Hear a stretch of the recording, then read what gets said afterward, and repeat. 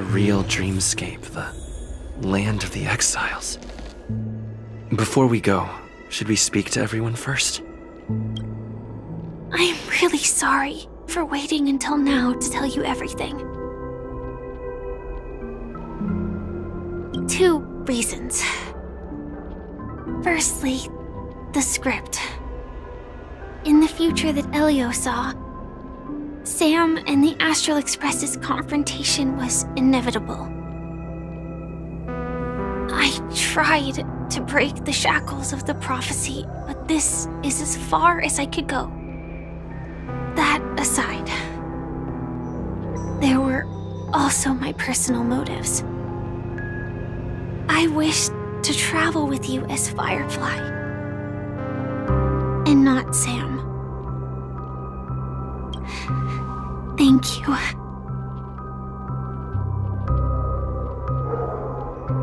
Elio only gave me one instruction. Allow the Astral Express to pursue the Grand Legacy. It means that the Watchmaker's legacy holds great significance to trailblazing. And to you. Elio's scripts used to revolve and expand around certain specific Stellarons. But with your appearance, this condition has apparently ceased to be appropriate. Perhaps he also saw the impossible in the future. Do you still remember that medical cabin I told you about? Well, that's Sam. It belongs to the Iron Cavalry of Glamoth's Firmament Frontline. A Firefly Type 4 Tactical Heavy Assault Mech. It is the cradle of my vitality. And the meaning of my birth. And for the longest time it was how I should have looked to the rest of the world. The timescale of Dreamflux Reef differs from reality, so we mustn't lower our guard. You're sensitive to Memoria. A slight misstep, and you could get lost in this memory zone.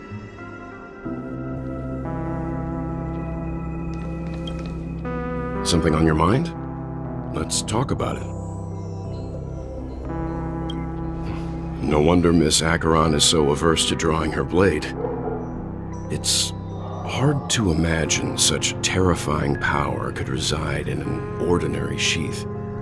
If it weren't for the fact that Aventurine's power originated from the preservation, the entire dreamscape would have been affected.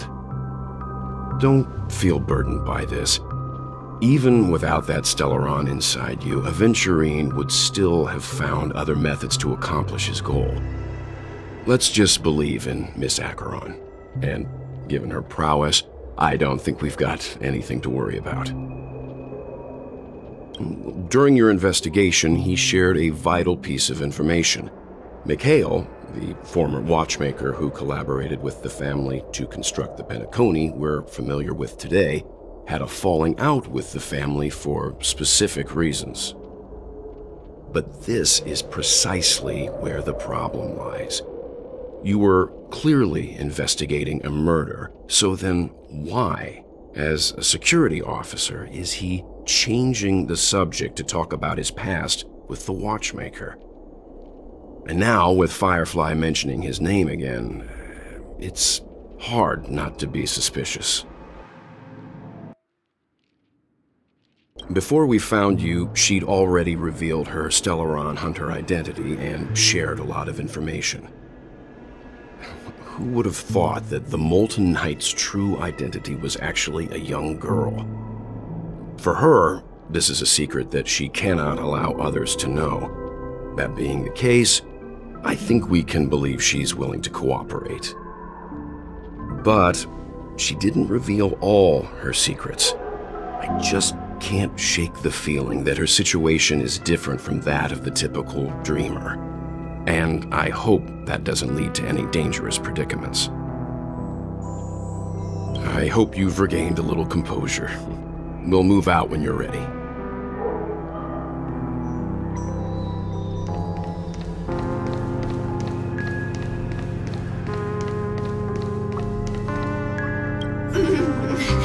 Welcome to heaven. Dreams, true or false? All up.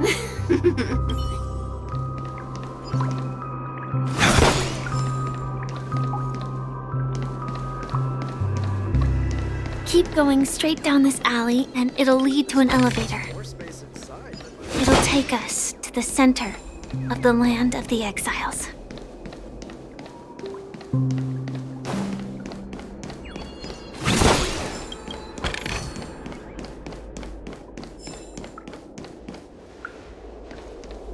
Hi there, friend from a I hear the Watchmaker's legacy is right here.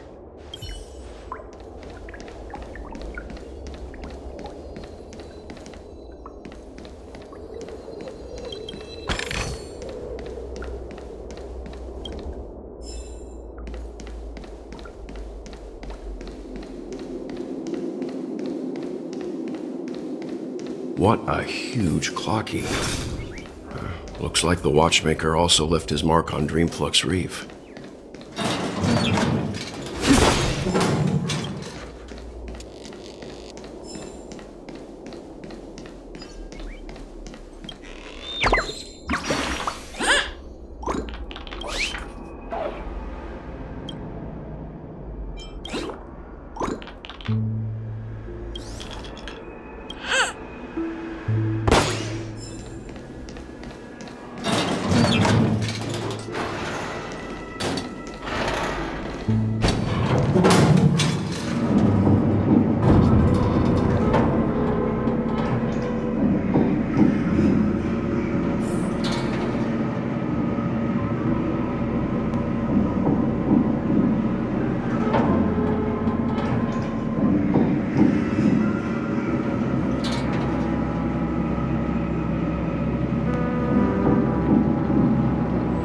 Unbelievable. To think there's a settlement of this size within the dreamscape, and all beyond the family's reach.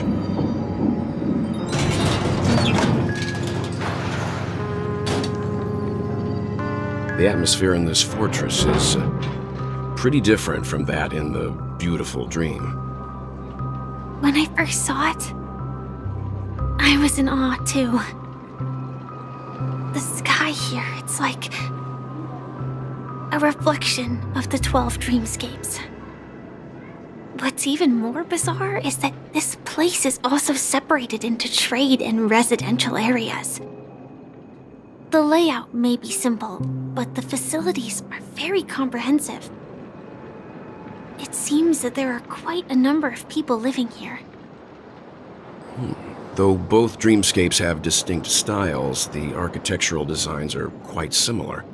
Works of the same hand, perhaps. Hard not to speculate on the connection. But there's no point in overthinking things. Let's meet up with Himiko and the others first. Take a right turn at the end of this road and you'll reach the trade district. There are more people there, and perhaps someone knows where she is. Not coming with us? The Astral Express likely needs room for some internal deliberation. In the meantime, I'll try and locate Gallagher. Sure. Let's reconnect later. Letting her go was the right decision. Further observations are needed before we decide whether to trust her. But first, there's someone I need to talk to. Let's go. I'm sure you've already noticed him.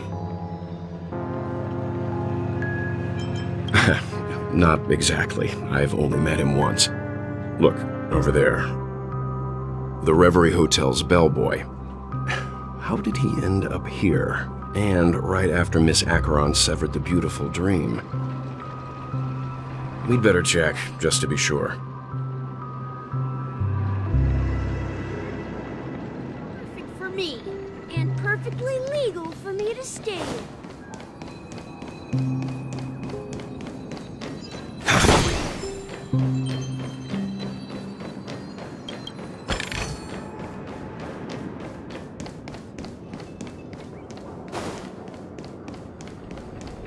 This trash can is perfect for me, and perfectly legal for me to stay in.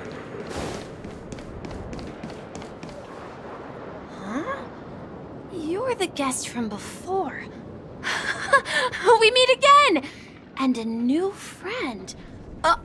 Forgot to introduce myself. I'm the hotel's bellboy, Misha. Hello, Misha. I'm Welt. We met in a dream. Oh, and who might this be?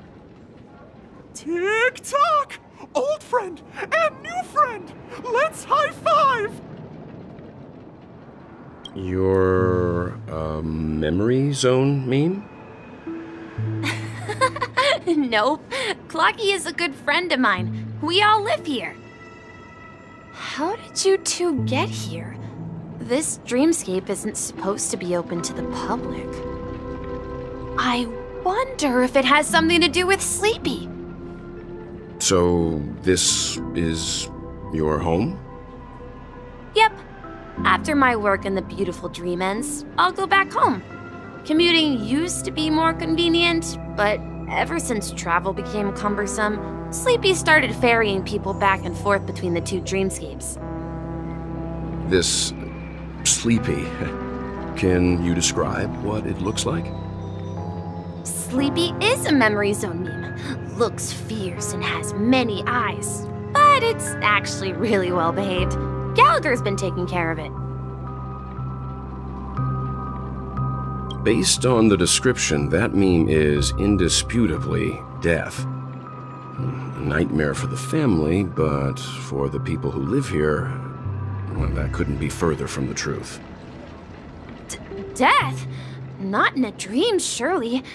Sleepy's just a little aggressive, and sometimes messes up by fetching the wrong guess. But it would never hurt anyone. I see. Has it brought back any guests recently, say, in the last day or two? We're currently investigating a missing person case that occurred within the beautiful dream. I see. Then you'll have to speak with Gallagher. But he's currently busy hosting a visitor from the Oak family and specifically asked not to be disturbed. Mr. Yang, the person you're looking for, is it Miss Robin? Just as I thought. Considering what happened with Miss Firefly, this doesn't come as a surprise. If you're looking for Miss Robin, I can lead the way. She told me that she'd be willing to meet with outside guests. If it's not too much trouble. Also, we're looking for our missing companions. A woman with red hair accompanied by a girl with pink hair. Have you seen them? Oh, I haven't. But please, rest assured. Dreamflux Reef is a small place, and it's not as bustling as the beautiful dream. But its safety is unmatched. How about this? Since it's your first time here in Dreamflux Reef, I'll be your guide and help you find your companions. And then we can all go visit Miss Robin together. She's gone to Mrs. Grace's to visit the children. She won't be leaving anytime soon, so there should be enough time. All right then, we'll follow your plan. Well, we now know the answer to both murder cases that have caused such commotion in Peniconey. As for the intentions of the mastermind behind it all, we're still none the wiser.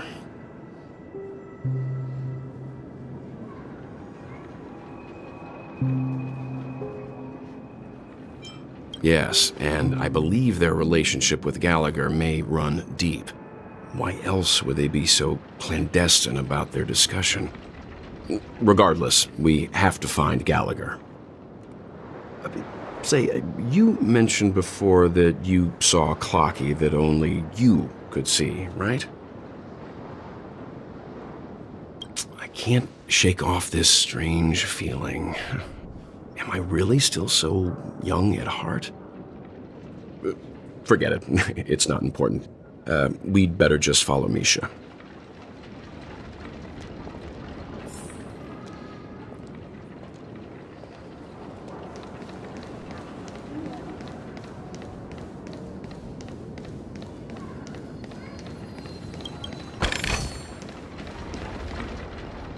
everyone, look! From here, you can see the most spectacular view of Dreamflux Reef. A black hole? No. An accretion disk formed from consolidated memoria? Was Dreamflux Reef built on such unstable memoria? Oh, so Mr. Yang is also versed in memoria dynamics. I was just trying to figure out how to explain this huge hole to everyone. I bet you guys have a lot in common with Miss Kami.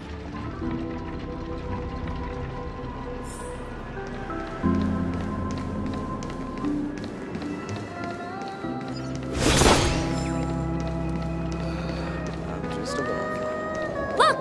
There she is! My calculations are finally done. In another 10 system hours, the above dream will swallow the dream below. My hypothesis was correct. This place will cease to exist as the dream devours everything. Who are you all, and why haven't you left yet? This place is about to disappear. I'm Kami, a dreamscape surveyor specializing in memoria dynamics, and this is my life's work that I'm researching. See that huge gaping hole? It was just a narrow rift many years ago, but now it's grown into a giant hole. The surrounding memoria has been flowing towards the other end of the hole at a constant velocity, slowly but surely.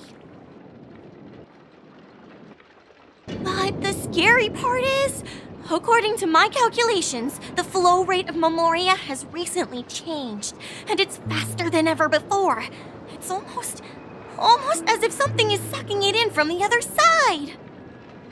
By constantly improving upon Madame Rosalina's memoria measurement method, I've finally obtained accurate results. After 10 system hours, the Dreamflux Reef will cease to exist. Just like the melting of glaciers, everything will crumble and disintegrate. The dreams on that side of the void will fuse into one. Please don't worry. This sort of thing has happened many times before. Miss Kami isn't a bad person. She's just a bit lost in her own world. She'll probably realize she's wrong soon enough.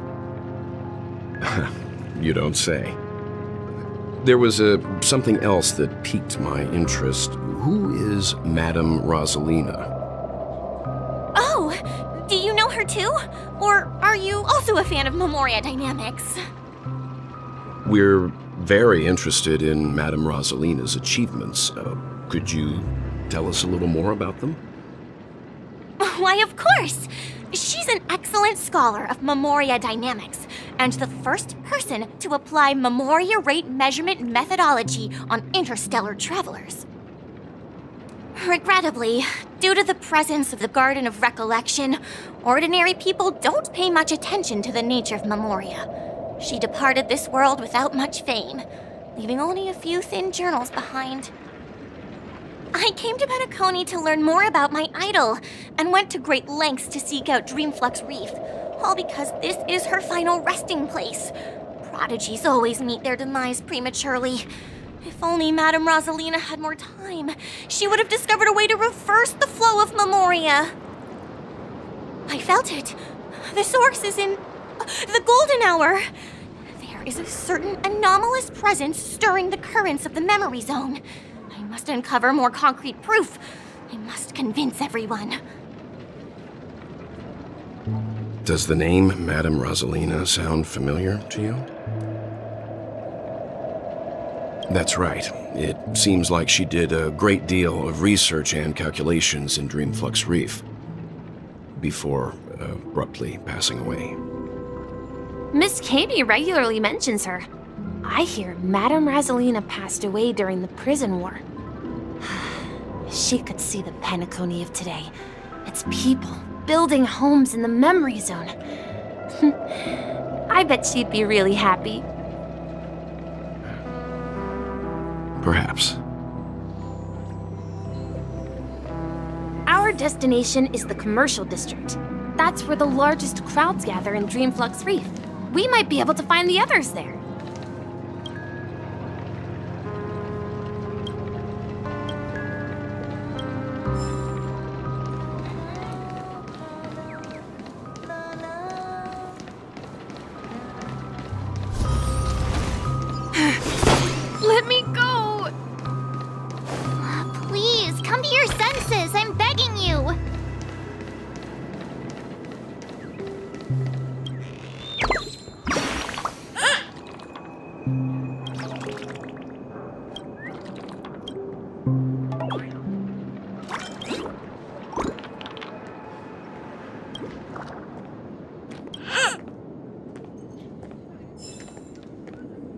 ghost! There's a ghost! Don't come near me! Oh my. I'm human and so are you. Can you get a grip? Mr. Yang and Mr. Trailblazer, I've been waiting for you. Quickly, come help. I bumped into a member of the family on the way here. He was so scared and I just wanted to calm him down. But... Let me go! Let me go! I've only done good in my life. Why can't I rest in peace after death? Well, this is how it turned out. Ha ha, you're a regular comedian. He thinks he's dead. Although, when I first fell in, I also thought the same. Dear guest, this is not the afterlife. This is Dreamflux Reef. That's right. Did you hear that? Repeat after me. Dreamflux Reef. You're talking to someone invisible. If I'm not dead, what am I? I shouldn't have pushed my luck and tried sleeping in my dream.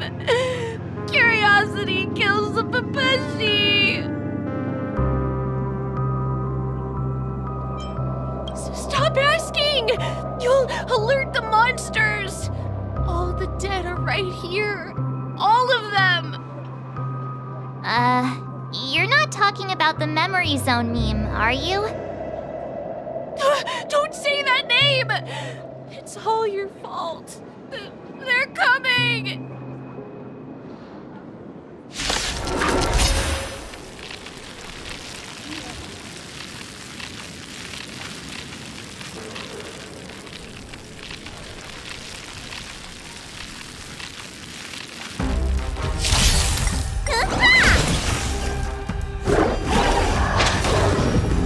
Follow my charge.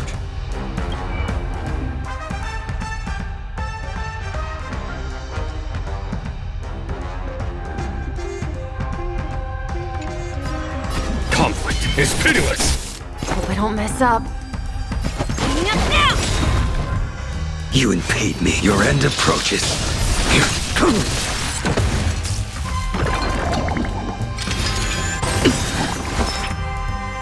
That paradise may be... Savor it for me.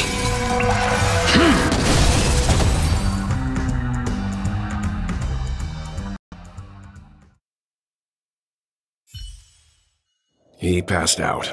His intense negative emotions attracted the nearby memory zone memes. I see. But why aren't the other people around here scared?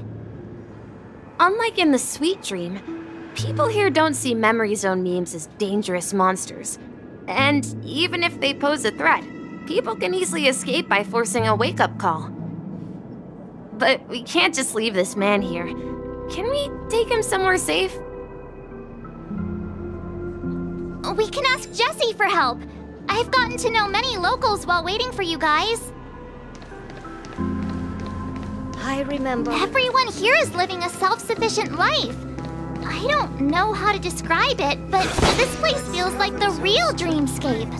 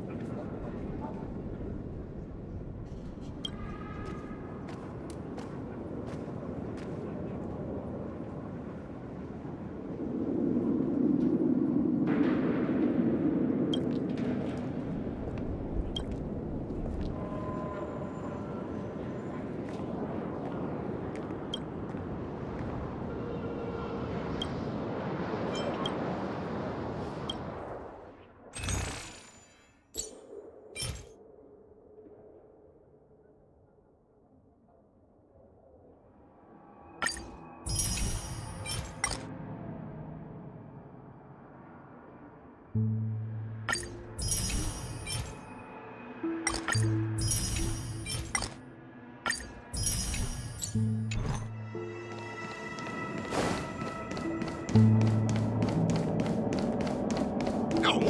At this rate, the family will be done for! Done for!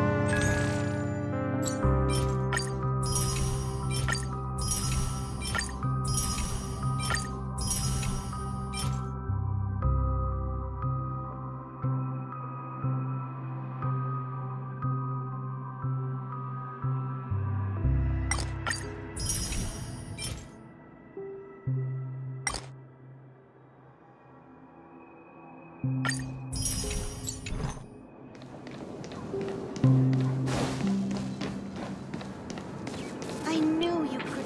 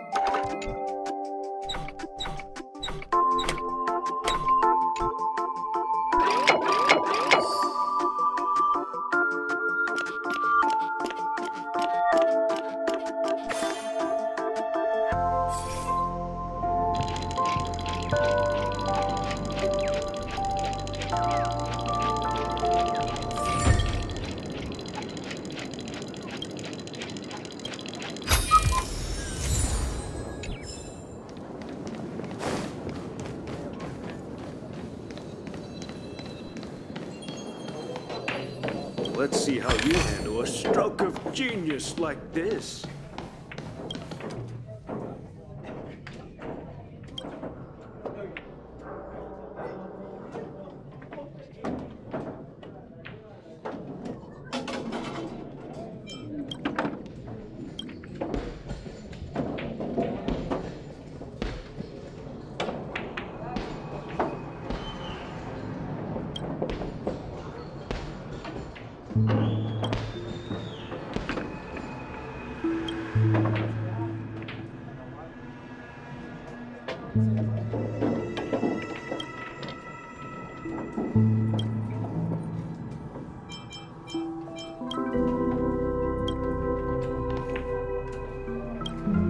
right here's what being a cowgirl. Evening, Jessie. Is it evening? Welcome, Miss March. Who might these be? These two are my friends. As for the man lying on the ground, he's a scaredy cat who fainted from fright. I see. Another poor guy who accidentally ended up here. I'll take care of him. There have been a lot of new faces lately. Things must be tough in the beautiful dream. The few remaining havens of freedom in Asdana will soon face trouble. Do such things often happen here? Not really, but they're becoming more frequent now. Guess it's one of the signs of the Sweet Dreams collapse. This man has had quite the shock. Could you help me find a Halovian lady, March? Her songs can heal mental wounds. A Halovian lady? That must be Robin. She's also here in Dreamflux Reef. Huh? Robin? But I thought she... Oh, right. If Firefly is here safe and sound, then it means Robin must be okay too. Misha is about to take us to her to find out what happened. But before that, let's meet up with Himiko. You were with her earlier, right? We met some stowaways in the residential area. Most of them came from neighboring star systems. I heard that places like Dreamflux Reef are scattered throughout the memory zone of Asdana, like islands in the ocean. They existed before the family arrived. I also heard that when Dreamflux Reef took shape, it was the center of all dreamscapes in Peniconia. If that's true, it's no wonder there are so many similarities between this place and the Sweet Dream. Himiko must be gathering information. Let's hurry up and get going.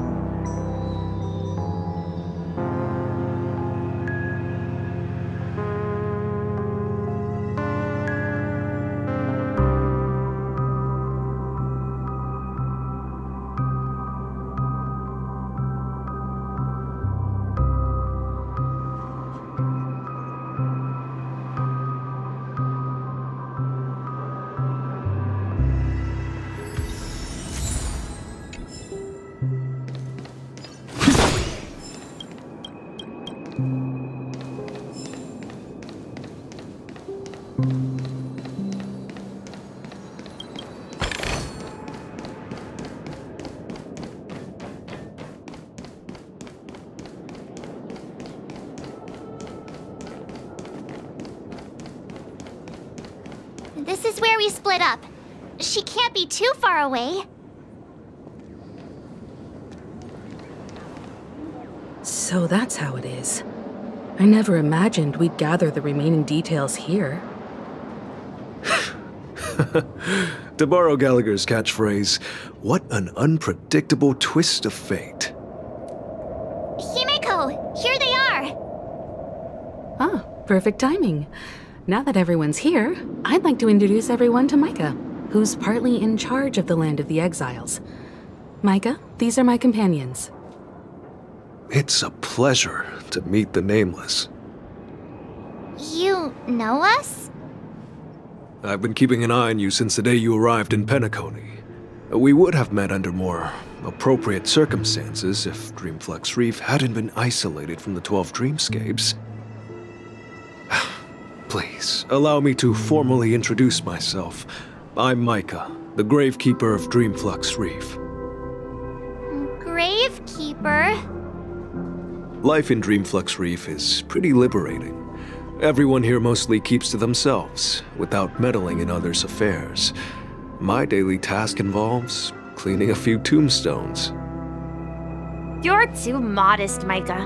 When lost dream chasers stumble upon this place, you're the one who takes care of them. guiding them back to the sweet dream, or showing them how to survive the wild dream chaos.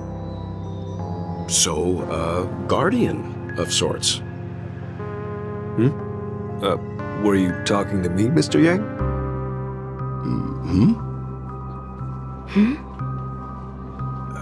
On that note, Mr. Mika, which tombstones are you referring to? We didn't come across any graveyard when we arrived. They're actually just symbolic stones. But since you're curious, Mr. Yang, I'll take you there. I have a feeling you might find something of interest there. But before that, you have an important guest joining you. An important guest? Who could it be? This way, please. The roads here in Dreamflux Reef are a bit run down, so watch your step.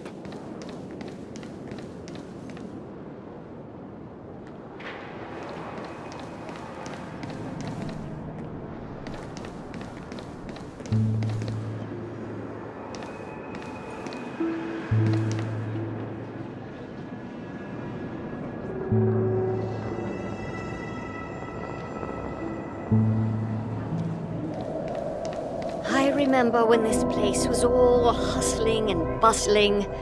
Oh, now look at it. Nothing is spared from the decay of time.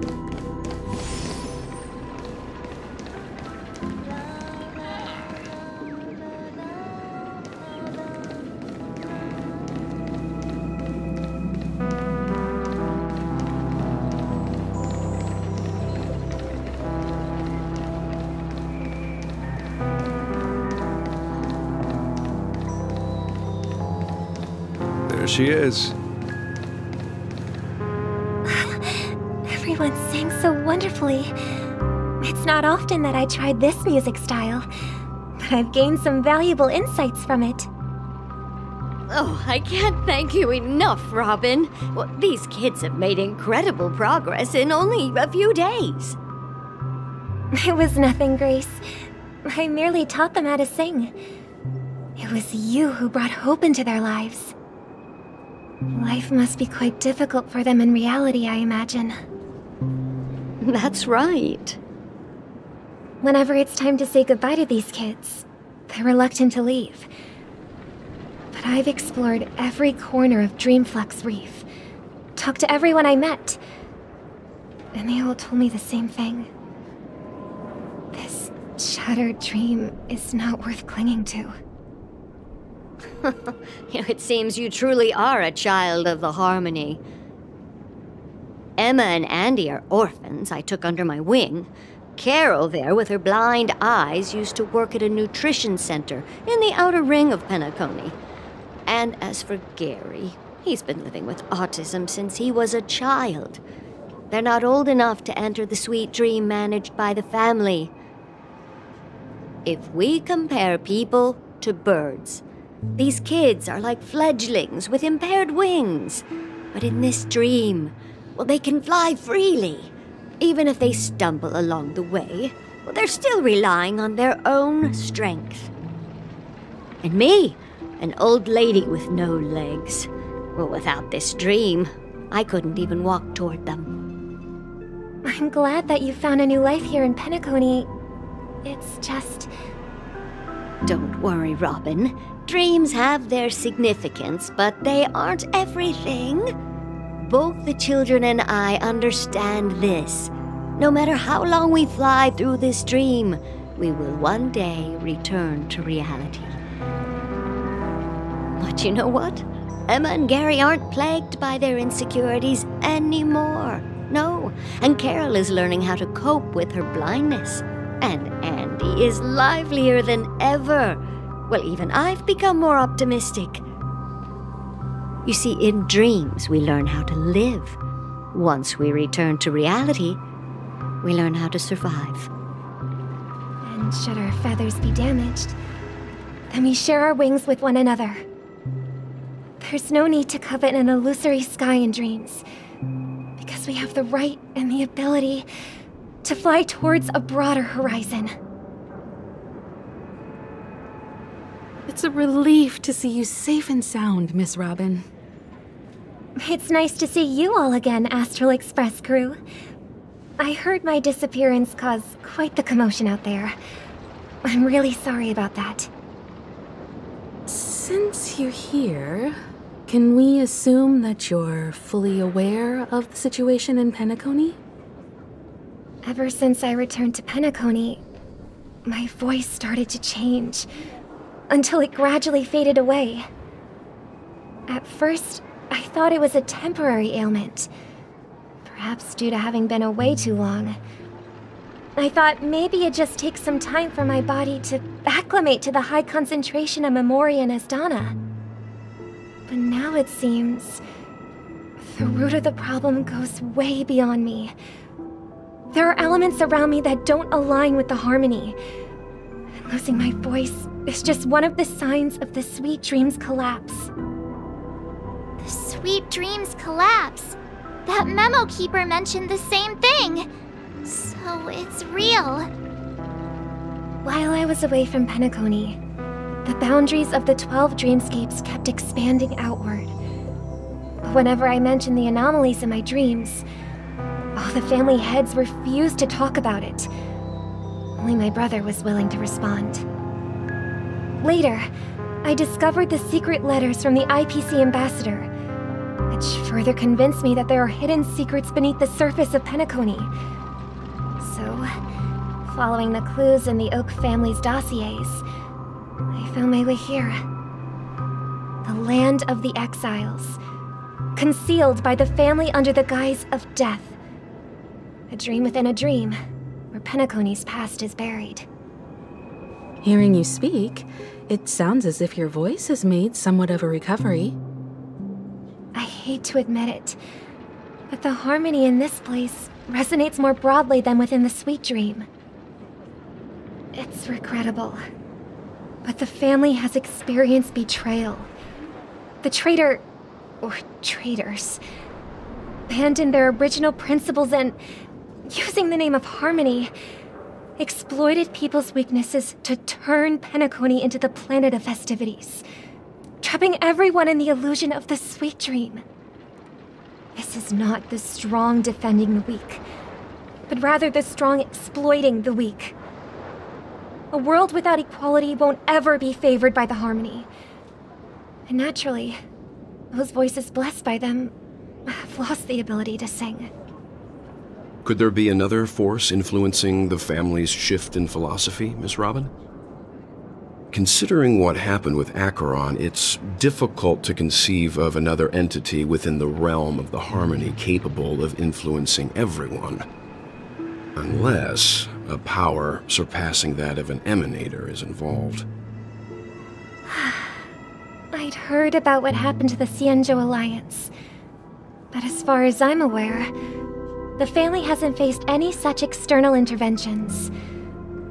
Who knows? Perhaps I've just been away too long and missed something. Regardless, I cannot accept my home is moving towards the very opposite of what the harmony represents, while still claiming to uphold it. I must uncover the reason why Mikhail cut ties with the family, and who exactly it was who betrayed us all.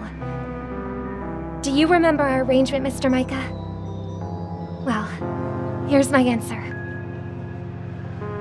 I've decided to forgo my role, and never step foot on the Charmony Festival stage again.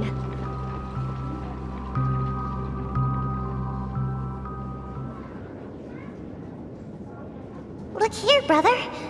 A little bird. Looks like a fledged, but Charmony doves don't live here. So how did this little bird get here? Maybe its parents abandoned it? It looks weak and frail. Why don't we find something soft and make a nest for it? This place is too dangerous for a fledgling. Let's take it with us. We can put it on the wooden shelf in front of your window. Okay. A bird like that must have a beautiful singing voice. But where will it live? I'll ask the family head to build a cage for it. A cage? won't have the freedom to fly, right? Let's see. What is it that has captured the attention of the two best interpreters of the Great One? To the point that they've forgotten how to enjoy their dessert. Oh, poor little thing. Doesn't look like it's doing well. Do you want to rescue it? I do. But I don't want to lock it up in a cage. Why? Even if it's small and not fully feathered and can't sing, it didn't come into this world just to be locked up in a cage. Birds, they should be flying free in the sky. That's quite the romantic idea. And what about you, a young scholar? Do you agree with your sister? I think she's right.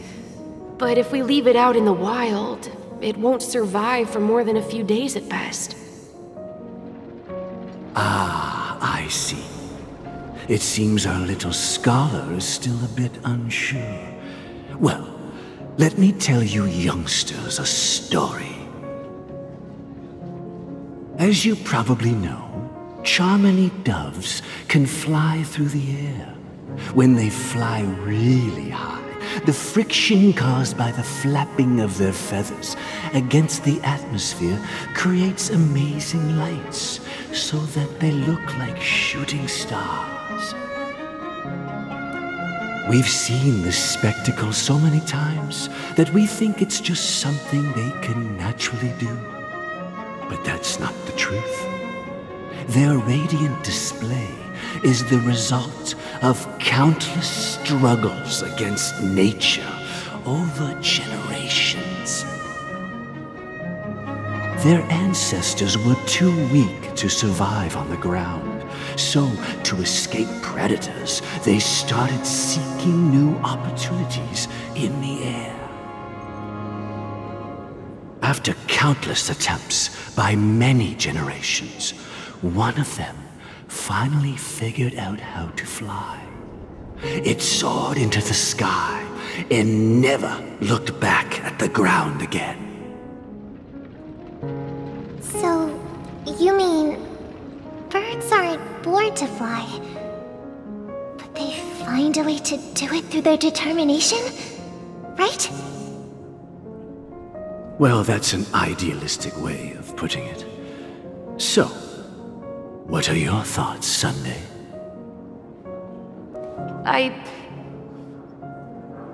I think people believe birds are meant to fly because they've never seen those birds crashing to their death. That's an interesting perspective. So, have you decided what to do with the bird now? For now, I'll keep it in a cage until it can take care of itself because I want it to live, no matter what. Well said, kids. It seems each of you has found your own answer. Your insights are truly remarkable, and I hope they come true in their own way. We will take good care of it, won't we, brother? Yeah, but Mr. Gopherwood, there's one thing I don't quite understand. And what might that be, my son? What if this little Charmony dove never learns to fly in the end? I mean, if there are fledglings in this world that can never fly throughout their lives, should we let them go back to the sky, only to see them crash to the ground and die? Talking in your sleep, birdie? Time to wake up.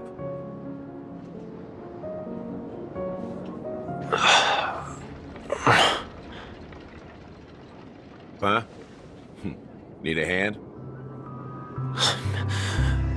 I'm still alive? Yeah. Happy about that. Where is Robin? Tell me. Now.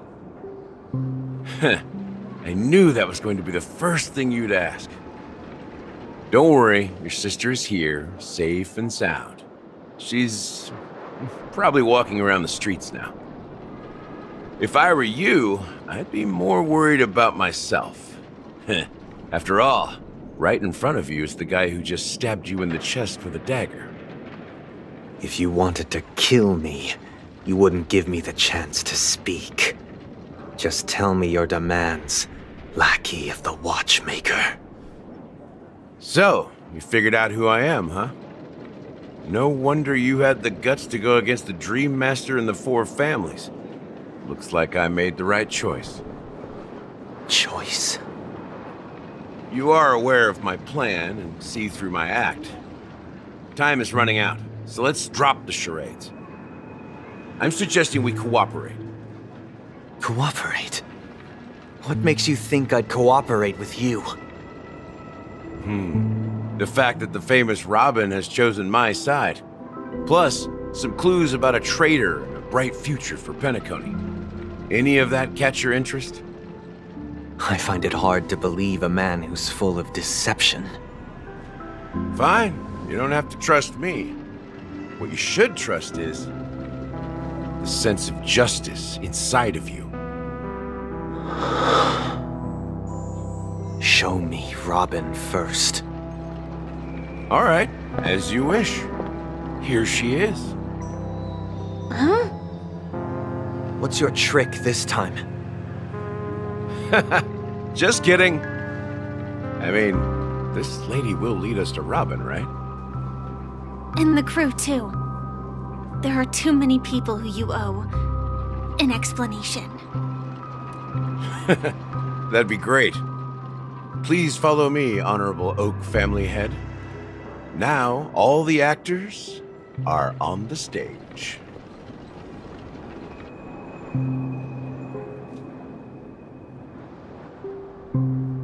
This is the monument I mentioned earlier. The names inscribed on it should be familiar to all of you. Rosalina and Tiernan. When Peniconia was known as a frontier prison, it was the Trailblazers who connected it with the stars. They were the heroes who saved Asdana, and their names deserve to be immortalized, not just on this small stone tablet, but in the annals of history for all of time. However, today, the planet of festivities is nothing but sweet dreams. That heavy piece of history is all a distant memory. Just like that prison. If their names are inscribed here, then that means... According to Micah, they died long ago. Rosalina was killed during the War of Independence. She ventured alone into the heart of the star system to investigate the flow of Memoria, but she never returned. Tiernan was a skilled gunslinger, strong and reliable. He led the people through countless battles, but he didn't live long enough to witness the arrival of true peace.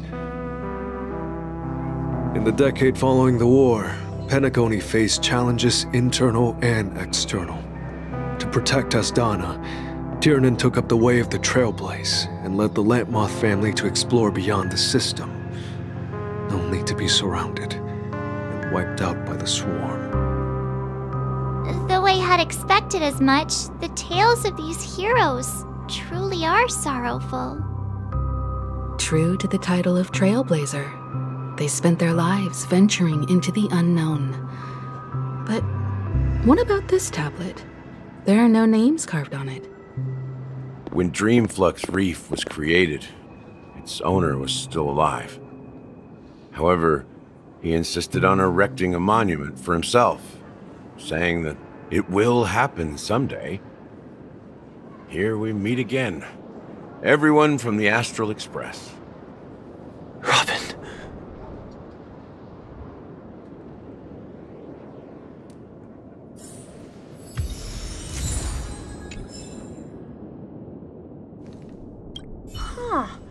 The atmosphere sure is livened up with all these people in here. I brought Gallagher here. It's time to face the truth. Well, I did my job. I gathered everyone here. Gallagher will explain the rest to you. Take care. Brother. There's no need for words.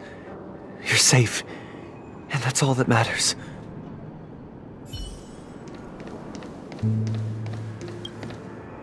I promised to give the siblings some privacy, so let's talk about our business first.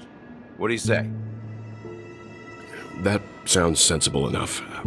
Since you went through the trouble of gathering the family heads, the crew, and the Stellaron hunters, I'm guessing you have something important to say, Mr. Gallagher? Oh? Is it that obvious? The look on your face is practically screaming, I'm the one behind all this. You're right, Mr. Yang. It is indeed time to come clean on everything. The siblings already know what they need to, and they've made their choice. But you, Nameless, arrived a bit late. So it's only fair that I answer your questions. Before we begin, let me reintroduce myself. I'm the founder of Dreamflux Reef, the deputy of the Watchmaker, and the one who sent out that invitation. As Gallagher, the history fictionologist, I humbly extend my greetings to you all. History fictionologist? So what, everything you told us was made up? Well, don't worry. Almost everything I shared was true. Well, except for the part about the family accepting me back. I double-checked with Micah, and everything he said about the family, the Watchmaker, and Mikhail is true. Thank you for your understanding. Now let's get down to business. I'm sure you're all wondering why I went through the trouble of setting up this battle for the legacy, inviting different factions, and stirring up a ruckus all over Peniconia. Well, it all boils down to something very familiar to all of you. The Stellaron. The Stellaron? But how is that possible? Peniconia is a free-flowing interstellar hub. There are no signs of contamination whatsoever. You're totally correct. So, care to take a guess at what that means?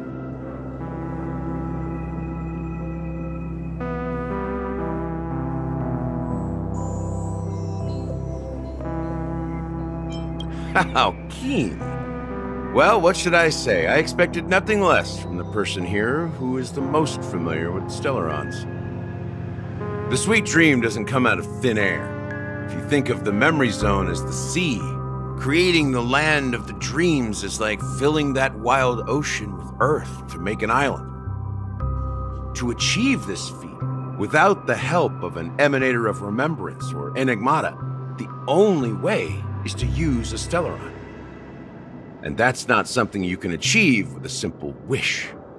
It requires vast quantities of knowledge, time, and manpower. I'm sure you get what I'm hinting at. In Azdana, the planet of festivities itself is a Stellaron disaster. The planet of festivities itself is a Stellaron disaster? It all started a long time ago, back when the Watchmaker and his crew liberated the frontier prison. They faced countless challenges as they began building Peniconia from the ground up. That's when the idea of using the Stellaron came into play. The Stellaron first entered the Azdana system during the war. The Nameless warned everyone against the folly of attempting to tamper with such a power, and most heeded their words. But there are always people in the shadows with ulterior motives. The turning point came after Tiernan's death. With two of the Nameless gone, the Watchmaker had to go to the front lines. It was at that moment his rivals saw an opportunity. by the time a representative from the Montour Systems family arrived at the Watchmaker's call, the Stellaron had already been activated and was seeping into the primordial synesthesia dreamscape. And I suppose the family happened to possess the knowledge to seal the Stellaron? Not just that. They knew far more about the Stellaron than the average person. They helped McHale swiftly quell the civil unrest and played a part in building Peniconia under the disguise of the Harmony. Those 3 eras were known as the Age of Dreaming. The Watchmaker, who had been left in the dark, sent out invitations across the universe, spreading the hype around the land of the dreams. Then, how did they turn against each other? Remember the island in the ocean metaphor? The truth is, the Stellaron was never truly sealed. It existed in a different form within the dreamscape. Think about this. What would it cost to create and maintain such a lavish dreamland? It's people's lives. The opulent dream is built upon the decay of spirits, with a toxic elixir called pleasure flowing through the dreamscape. It tempts people to indulge in the dreamscape, and gradually their minds succumb, becoming nourishment for the sweet dream. Confusion, laziness, and cowardice, weaknesses that plague humanity, were magnified and nourished by the family. Peniconia became a new kind of prison, even more impenetrable than the previous one. Sadly, we realized this far too late. By then, the family had a firm grip on Peniconia, swiftly quelling any opposition that arose. At my wit's end, I had to use the power of the Enigmata, and sought refuge in this chaotic realm.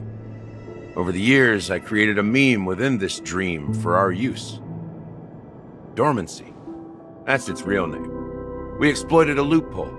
You see, regular people can't fall asleep again while they are inside the dreamscape. So this is the true meaning of the impossible. You sent out invitations in the Watchmaker's name to find forces capable of resolving the Stellaron disaster and draw them into Peniconia to uncover the truth. It's not just that. Above all, I wanted to see what happens when the major factions engage in a struggle for the legacy. Since this is the Watchmaker's first announcement in decades, the traitor within the family is bound to reveal themselves. So, the legacy is just a facade. If you want to consider the Stellaron as the legacy, I'm totally fine with that.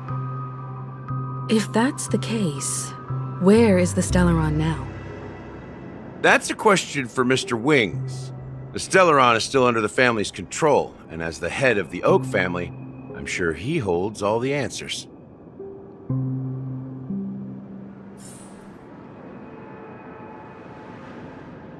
Go ahead.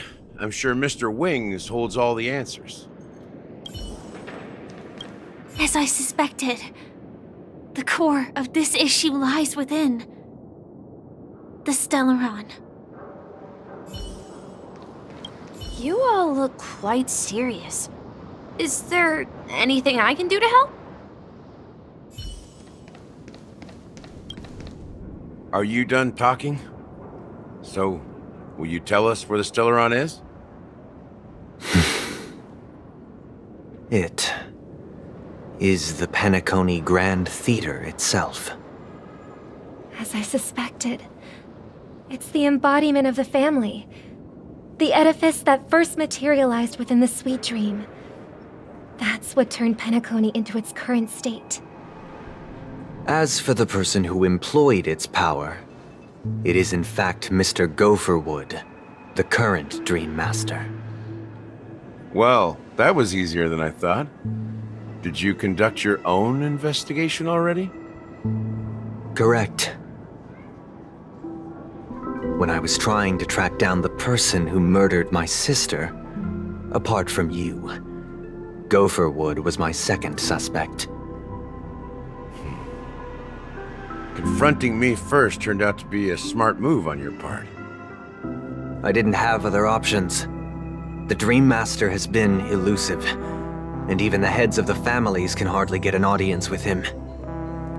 Moreover, Mr. Gopherwood has been kind to my sister and me, and I didn't want it all to end like this. What do you mean by that? To be honest, my brother and I are also victims of the cancer of all worlds.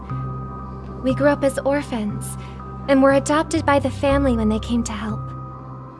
Mr. Gopherwood recognized our potential and brought us to Peniconia.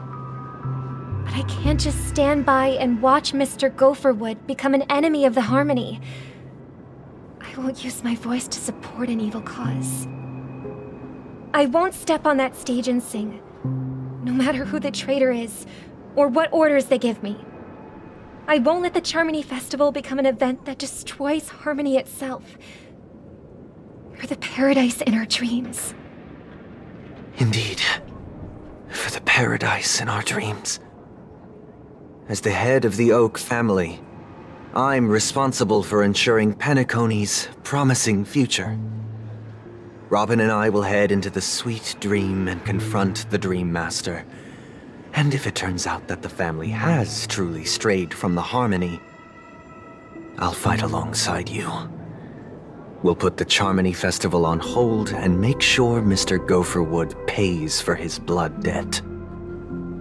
The enemies you are about to face aren't like this old dog here, who can barely even bark. Since our interests are aligned, why don't we team up? Maybe, just maybe, we'll have a shot at success. We have always been following in the footsteps of our nameless predecessors, and there's no reason to stop now. Yeah, we Nameless won't back down from a challenge. Isn't that right, Mr. Trailblazer?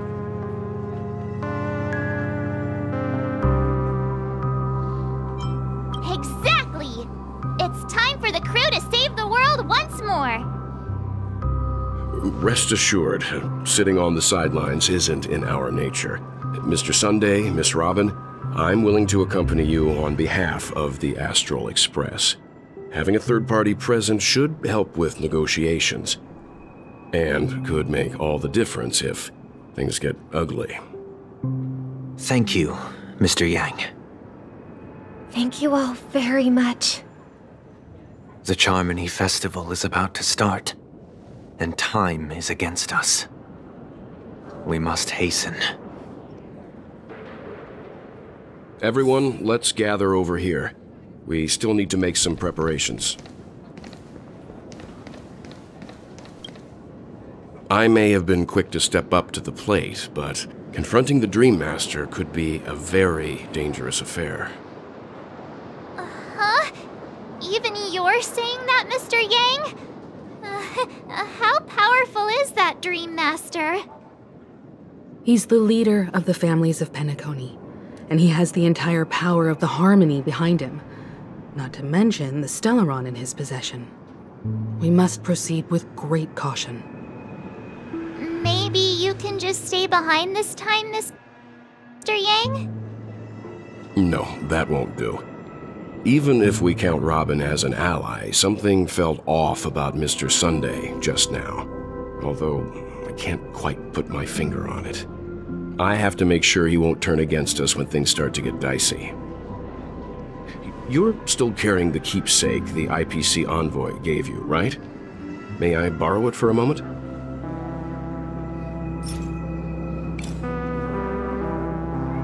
Huh.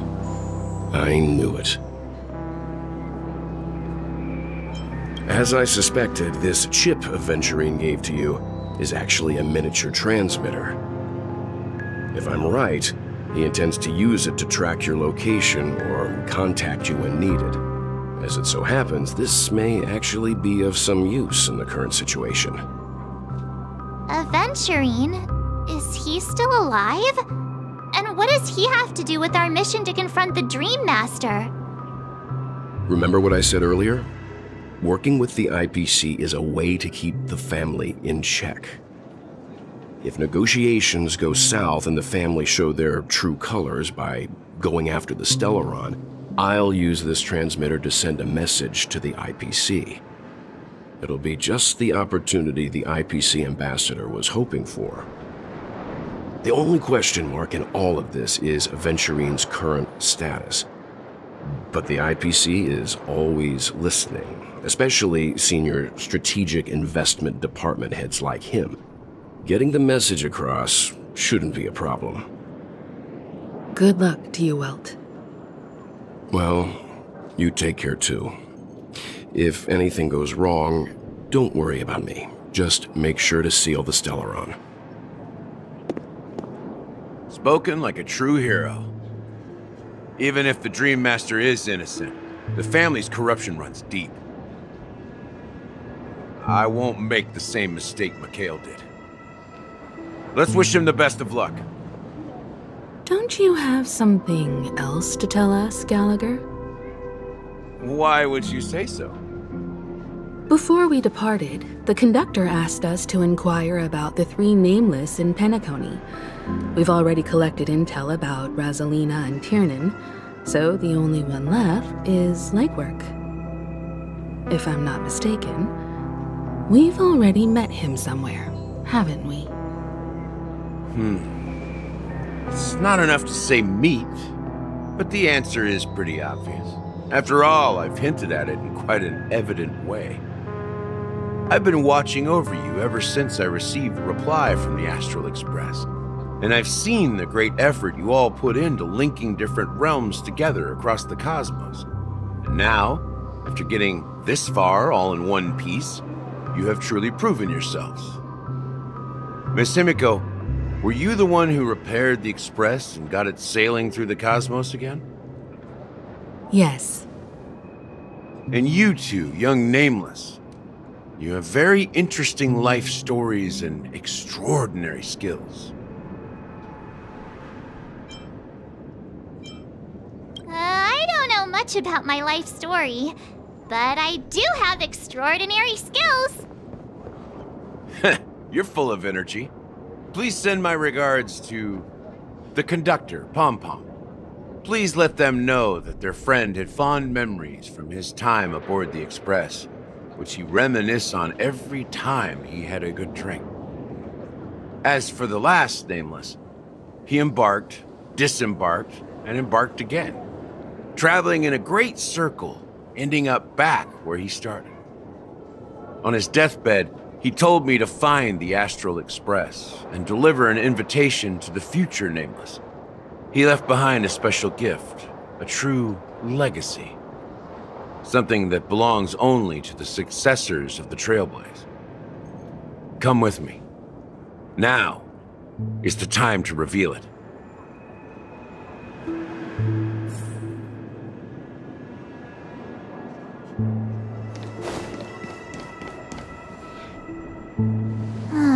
Back here again. Sometimes I feel like you're still alive, old friend. Like you've still got so much to say and do. I've kept my promise, brought the future Trailblazers you've waited so long for. I don't know why you were so obsessed with that train, but I remember your last words. Don't let us down, old man.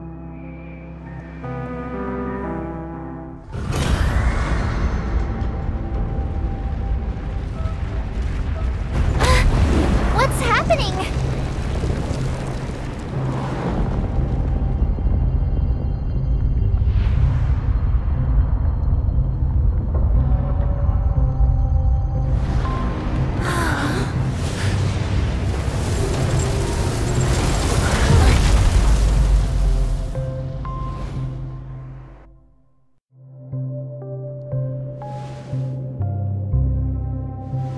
Go ahead.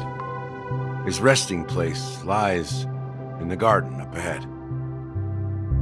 The first and last Nameless of Peniconey. McHale Char Legward, the Watchmaker.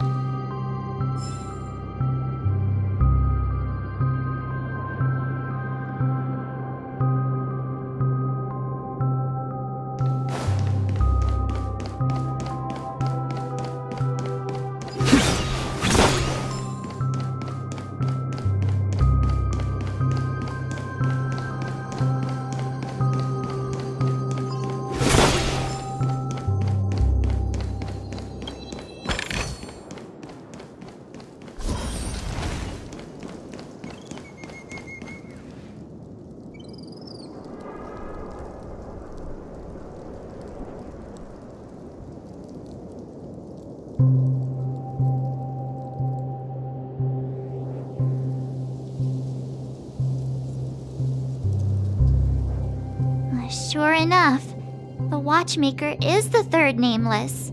Even I could guess that one. The legacy he left behind was a dream bubble. I believe inside that bubble, there's something that holds meaning only for the nameless. After all, when I checked its contents, I found nothing inside. Maybe some Trailblaze runes? Even more mysterious than me. Well, let's have a look.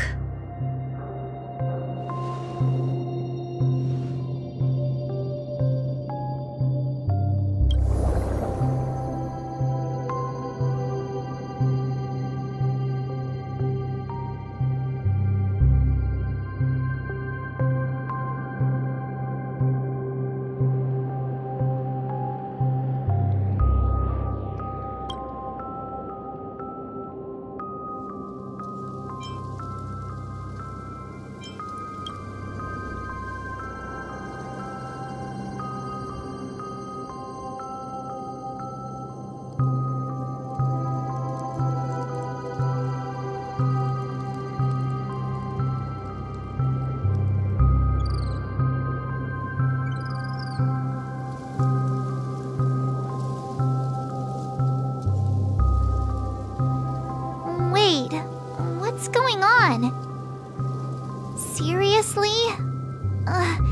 There's nothing inside this dream bubble?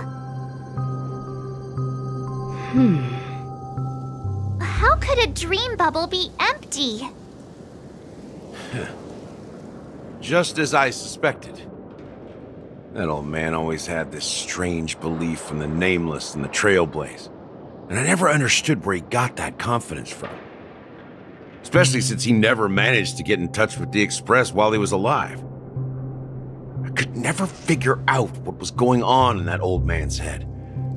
But this empty dream bubble is so typical of him. He was always full of weird fantasies and incomprehensible romanticism. That mischievous old man. Well, I didn't expect him to leave anything concrete behind anyway.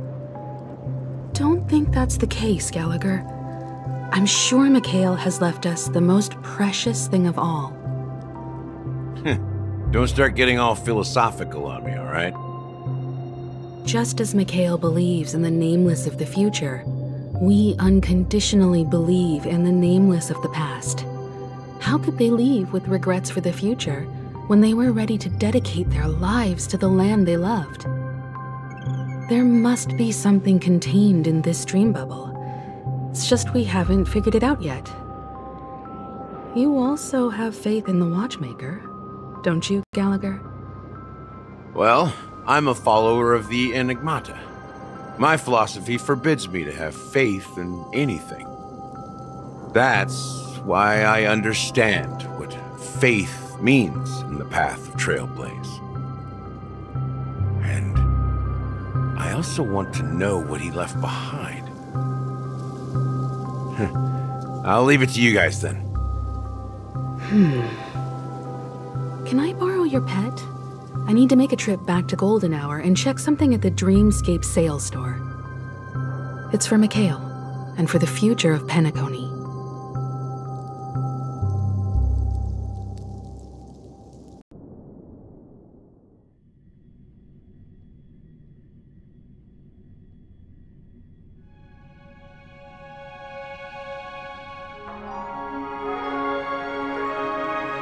Welcome to the Reverie Hotel. How may I help you? Greetings. We're the Nameless from the Astral Express, and we'd like to check in. The Astral Express? But I thought... Yes, my companion's already checked in. My name is Dan Hung, and I believe my personal information is recorded in your system. I see, but your companion said you wouldn't be coming due to a change of plans. Now the plans have changed again. And you are... Me? I'm... Pong. Oh, I see. Another one of the Nameless had a similar situation. Seems like a lot of people are joining the Trailblaze these days. Since there's a precedent, it shouldn't be a problem. Just give me a second to contact your companions. I'm sorry, dear guests, but it seems I'm unable to reach the other members of the Astral Express.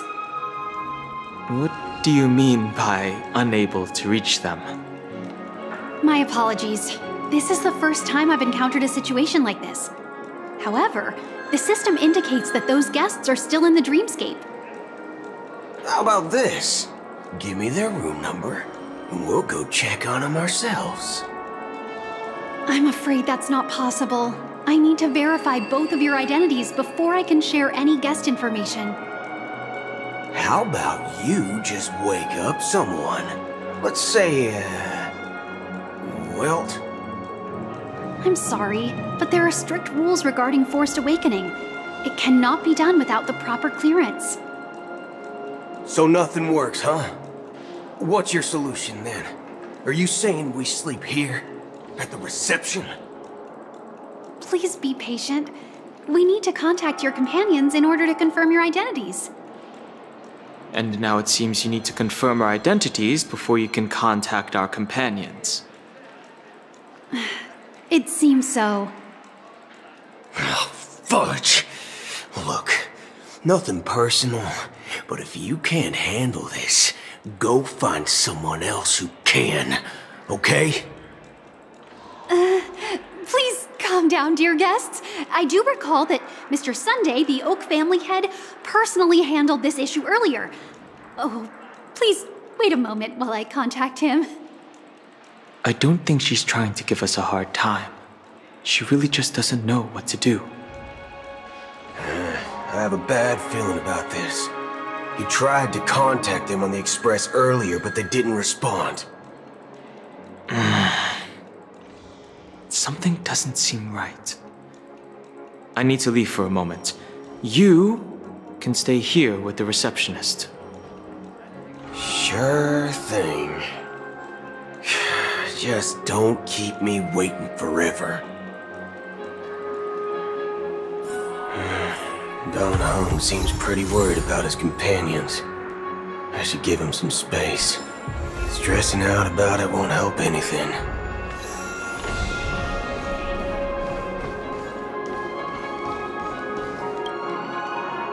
The Charmony Festival is about to start! I'm so excited!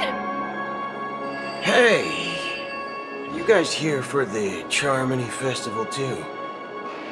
Well, I didn't come all the way here specially for the festival. Honestly, I don't really even know what it's about. But I heard it's a lot of fun! Well, back in my homeworld, Anaria, we have festivals like that all the time. My dad threw me a birthday party one time that was just as extravagant as the Charmony Festival. Oh, come on! The Charmony Festival is a once-in-an-amber era event. How can a birthday party compare? Well, you never know, right? Maybe on her world, birthdays only happen once in Amber Era. Anyway, let's forget about that. Have you heard about the, unsettling things happening in the dreamscape? Unsettling things? What could possibly go wrong? It better not ruin the Charmony Festival! I've been looking forward to it! Relax. With a big event like this, there's bound to be lots of gossip and rumors. Don't worry. If anything does happen, the family will be on top of it. Oh, that's a relief. I didn't come all this way to see the festival go down the drain. Well, looks like I won't get any fudging clues out of these two. They're clueless.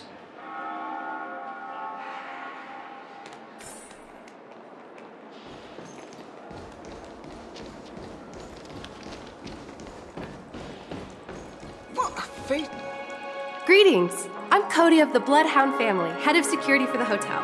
How may I assist you? Hello. So, there's something I wanted to ask about.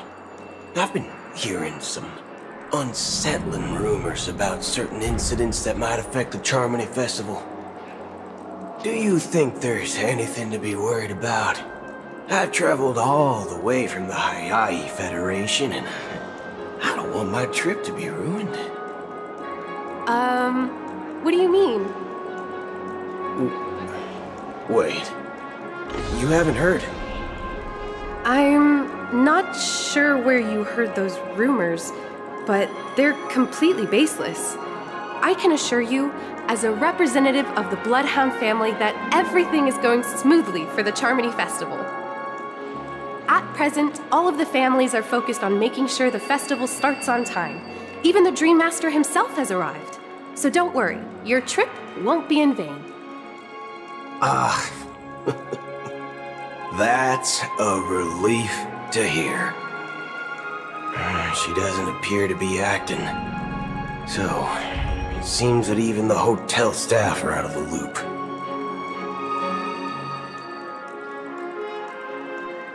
Back already? Hasn't she returned yet? Nope.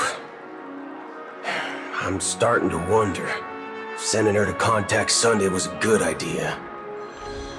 Neither the staff nor the guests seem to know anything about what's happening in the dreamscape, and wherever we go, all we see is people enjoying themselves.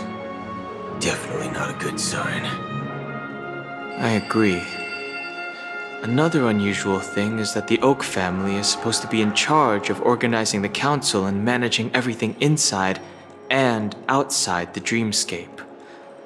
However, I walked around the hotel but didn't meet a single member of the Oak family on such an important day. Well, I'll be forked. If I remember correctly, the head of the Oak family is that Sunday guy, right? We shouldn't linger here too long. Let's go back to the Express for now. Not so fast. Have you ever robbed the IPC, bro? If you run away now, everyone will be chasing after you. Are you suggesting we sit here and do nothing? I wouldn't say do nothing, but let's stay put for now. Even if the family has ulterior motives, they couldn't have anticipated us showing up here. We're the surprise factor for them. They don't want to attract unwanted attention from certain outsiders, so they won't do anything reckless. See, the IPC lackeys are keeping a close eye on this hotel. If I were a family member, I'd find an official excuse and keep the surprise factors here. If we just wait here, that would be like walking into their trap. Of course, we don't need to walk into their trap. I gave a backup plan to the memo keeper. If it turns out we won't be allowed to enter the dreamscape, she'll order a drink for me in the VIP lounge at the hotel. In reality, a secret signal. That's right. Oh, a concrete object can indeed help the memo keeper establish a connection with you. But Boot Hill, if you have more backup plans in the future, I hope you'll let me know in advance. I'm sorry, but it's one of my quirks. I have too many unreliable friends. And if I reveal that I have backup plans, things can go awry. And that would leave all backup plans completely useless. How do we get into the VIP lounge? This is where my street smarts come into play. My phone clearly shows that there are rooms you can actually book a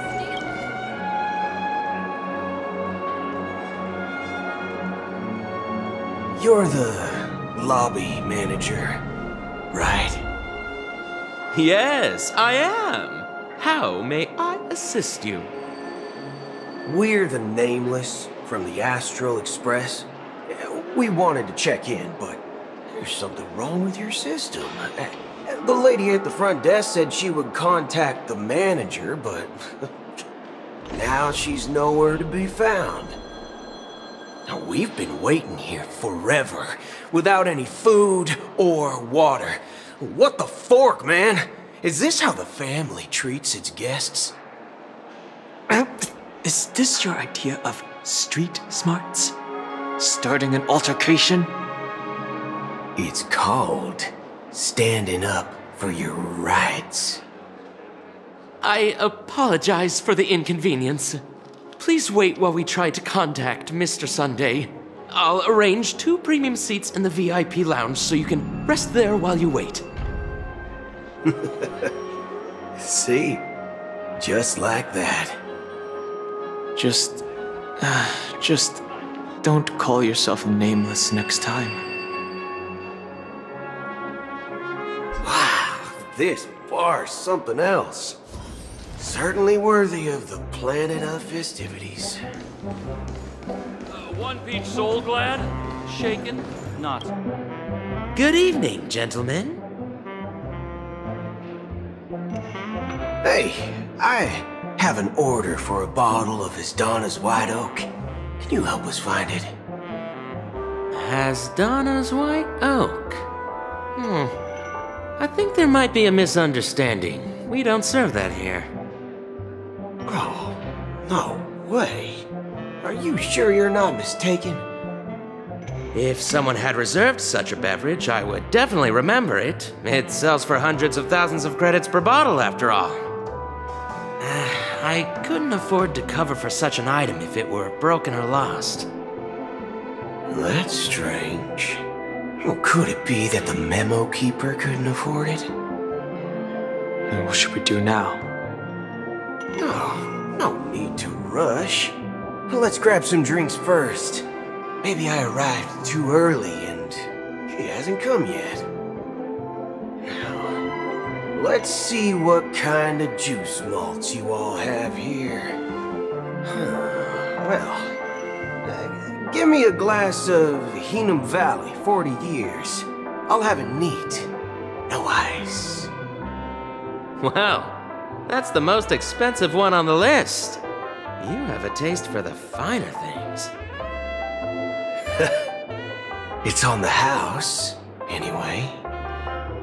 What can I get for you? Anything you recommend is fine. Then I would recommend today's special, Glass Village. It's classic Soul Glad mixed with Laboom juice. It's refreshing and suits your cool demeanor. Just 1 minute. Ah, this flavor. Dynamite barbecue with rocket fuel. Ooh, it really hits the spot. Truly the finest sherry cask-aged malt juice in the cosmos. Dynamite barbecue with rocket fuel. Is that really something that humans enjoy? Hey, this guy doesn't know anything at all. As long as you're satisfied, dear guests, please enjoy. Let's give the memo keeper another half system hour. If she doesn't show up, we'll need to come up with a new plan. In the meantime, let's take stock of the situation. What do you think? The situation is unclear. Something must have happened on the planet of festivities, but the public is unaware of it. Someone in a position of power within the family must be covering it up. It's unusual for the followers of the Harmony to invite other factions, let alone the IPC and the Masked Fools. If what you said about the Emanator of the Nihility is true, the situation in Penacony is a little complicated, to say the least. Actually, there's something else I'm concerned about. Regarding Acheron. As you know, the faction that follows the path of the Hunt are some of the most dangerous folks in the cosmos to mess with. I mean, who in the right mind would impersonate the Xianzhou Alliance or the Galaxy Rangers? It's like asking for a death wish. Isn't there a saying among the Xianzhou people that the rainbow sect lets their luck's arrow do all the beating? Talking. Do all the talking. Well, you know what I mean. Even though the Galaxy Rangers have been out of sight for years, we've been keeping an eye on this region. Even the dumbest criminals know better than to mess with the Annihilation Gang, much less the Rangers. But that Acheron lady, she doesn't seem like a lunatic at all. On the contrary, she's highly logical and organized. She knows exactly when to hold back and when to strike without mercy. And do you believe that someone like her would have an ulterior motive for impersonating a Galaxy Ranger? I'm not entirely sure, but I do have my suspicions. Maybe she knows a Galaxy Ranger, or perhaps she's trying to lure us out for some reason, which I can't figure out. Anyway, what worries me more are the anomalies within the family. They've summoned followers from various paths for the festival. No matter how generous such a gesture is, this move seems highly unusual. Unless the invitations weren't sent by them. If that's the case, it's even more intriguing that the family insists on organizing the Charmony Festival, despite the chaos. Maybe it's Shipei the Harmony pulling the strings. You find it beyond human understanding because it wasn't arranged by humans at all. People do stupid things out of irrational impulses. They abandon their principles when self-interest is involved. They believe in things they know they shouldn't, and fudge, they even break their own rules. But Eons don't. They stick to their determined path and never turn back, even if they reach a dead end. You think Shipei's will is behind all this? It may not necessarily be Shipei. There's definitely some higher entity involved. I know it may sound pessimistic, but if human free will were reliable, why would we even need Galaxy Rangers? It's much simpler when you boil it down to the eons and paths. Like how Lon always follows the path of the hunt, or how the Express stays true to the Trailblaze despite Akavili's disappearance. But in my opinion, Akavili's fall holds significance for the Nameless. Oh, so you're saying the Nameless now have to take responsibility for their own choices because their absolutely right leader is gone? Exactly. I believe the purpose of the journey isn't just about following a path that's always considered absolutely right. It's more about doing your best to choose the right path for yourself among countless possibilities, even with limited insight and judgment. I don't know what you've been through, but I agree that people must take responsibility for their choices, because no one else can do it for them. That's why the Galaxy Rangers need to uncover the imposter and figure out her true intentions. Just in case. I have a backup plan if the Memo Keeper doesn't show up. This is my final backup plan. I promise. You sure have a lot of cards up your sleeve. Well, going back to my old career would make things a lot easier. By the way, when you were walking around the hotel, did you happen to see any important-looking guests? What's your plan? It's simple. We just grab some hostages and use them as bargaining chips with the family. Or maybe we can even take their identities. No need for that. We'll return to the Express now. Wait, are you getting scared? Draw your weapon. Let's make a big scene. Are you leaving, esteemed guests? Would you like to cancel that Asdana's White Oak you just ordered? Huh? Asdana's White Oak? But didn't you just say... Ha ha. Looks like you are a bit intoxicated, esteemed guests. You ordered a bottle of Asdana's White Oak just a moment ago. Looks like your memo keeper friend has finally arrived. Oh, right. Sorry, my memory's not the best. You know, too many modifications and all. Anyway, let me check. Well, fork me. It says Donna's White Oak, all right. And there's a note. I'll be waiting for you on the Astral Express. No mistake, that's her message to you. She knew the hotel wasn't safe, so she suggested we find another place. Well, looks like we took a detour, but now it's back to the Astral Express. So, what are we waiting for? Let's go.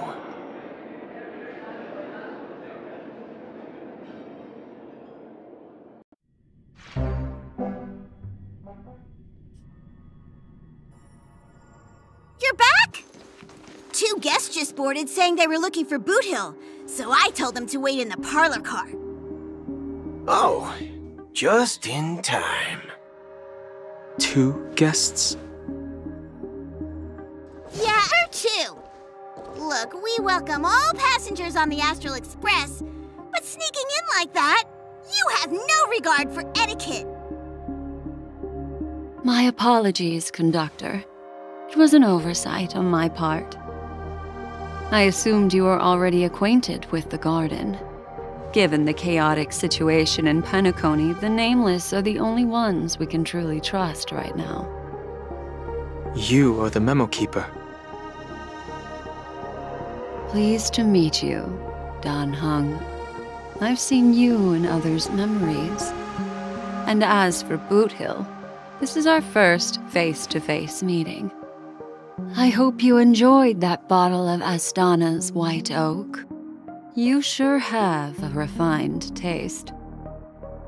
Finally, Memo Keeper. Well, let's cut to the chase. Spill everything you know. That's precisely what I intend to do. But before that, please allow me to introduce myself. My name is Black Swan, and I serve the Garden of Recollection as a memo keeper. As for Acheron's story, I'm sure she knows it better than I do. Greetings. I'm Acheron. What? You Garden of Recollection shirtbag! You betrayed me! I apologize, but she did that at my request. Due to certain reasons, I have been exiled by the family. Thankfully, this memo keeper came to my aid and helped me escape their surveillance unnoticed. To be honest, it was more like stalking than helping. And the process was far from unnoticed. But we did escape. I asked her to guide me to a place beyond the family's reach and to contact a few trustworthy individuals, namely all of you. Trustworthy? Son of a nice lady, you think I'm dumb or something? How about this? I'll put a few bullet holes in your head and see what secrets spill out. Then, we can talk about trust. It doesn't have to be like that. I'm willing to answer all your questions, but not right now. If my cover hadn't been blown, we might have had more time, but at the moment, we don't have any other options. No other options? What do you mean? This is the only way I can ensure everyone's safety. I kindly request an immediate warp jump out of the Astana star system.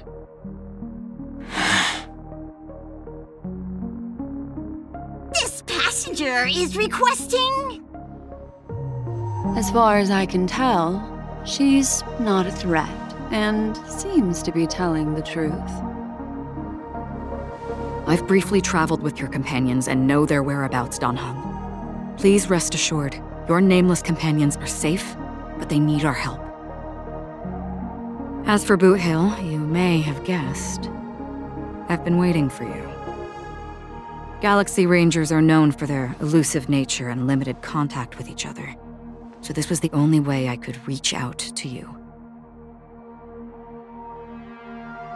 Only by doing this can I find a true Galaxy Ranger and fulfill a long-standing promise. To return his relics to their rightful owner. Someone once told me that every rainfall is like a gift from the heavens, a sign of their mercy upon the world. Raindrops are said to be the tears of the gods, shed in response to the sorrows of the world. Their constant pouring is a reminder that the gods haven't abandoned us yet. So, how long has this rain been going on for? I used to believe, just like you, that it would eventually stop. Years and decades passed. And in the end,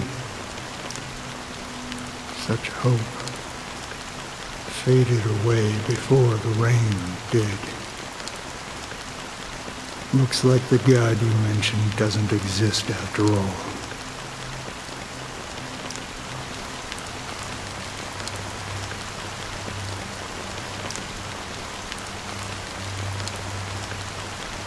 Well, let me share a story with you. Mortals who walk the paths are like sailors on a vast ocean, leaving behind a trail that creates countless ripples of possibilities. These ripples last longer than the fleeting lifetimes of humans. And for some, their presence leaves such a strong mark that it's reflected in the waves. Like those shadows on the ocean. Sin-thirsters, the obsessions of the Pathstriders, they emerge from the depths of IX, seeing themselves as masters of their own destiny, unknowingly repeating the actions of their past lives. They emerge from the nihility and head toward it, leading purposeless lives. However, these hollow phantoms, they were once my dear companions, a group of Galaxy Rangers. Are you watching over them? Watching over them? No. I'm guiding them toward transcendence. It was a brutal war. A crusade that shook the universe. The universe witnessed the fall of Zulo, the Lord Ravager, but it came at a price. A price so hefty that only those who were there still remember. The unwavering determination of the Hunt followers persists even in death. So someone must guide these lost souls to their life beyond. They were heroes in their time, and they shouldn't be reduced to mere puppets of nihility. As for me,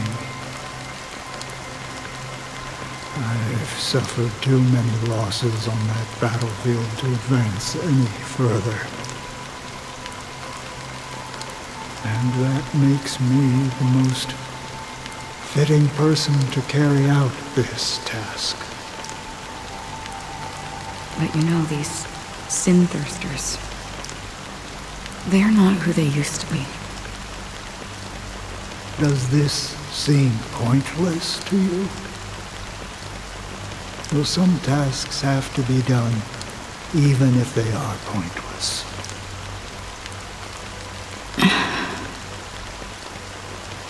I can help you. For what? For the meaning of the nihility. That's what I've been seeking. I see.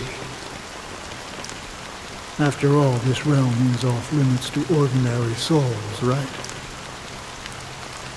Thank you, stranger. I wish that you find what you seek. Before we part ways, I have one more question. It is true that their actions and even their entire lives may seem pointless from our perspective.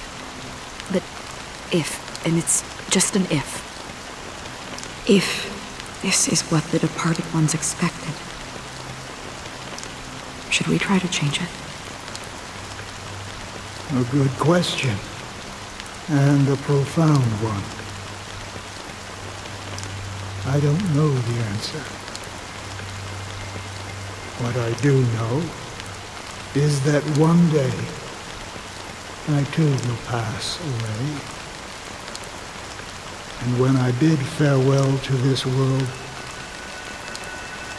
someone will stand at my grave and place a bouquet of flowers on it.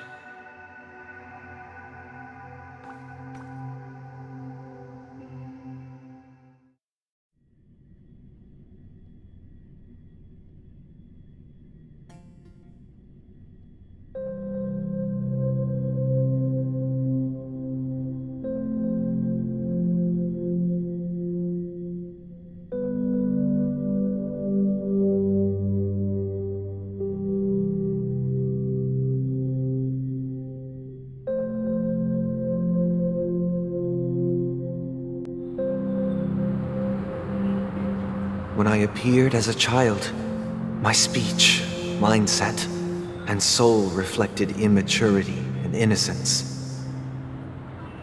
As I grew into adulthood, I left behind my childlike side.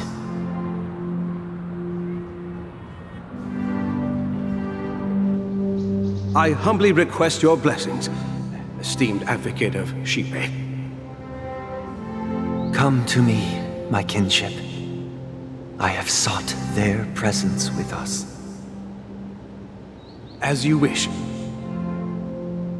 I have faithfully served the Alfalfa family for nearly a decade, promoting the path of the harmony to the best of my ability. However, I made a mistake yesterday. While I was preparing dinner for the family head, I accidentally dropped a prepared dish on the floor. Out of laziness, I lied and claimed that everything was ready. Although the head has dismissed me as punishment, it has been tough to sleep with the guilt still gnawing at me, as I worried that the seeds of evilness may have taken root in my soul. So, I confess to you now to seek atonement for my sins. Do you sincerely repent and vow to change your ways? Yes. Have you examined your soul and confessed all your sins? Yes. Are you willing to accept the process of atonement? Yes. Very well. Show your dedication and goodwill to the family, and you shall be reinstated among them. Now, please, leave in peace. Oh, praise Sheepy. And thank you, esteemed advocate. Next, please step forward. I wholeheartedly confess to you. Please, pardon my sins. Rest assured, I have implored their presence to be with us.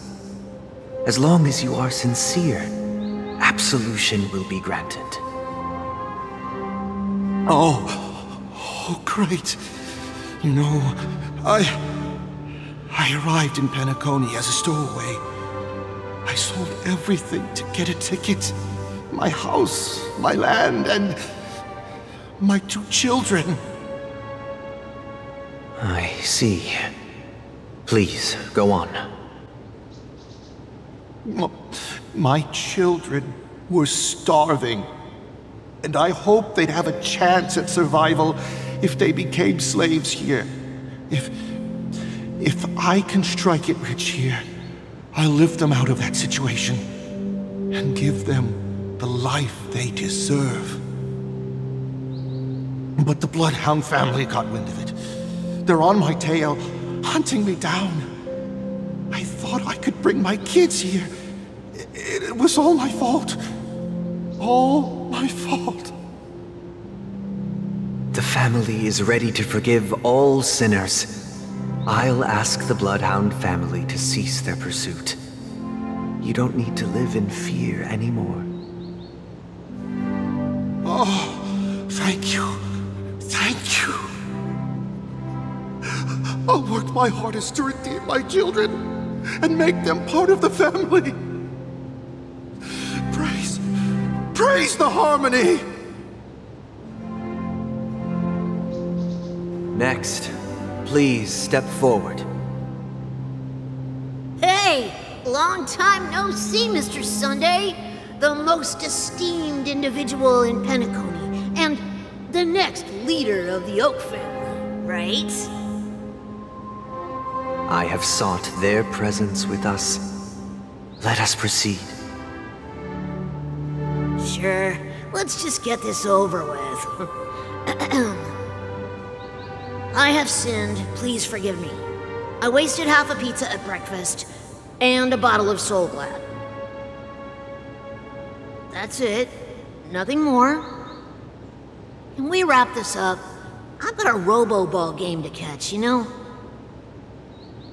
Do you seek to atone for your sins through good deeds? My sins? Starting to sound like a saint, huh? Well, let me tell you something. Neither the family nor you have the right to judge me. You think nobody knows what your precious family has done? About the watchmaker? Huh?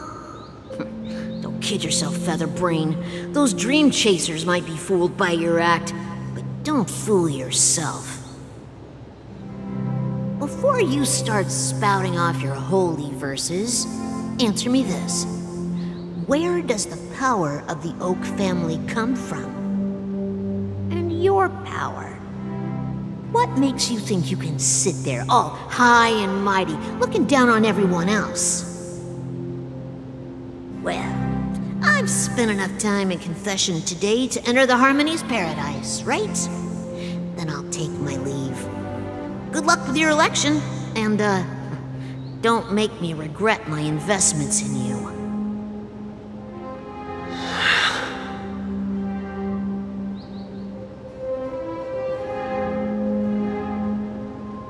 Oh, revered triple-faced soul, hear my doubts. Who can judge the strong when their power hides their crimes? Who can vouch for the weak when they will pay any price to survive? Who can comfort the purest souls when even they get led astray? If the strong defending the weak is truly the foundation of paradise, then who is responsible for the suffering and anguish in this wretched world.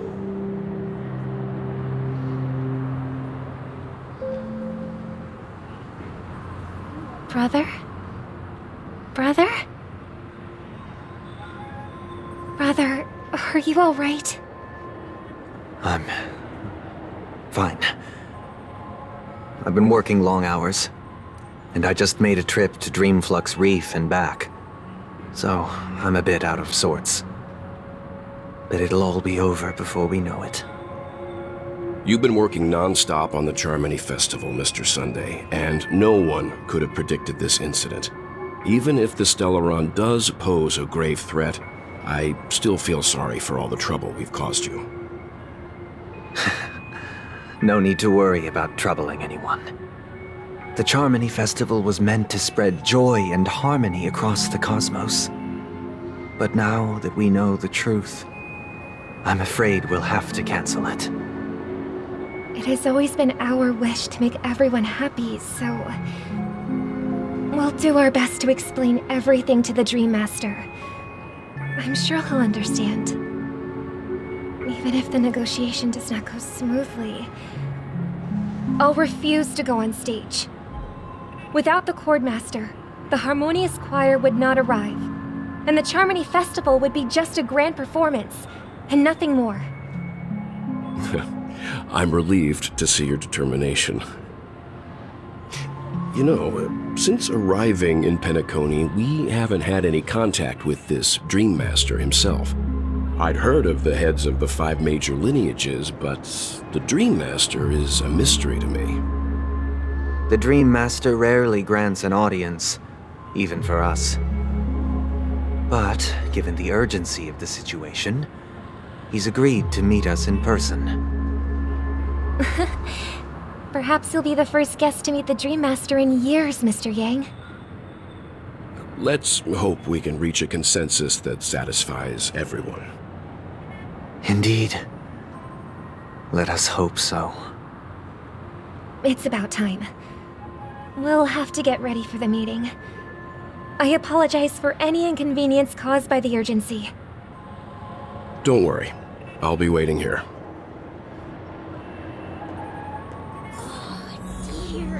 Thank you for everything you've done. I'll be waiting here.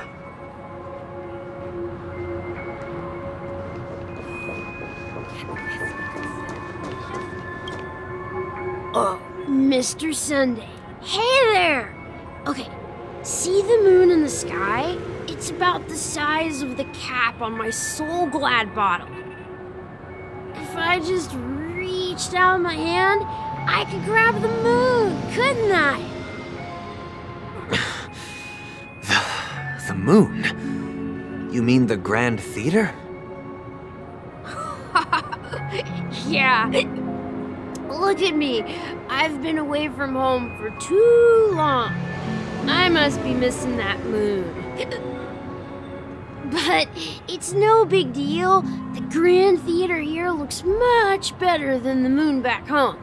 It's just magnificent. They told me not to sell everything I had just to come to Peniconia. How short-sighted. Selling everything you had? Why would you go to such lengths? Why? Can't you see? Life back home is miserable. It's not really living at all. It's better to be here at Peniconia. No pain, no worries about tomorrow, just sweet dreams. You can do whatever you want. That's what I call living. Yeah, now this is the life. Is this truly living? Huh? What did you say, young lady? I didn't quite catch that. Oh, it's nothing, sir. You see, the traffic on Glock's Avenue can be dangerous. How about I ask a Bloodhound family member to escort you to Ideen Park over there, so you can continue enjoying your sweet dream? Oh, yeah, that's a great idea. Wow. No wonder you were the leader of this sweet dream. You're totally a lifesaver. See you around, Mr. Sunday. And it was nice chatting with you.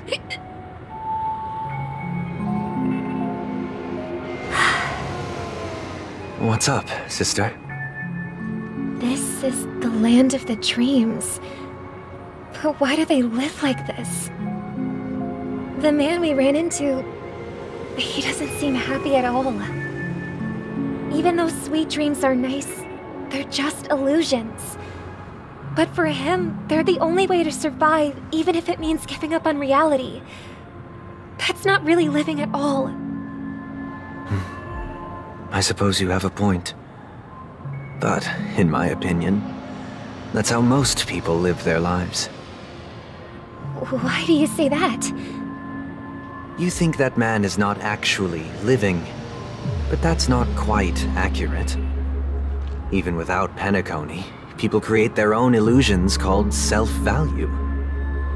People believe they have a predetermined value to fulfill.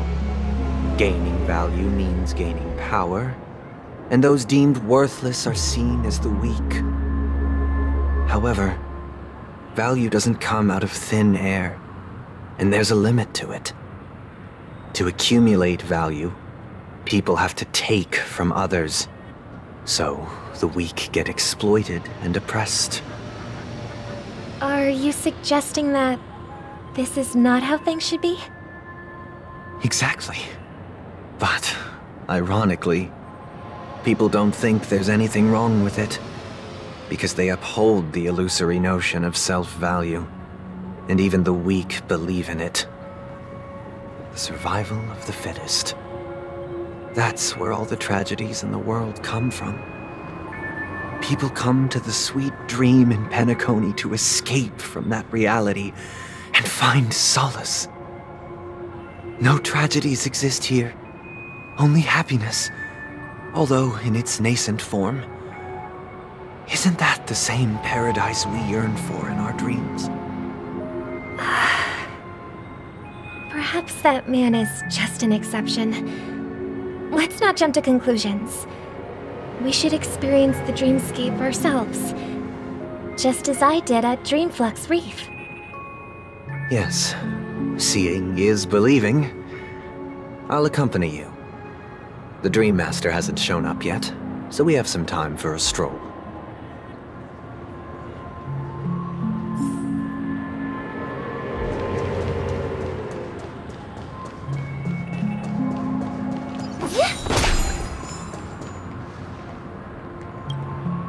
Glad to meet you again, Robin.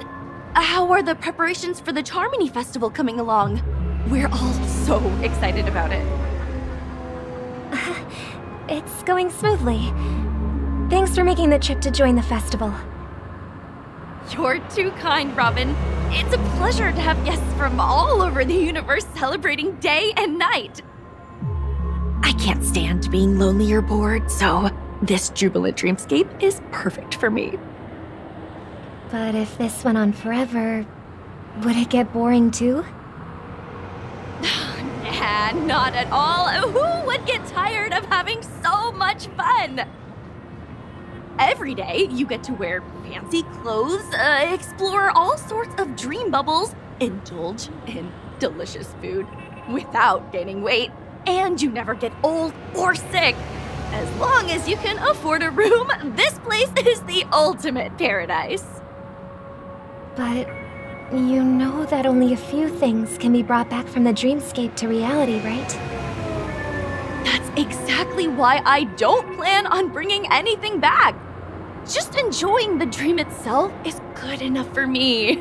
I mean, I'm not one of those long-living species. I only have around 60 or 70 years in this lifetime, and there's so much to worry about. Being happy here is pure bliss. Only in this sweet dream can I truly feel like I'm in control of my life and fate. Who would want to go back to reality after experiencing this bliss? I see. I genuinely wish you all the happiness in the world.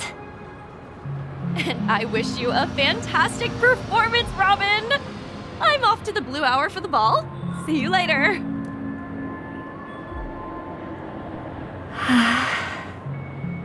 Seems like that guest's perspective didn't resonate with you either. She had a valid point, and I could sense her genuine happiness. It's just that... What you're trying to say is, she thinks she's in control of her life, but in reality, she's just escaping from reality and seeking solace in this sweet dream. Once she steps out of this sanctuary, everything will be lost. Well, she did make mention of being able to afford a room, didn't she? However, the paradise in our dreams, it doesn't have to end. No, and the paradise we yearn for shouldn't be just a fleeting dream either.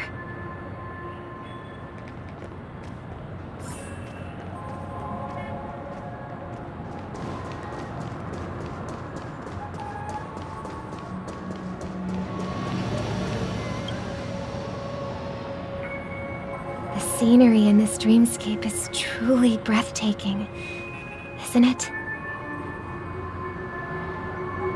Oh, Robin. Can't believe I'm meeting you in person here.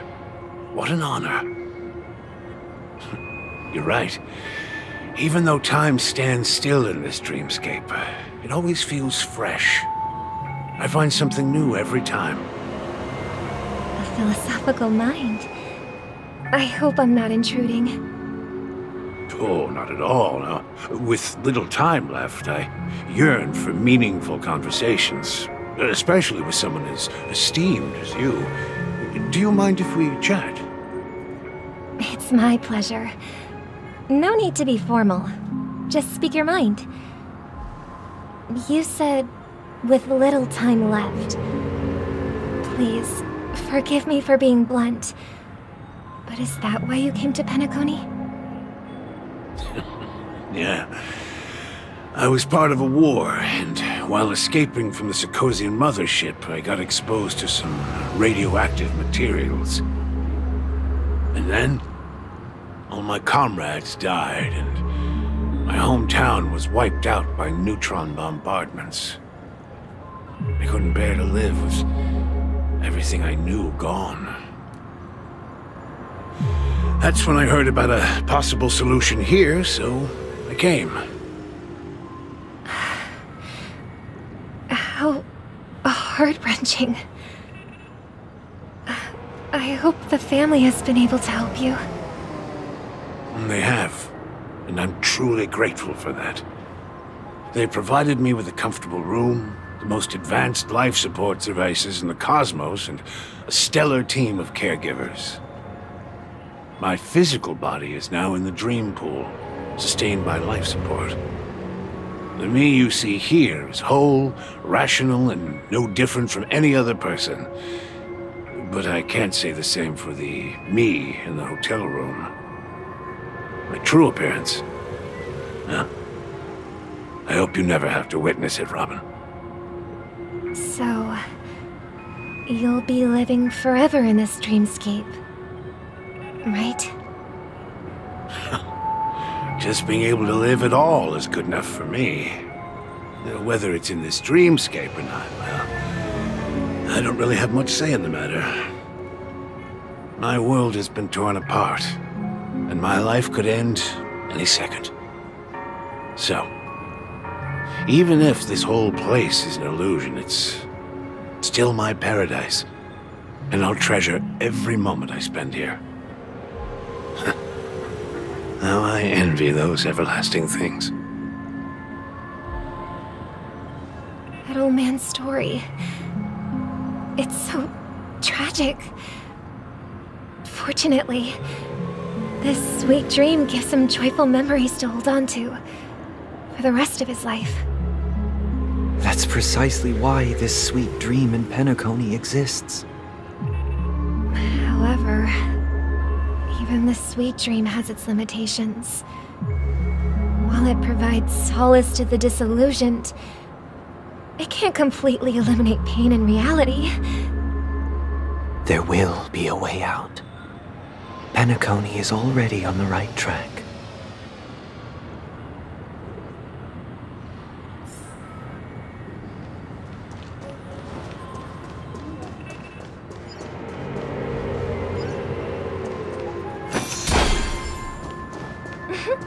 Look what we have here. A lovely young lady. Wait, is that me? Brother, what a surprise to see you again. Show yourself. Your trick won't work on us. I've heard that a skilled mass fool received an invitation too. That must be you, right? Did you enjoy yourself? Barely. The people here are way too gullible. A little bait is all it takes for them to bite. And they run away at the slightest hint of danger. In other words, they're naive and cowardly. Now that you've had your fill, it'd be wise to leave before it's too late. The music of the harmony doesn't tolerate discord. What? Now that you have the real Robin, I'm useless? Oh, how disheartening. I've done so much for the family. You should be thanking me, because if it weren't for me cleaning up this mess, Penaconi would still be in shambles. Don't you think? That was a personal request from the head of the Iris family, and it has nothing to do with us. Step aside and stop causing trouble for the Charmony Festival. The Charmony Festival? You think you can scare me? You think I've no idea what you're planning? I don't care what you're thinking, chicken wing boy. But I'm pretty sure our lovely Robin won't be appearing on stage. After all, you're well aware of what a sorry state this dreamscape is in under the banner of harmony. Penaconi, the land of the dreams. Is this truly the paradise you desire? Stop it. What's the rush, chicken wing boy? Did I get to you? Our paradise is none of your concern, masked fool. Leave now, or the family won't tolerate you anymore. All right, I'll go. But Robin, I suggest you seriously consider this. Do you really believe those living in dreams can escape pain and find true happiness? Well, I've done my part, and now I'm simply waiting for the fireworks to begin. Here, the last 2 gifts for both of you. And don't lose them. If by some unfortunate chance the Charmony Festival starts against all odds, remember to use them during the show. And it'll be thrilling. Bang! I heard a raven cawing in the distance. It seems the Dream Master will arrive soon. Let's wait here for the Dream Master to arrive. Okay. By the way, brother, I heard you no longer have a sweet tooth. Back when we were kids, you used to steal my desserts. Seems like a lot has changed during my absence. What exactly happened? Well, someone has to stay awake even in this sweet dream. But that someone doesn't have to be you, or anyone in particular. You're carrying too much on your shoulders, brother. The paradise in our dreams. It shouldn't be like this. Penaconi is nothing more than a dream. It can't erase the worries and pain of reality, or bring true happiness. It only offers an escape from reality. Nothing more. Remember the old man we met earlier? Without this dream, he might have completely lost himself. That might be true, but even without Peniconia, he could have chosen another path. As far as I know, the Intelligentsia Guild has been promoting their rehabilitation techniques for a long time now. That path may have been more ordinary and challenging, but now he is receiving hospice care in a comatose state, and his fate is sealed. Is Peniconia granting these people a future, or is it taking it away from them? Well, don't forget this. Not everyone really has a future. The future for humanity is like the sky for birds. People mistakenly believe that flight is inherent to birds because they've never witnessed those birds crashing to their death. Do you remember how we took in that little Charmony dove when we were young? Yeah, we took care of it. Provided food and water, groomed its feathers. And later, when I decided to leave Peniconia, I opened the cage and set it free. Well, I didn't mention what happened to it in my letters because I didn't want to upset you. Shortly after you left, it crashed to its death right in front of your window.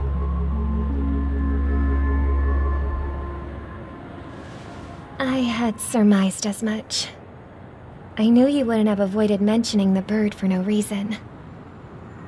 Despite that unfortunate outcome, I still believe it was the right decision.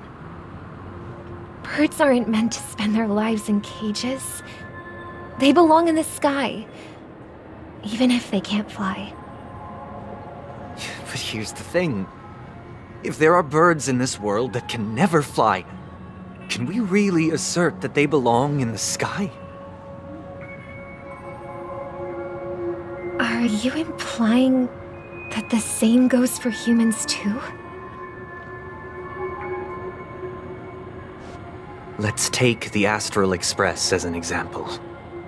The Nameless made tremendous efforts to bridge worlds, gaining fame across the universe.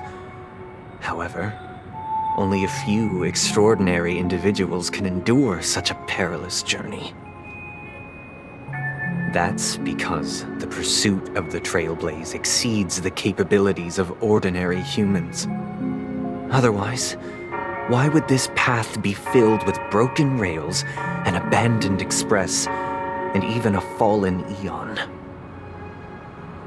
That's just sophistry. If that were true, then only the powerful would have the right to determine the future. Unfortunately, that's exactly what happens. Another name for the future is self-value. While this world has its fair share of heroes who inspire people and garner admiration for their heroic deeds, the majority of ordinary people will never become heroes in their lifetime. Some are born weak and vulnerable. Some find themselves trapped in unfortunate circumstances. Some fall victim to malice and cowardice. When it comes to survival, everyone is equal. And the weak can only watch as their value gets constantly diminished by external forces. That's why we should care for the weak and support them as if their suffering were our own. That's what the Odes of Harmony have always taught us. While the Harmony holds noble aspirations, the strong will always be strong, and the weak will always be weak. Even in this carefree dream. Human nature contains greatness, but it also harbors inherent weaknesses that can't be eradicated. In the end, if people can't even secure their own survival, they won't care about the illusory future of equality. As long as the law of survival of the fittest prevails, there will always be fledglings crashing to their death. But if people don't live for the future, do they merely exist for survival? If even you, my brother, don't believe that the harmony will save the weak, then which eon can make our dreams come true?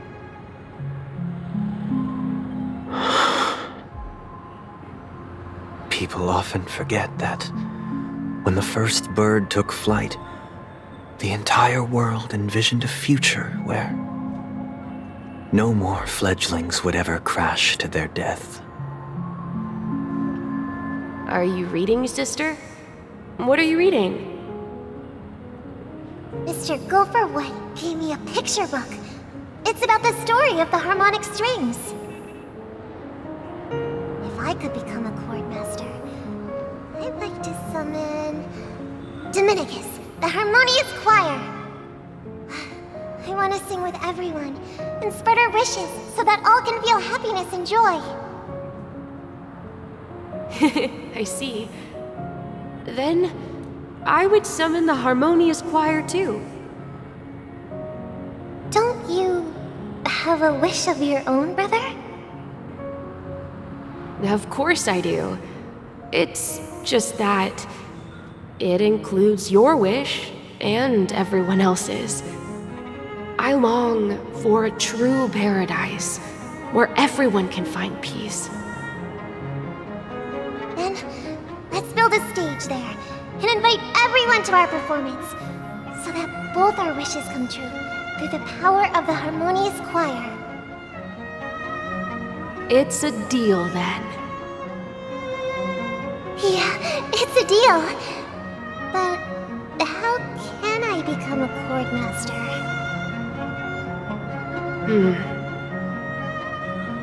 Maybe you'll have to become a star first.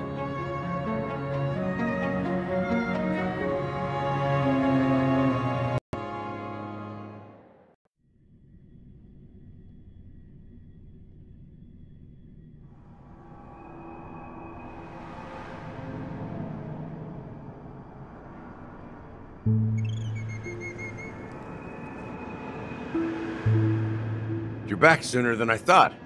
Any results? Yes. And now, it's up to us to forge ahead.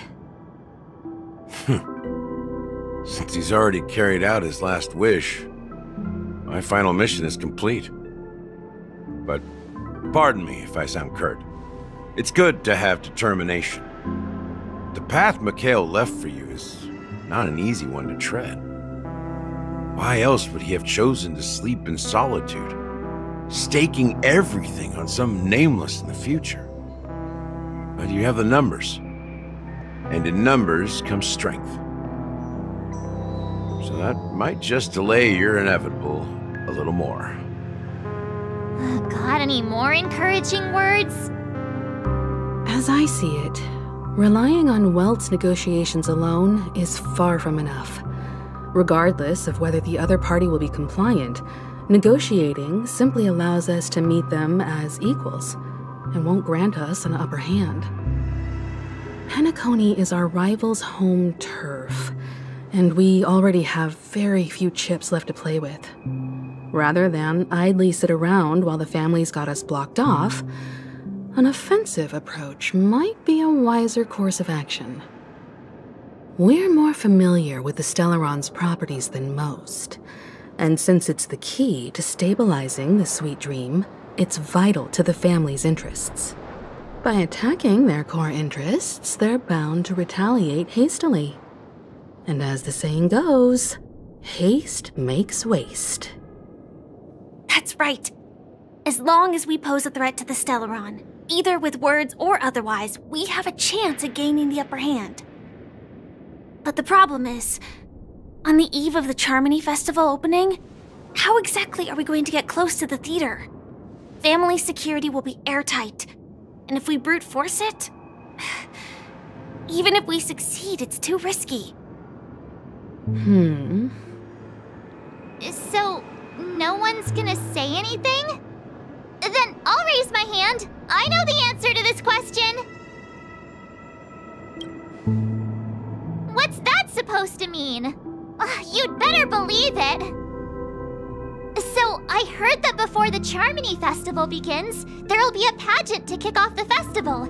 It's called the Soul Glad TM Festivity Auditions, or something, and it's going to be held in the moment of Scorch Sand. As long as we clinch the top spot, we'll be able to attain the title of Festive Superstar, and be able to personally bask in the graces of Miss Robin. Not that that's important. What's crucial is that we can enter the Grand Theater before the audience arrives. So, how do we go about participating in these festivity auditions?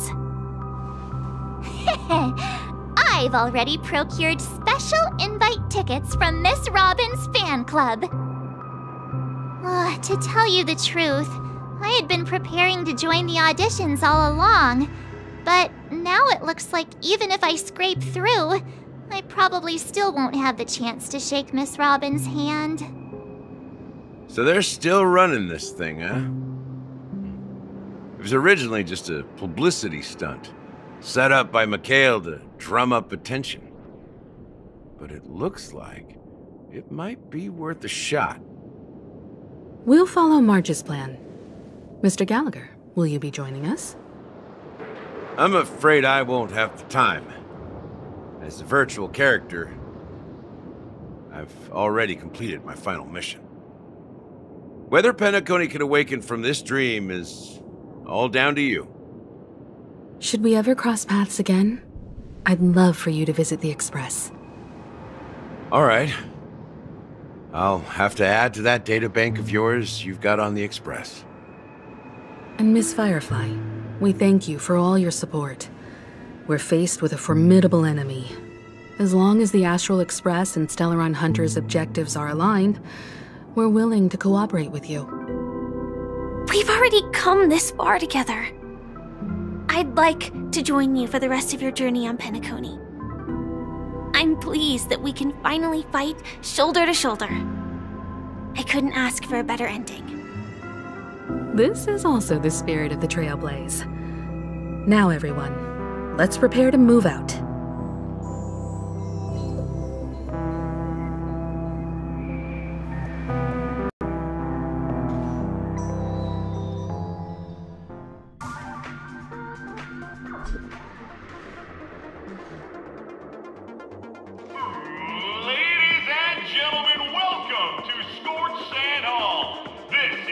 Challengers thrive and dream chasers shine, all under the watchful eye of the entire universe. If you have ambition, dream, and the drive, dear friends, the next superstar of Penacony's Charmony Festival could be you! Oh, wow, they've really outdone themselves! Oh, I'm starting to get excited! Here come 4 friends with spirit high and full of steel. Are you aspiring to be the superstars of the festival? Is he talking about us? Yes, you! There's no doubt about it. I see you have all the potential of a superstar in you. Excuse me, you 4. What are you hoping to get out of all this? As the last group of contestants, how confident are you?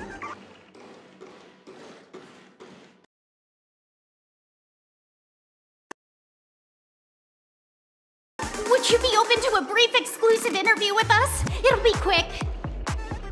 Your journey is long and fraught with peril, yet under a sky blanketed by banners, you vie for the crown! The sword and rose! Protect the beauty! The beauty, the beauty! Magnificent and majestic! A knight's head is hard as steel. Brotherland's focus is stubborn as a heel.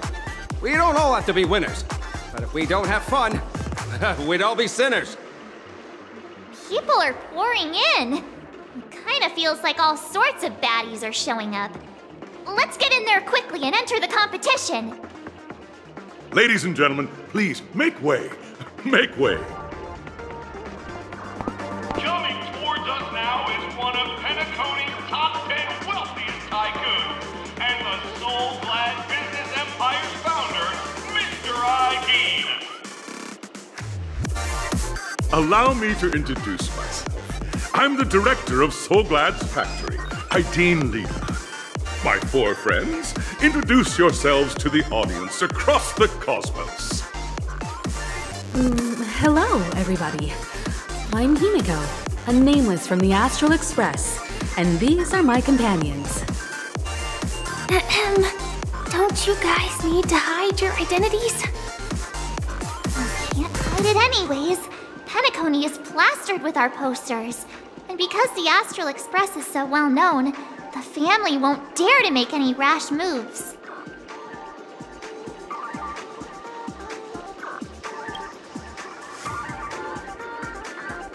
Hello, everyone! I'm March 7th. I'm an ordinary girl who loves adventures. Hello, everyone. I'm Firefly. I am also an ordinary girl who enjoys adventures. So it's a bunch of nameless guests. This final face-off is bound to be spectacular. Time is precious. My 4 friends, come with me.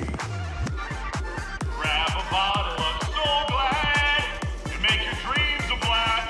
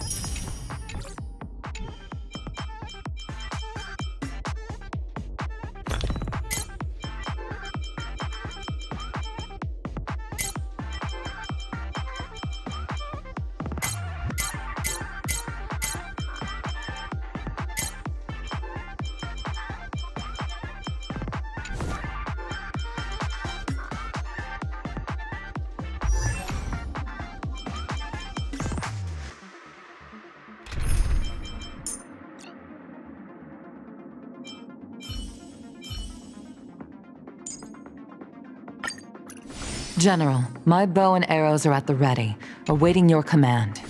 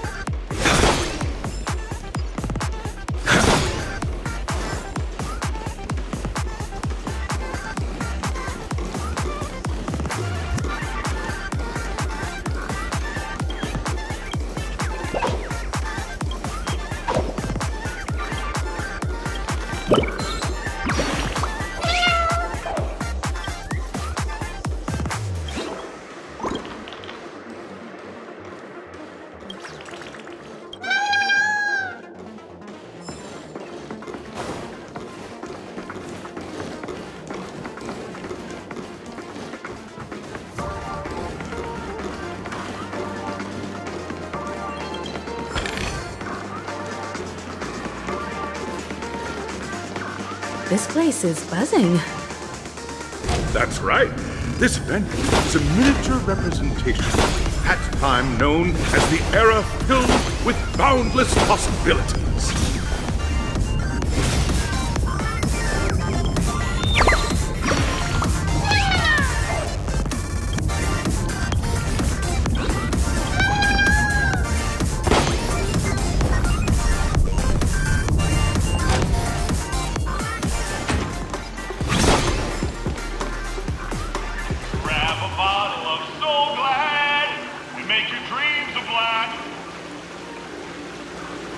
Nameless, your arrival reminds me of the grand occasion when Peniconia was first established.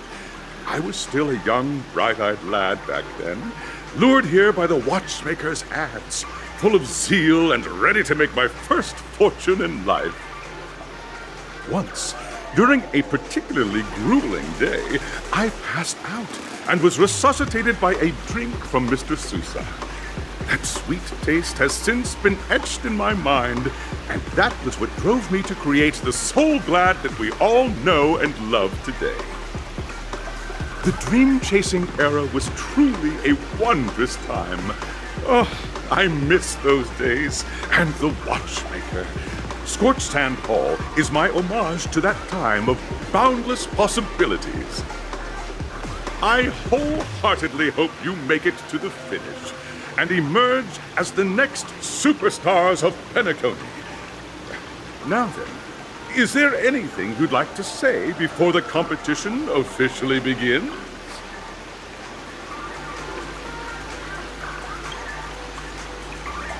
Ha! That's the trailblazing spirit. How about you, Miss March?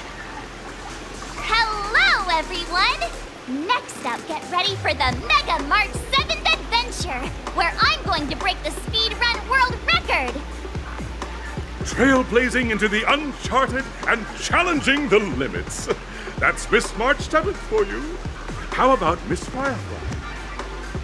I hope that by the end of this journey, everyone will have achieved the outcome that they hoped for. Ah, a wonderful wish! Miss Himiko, what are you expecting from your team? Safety first, everyone. Simple words, but full of warmth. Waiting for you are 3 stages, each connected to that era. The first 2 stages offer 2 distinct paths to choose from, with unique challenges on each route. And in the last stage, you will face off against a champion who has defended the title to this very day.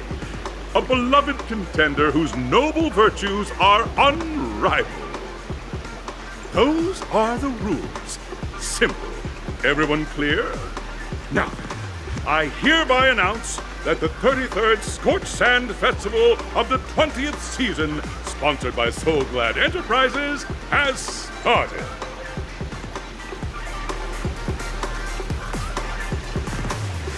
Everyone, as the Charmony Festival is drawing closer, we must reach the end as quickly as possible. Factoring in efficiency and safety, splitting up into 2 groups is the best choice. March and I haven't known Miss Firefly for too long and aren't overly familiar with her. It'd probably be better if the 2 of you paired up. Fine by me. Let's do it. All right. I don't have a problem with that.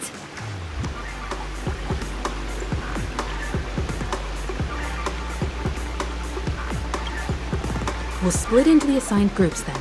Let's not waste time.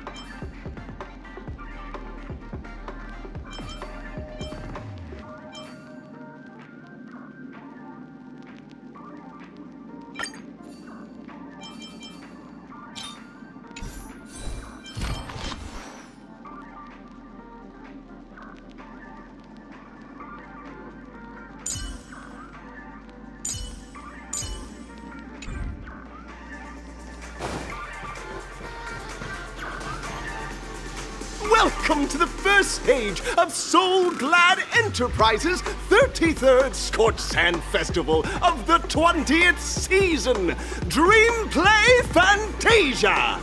In this stage, you can choose between two challenges, the School of Acting or School of Action.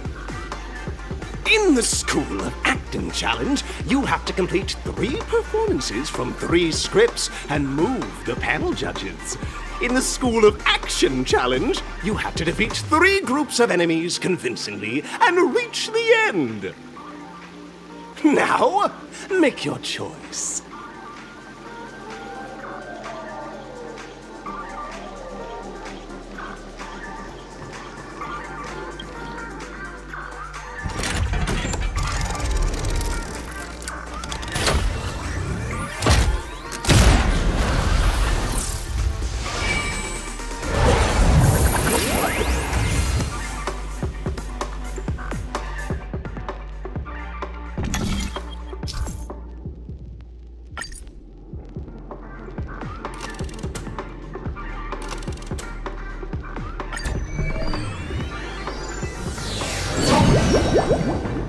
The champion's crown awaits you on the stage. Welcome to the Arena of Action Stars. Please make your way to the stage and vanquish those malevolent scoundrels with your dazzling fighting techniques. The title of Competitors allow... There are a total of 3 stages up ahead, each with their own challenges. The enemies you will contend against are antagonists from the film Once Upon a Time in Dreams. Defeat them swiftly and decisively to set a new record. It's worth mentioning that the fastest time for this stage was achieved by a contestant with fiery red hair. Astoundingly, he overcame all enemies across the 3 stages in only 5 minutes. Time is of the essence. Let's make this quick.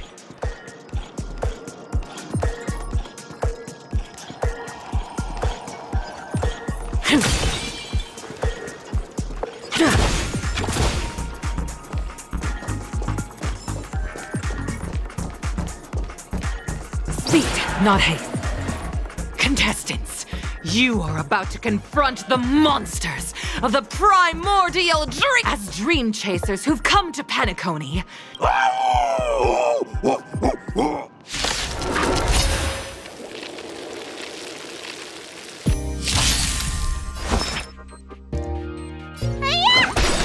Spirit never dies. To the clouds! Conflict is pitiless.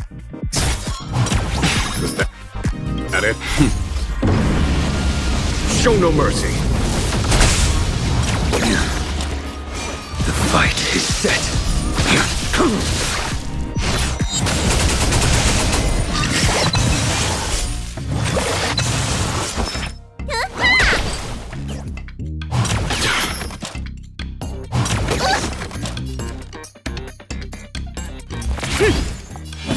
Here is thunder.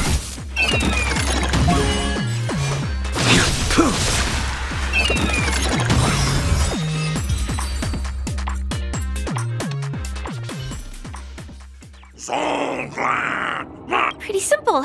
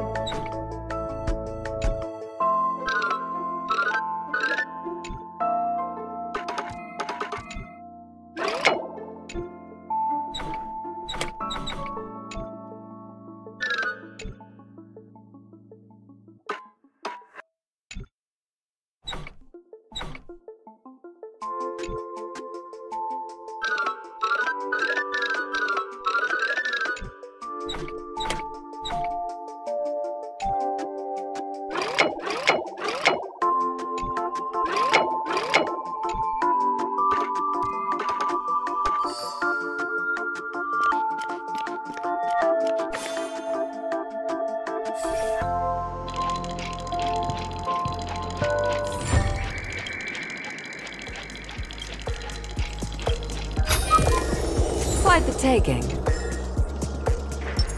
A little something for everyone. I commend.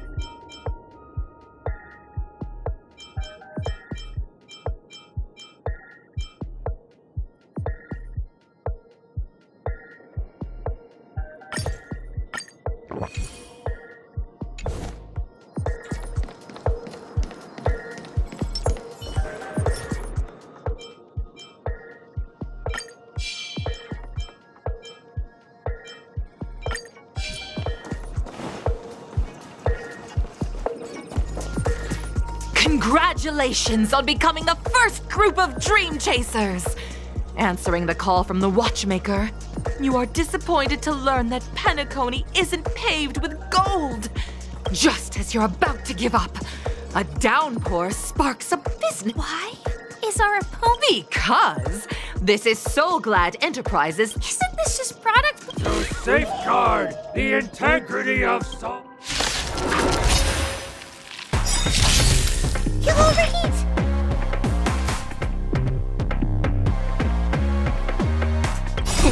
What's in your prescription? Unnecessary. Take it! Take it! Stay the course! Gale Force!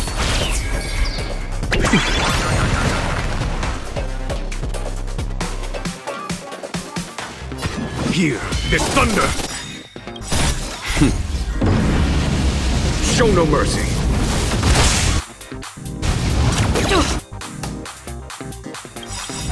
The wind is rising. Bullets!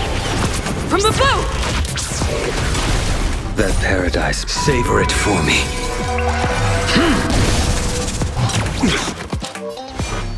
The fight is set.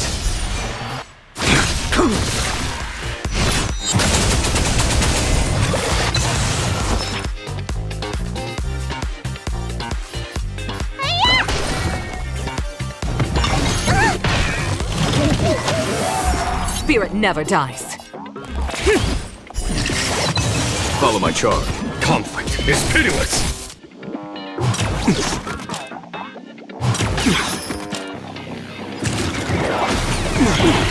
Too long. It's good to be back in the field.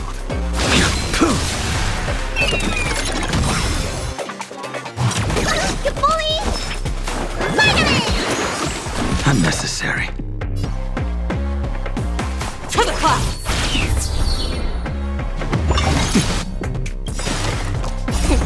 What's in your prescription? Unnecessary. Here, this thunder! Show no mercy.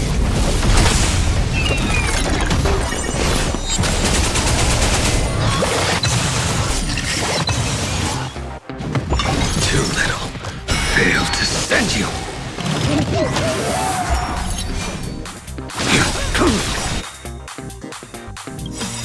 The wind is bullets! From the boat! That paradise, savor it for me. Gale Force! Conflict is pitiless.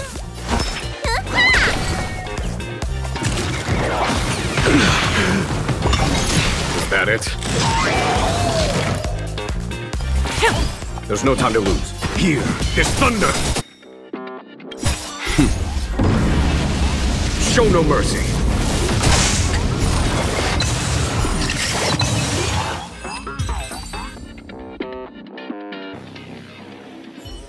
The world kisses me with pain, and I...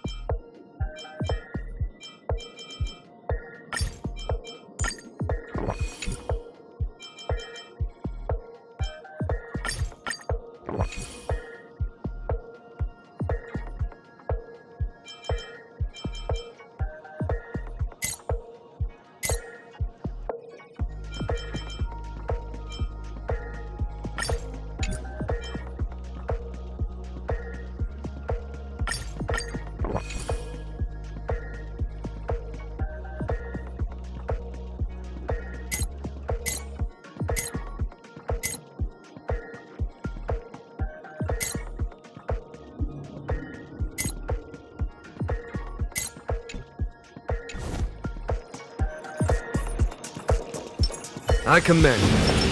A little something for everyone.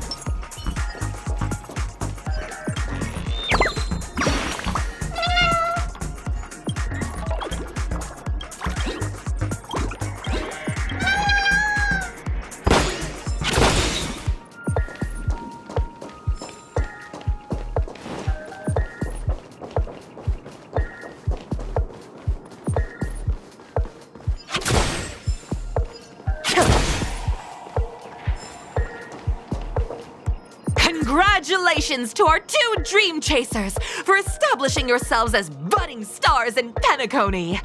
However, now you face a competitor selling at low prices, pushing you to the brink of bankruptcy. No matter how lengthy the battle, you always persevere. Topple this powerful opponent, and the tides will turn, paving a way to success. None will take my soul glad away from me. I will use the transmutation arcanum to turn into a dinosaur! Oh, a dinosaur! Grab a bottle of soul glad! You'll overheat! Stay the course. Gale Force! There's no time to lose. Here is thunder!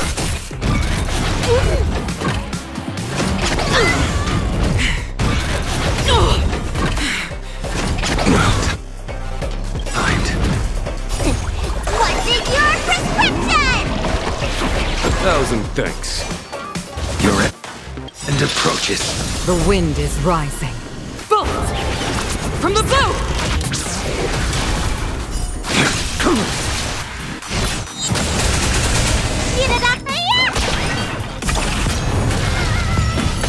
Conflict is pitiless!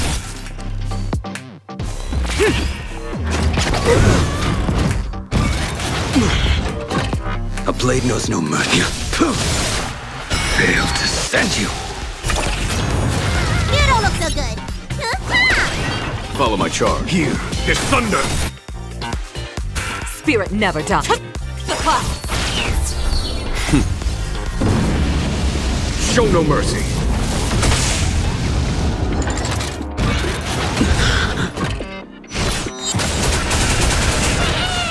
A foregone conclusion. Conflict is pitiless! Let me tend your wounds. Stay the course. Gale Force!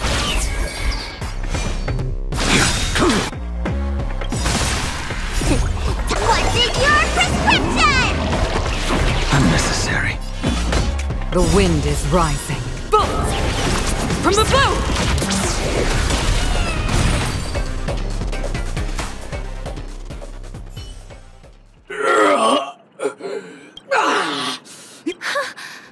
That should do it!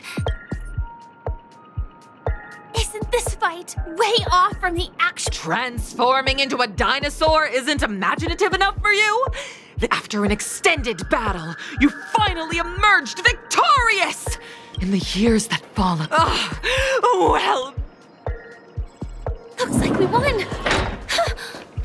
Let's hurry up and get to the next stage.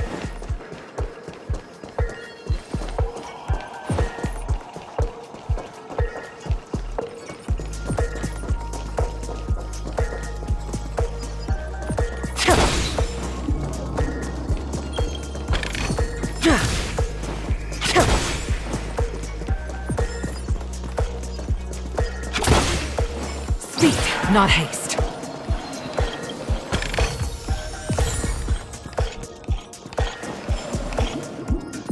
Congrats to both of you for clearing the stage, but more importantly, are you having fun? Fun is more important than success. Look at the time! You finished much faster than that red-haired contestant did. That red-haired contestant. Who is that exactly? You'll find out eventually, but only if you clear the next test first. welcome to the second stage of the 33rd Scorched Sand Festival in the 20th season, sponsored by Soul Glad Enterprises. Gunfire time!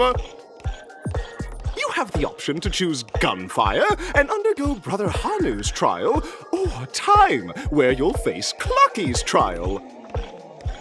Now, make your choice!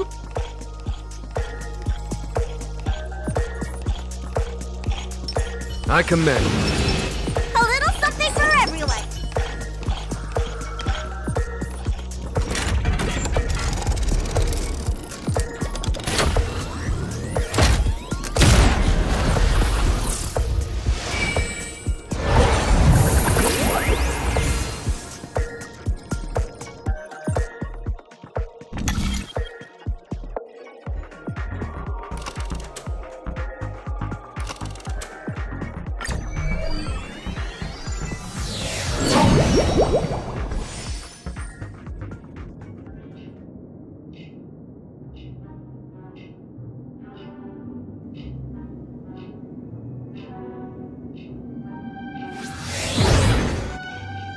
Dear friends, welcome to the enchanting universe created by the Watchmaker. Awaiting you is the morally dubious yet ever-charming character from the animated Clocky series, Hanu! It is said that these cartoon characters were inspired by the Watchmaker's own experiences. According to research by Clocky scholars, the original Hanu of reality shared a deep friendship with the Watchmaker, akin to comrades in arms. Enter into the world of Hanu via the TV by the entrance and partake in an enchanting and suspenseful story with him. Good luck in there! If it's a gunfire trial, we should be able to settle this with a fight, right? I hope this won't waste too much of our time.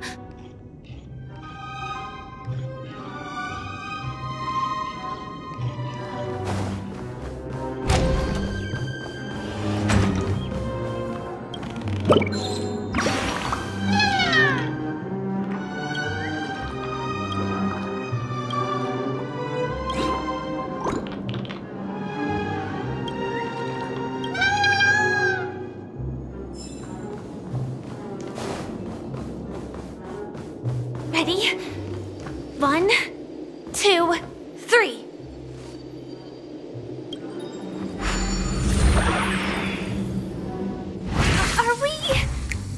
Are we both in control of this Hanu character?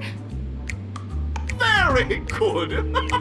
Looks like you've got the hang of it! In this Hanu's Adventure episode, Boss Stone has gathered his battleships for an assault on Dreamville. Old Buzzfly, Cousin Wolf, and Bombhead are all raring to go. The brave Hanu must thwart their advance and protect his home. Alas, Hanu presently is ill-equipped to fend off the malevolent mischief makers, which is why he is preparing to seek out the Puzzle Gentleman's aid. Go forth and speak to him.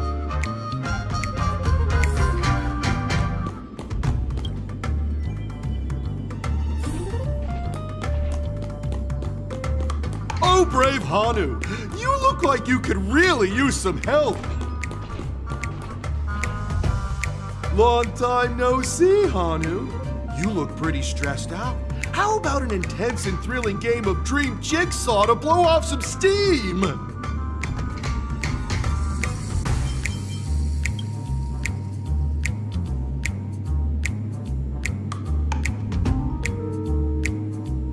Oh my!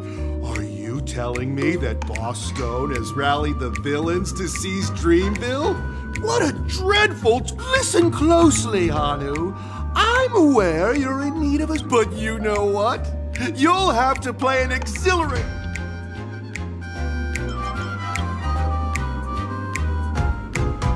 Now scurry along, Hanu, but tread carefully. 2 ne'er-do-wells are also... I can't wait to see you finish the Dream Jigsaw. Let's stay alert and make sure those monsters don't spot us.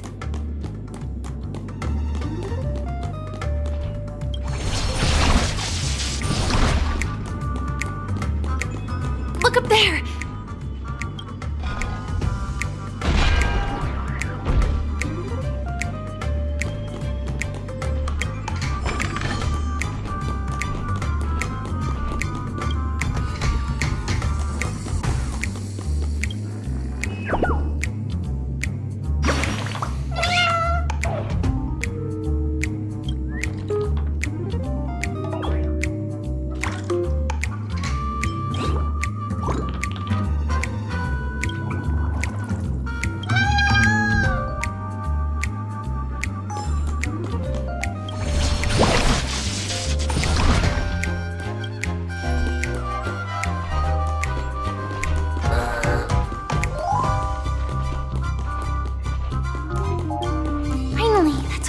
jigsaw pieces.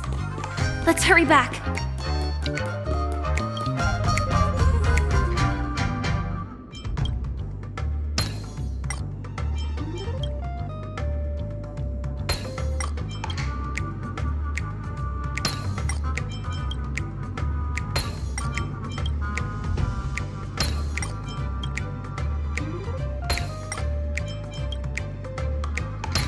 Oh my! The exquisite sensation of perfect alignment! My organizational itch has been quite thoroughly scratched. Hurry now, Hanu! Touch that TV set and transform back into your old self. Then... Such haphazard and...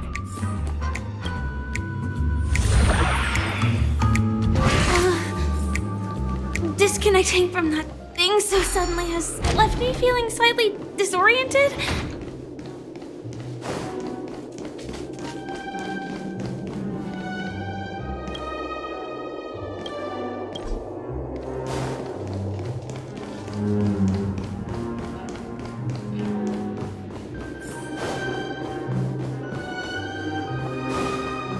Is that...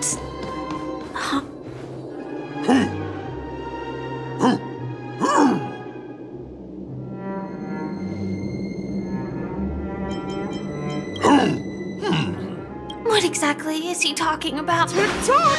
It's time for me to make an appearance!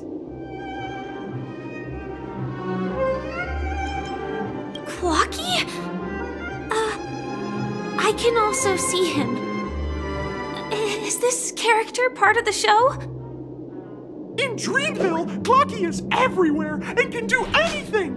Like right now! I can be your translator! Tick-tock! Hanu says, battle! We must do battle!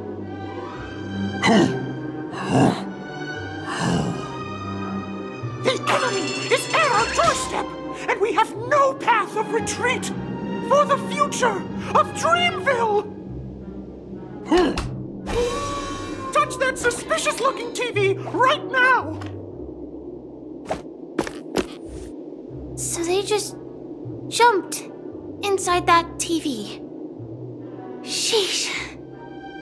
Logic in this plot and dialogue is really being pushed to its limits.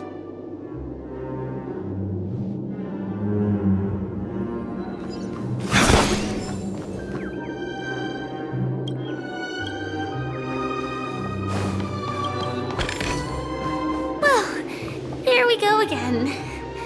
Ready?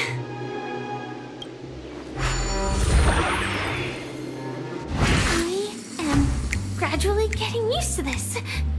Huh. Who knows? I might even be able to perform some high-level moves with Hanu. Oh, did someone say high-level movies just now?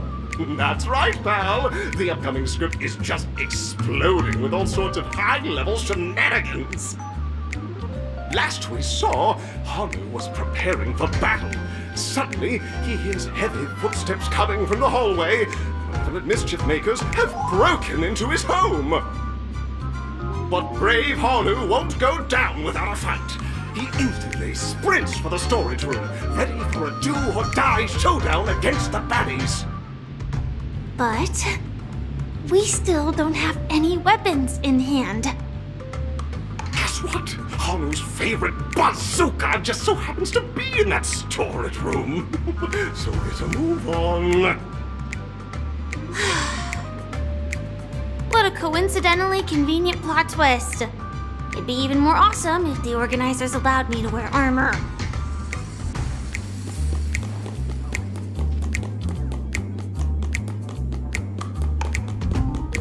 The storage room. It's behind the shelves, right?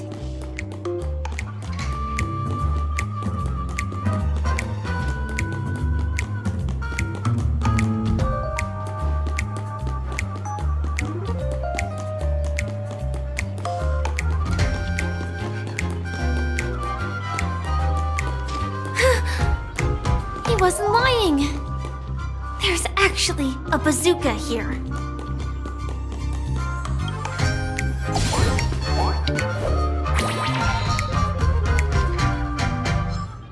now we should have a way of dealing with those baddies.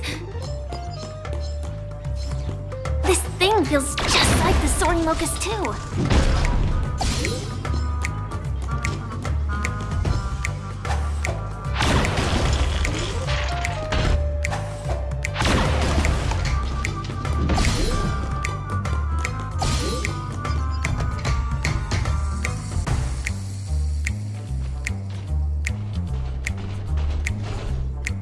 Careful. It looks like we've got more company. Get ready to fire!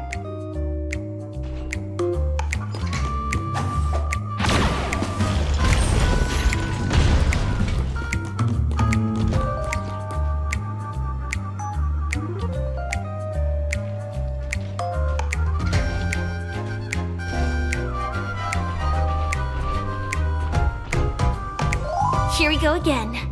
But no big deal. We're pretty handy with this bazooka now.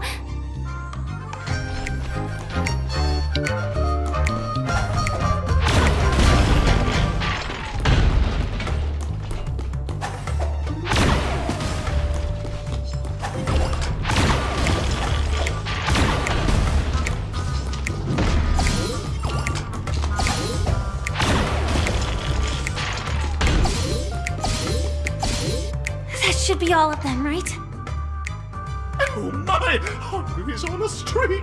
Everyone! The stage is complete! Quickly! Head through the TV to the next stage!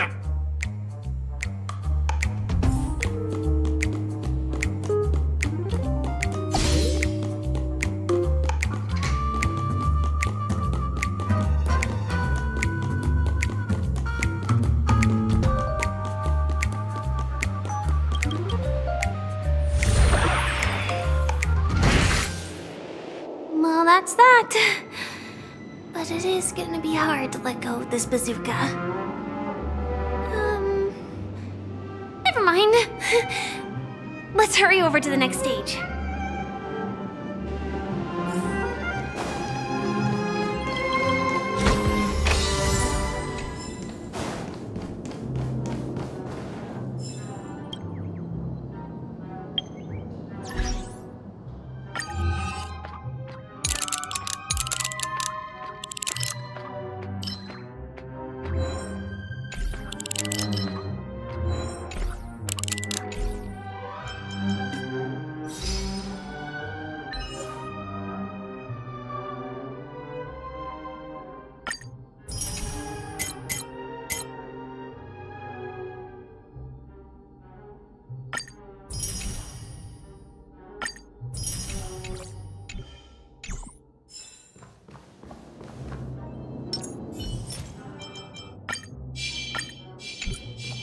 I commend.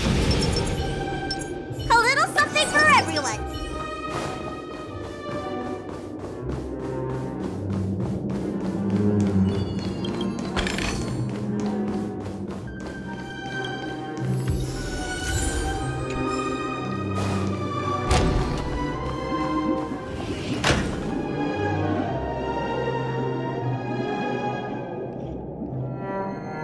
Congratulations to both of you! Oh, you've overcome all obstacles and proven yourselves! But, unfortunately, there is only one who can be Penacony's festive superstar. In the final stage, you will face the defending champion. If you fail, you will lose the opportunity to become the festive superstar. Welcome to the 33rd Scorch Sand Festival's third stage in the 20th season, sponsored by Soul Glad Enterprises, Superstar Showdown!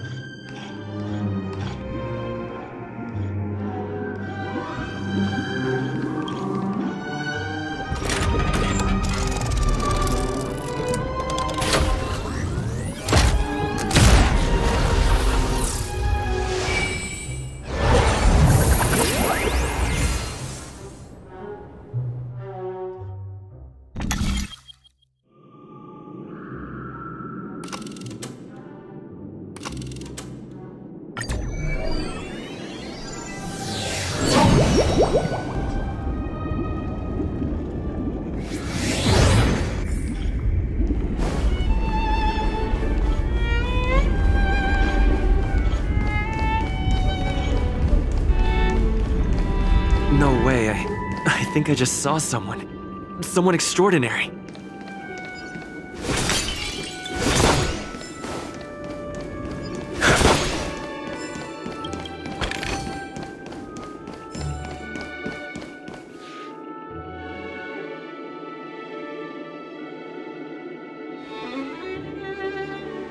Are you a knight of beauty?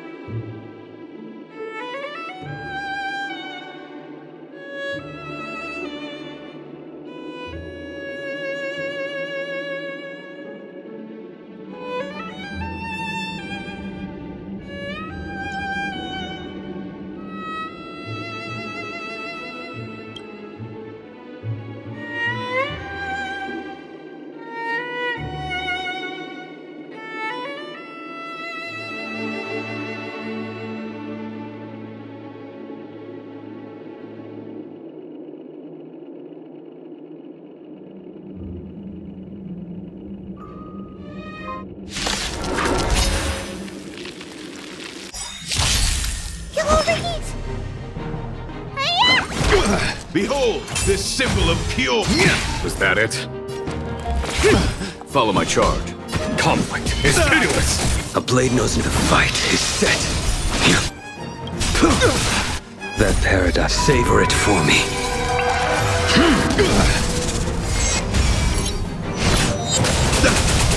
You are fighting a gentleman. Put forth all your might! Gale Force! There's no time to lose. Here is thunder! Failed to send you. Pledge thy lord!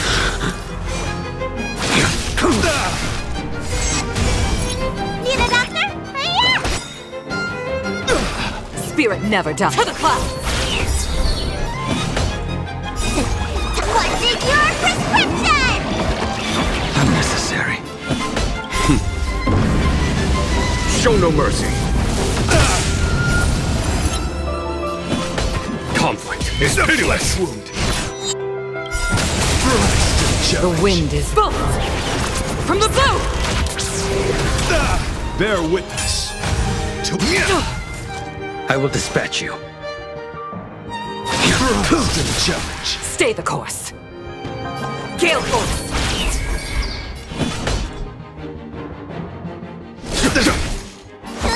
The flesh wound. Let the duel commence. Confess.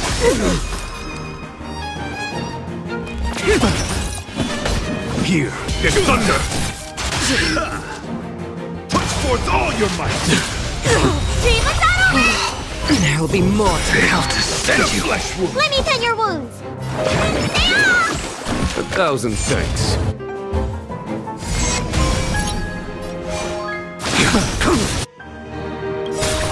That paradise, savor it for me.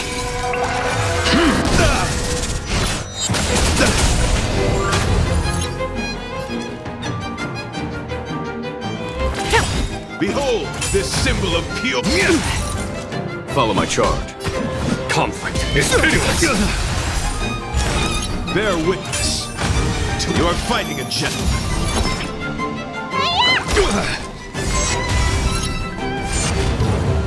A blade knows no mercy. Your end approaches. Pledge thy lord. What's in your prescription? Thank you, comrade. Put forth all your might. Spirit never dies. To the clouds!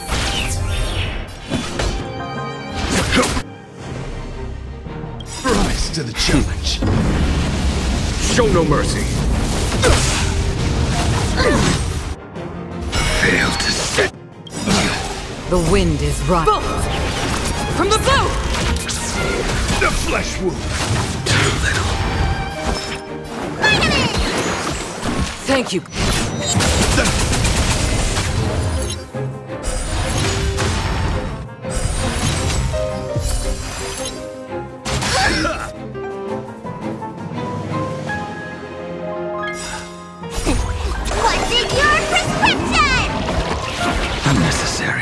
forth all your might!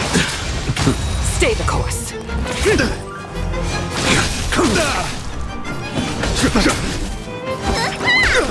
Behold, this symbol of Kyo. Let the duel commence. Spirit never done. There's no time to lose. Here is thunder! I will dispatch you. That paradise may be unreachable. Savor it for me. The flesh wound! Confess!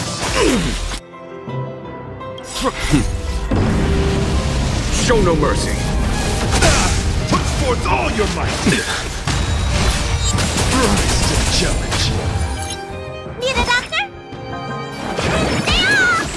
Thank you, comrade.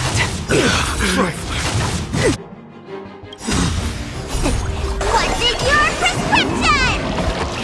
Thank you, comrade. To the class! Follow my charge. Conflict is pitiless!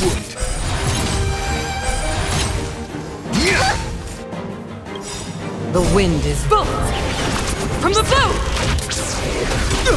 Put forth all your might! Is that it? The flesh wound! Fail to stand you.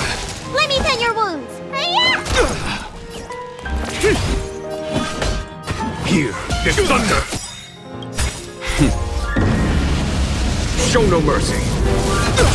Bear witness. You are fighting a gentleman. Rise to the challenge.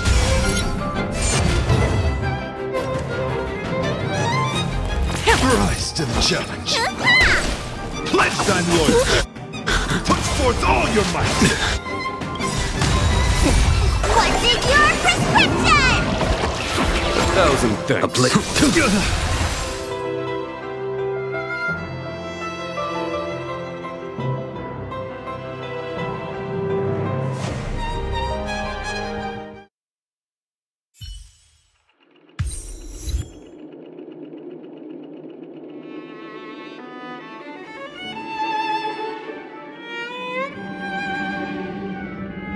We don't have much time. May fate allow us to meet again, Night of Beauty. In that case, let's make our way to the end. Penacony's really thronging with talent. I hope we make it in time.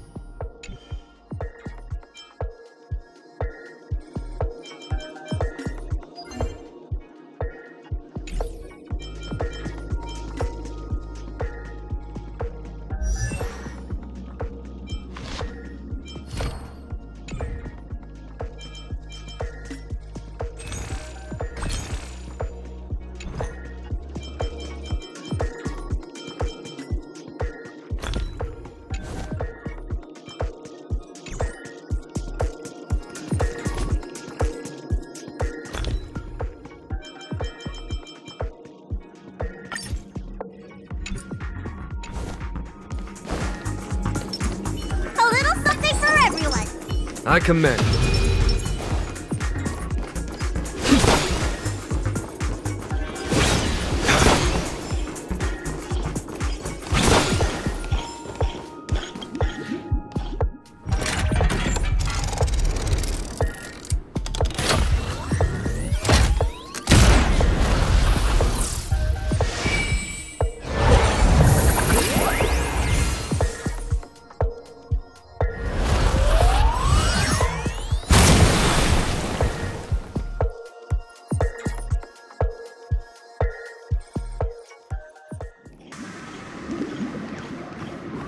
Congratulations to the Galactic Baseballer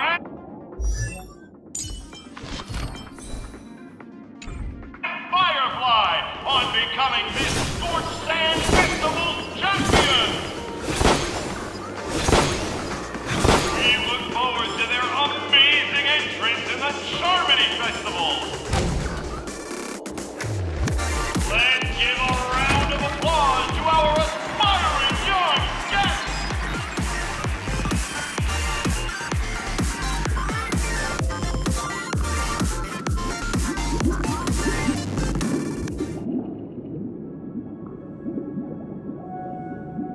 congratulations to the both of you on becoming the festive superstars of this year's Charmony Festival before entering the Grand Theater.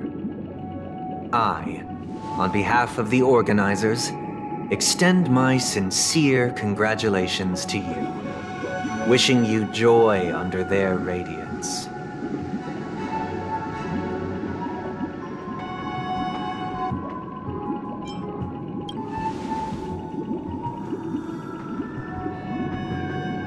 As previously promised, my sister, Mr. Yang, and I have met with the Dream Master.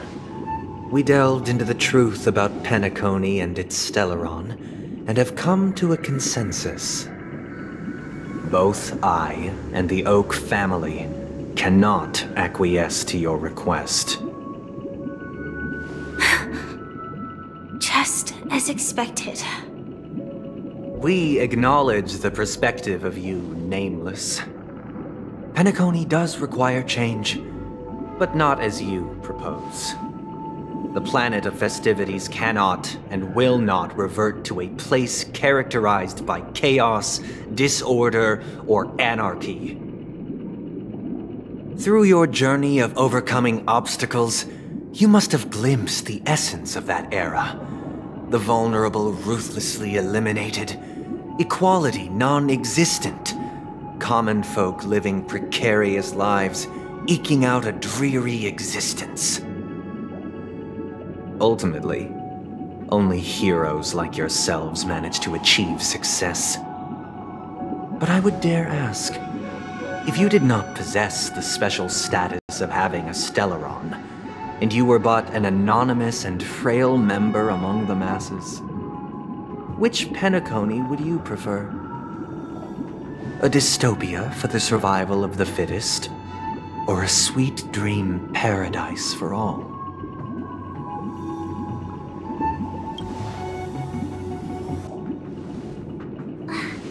That's not the point! Don't let him mislead you! Mr. Sunday, even if the members of the Oak family can't fully agree on what to do about the Stellaron, now's not exactly the time to be holding an extensive discourse about Peniconia's past and future, is it? The Stellaron issue concerns the life and death of everyone on Peniconia. If anyone has a better suggestion, the crew is more than willing to listen. Also, it'd be best to tell us the ins and outs of that meeting. This way, we'll at least know what Welt and Ms. Robin are dealing with, and the reason why they failed to make our appointment. Ah, Navigator. That is precisely my intention. With all present, let's begin by discussing the details of that meeting.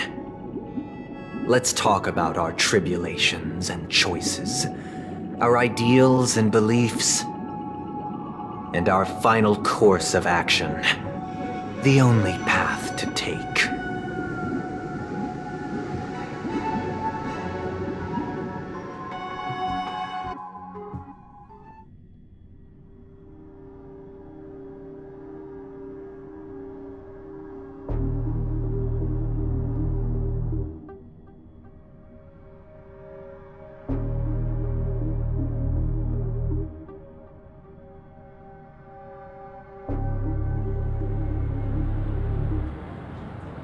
You mean to say that for the longest time, there have been scoundrels who would use the Charmony Festival that I have bequeathed to the masses as a tool to realize their ambition? Indeed, Dream Master. Once the Charmony Festival begins, the Stellaron's powers, along with the song, will be broadcast across the entire planet of Peniconia. And then everyone in their dreams will be unable to awaken. This is indeed surprising to me. The dreamscape is maintained by the collective effort of the 5 families.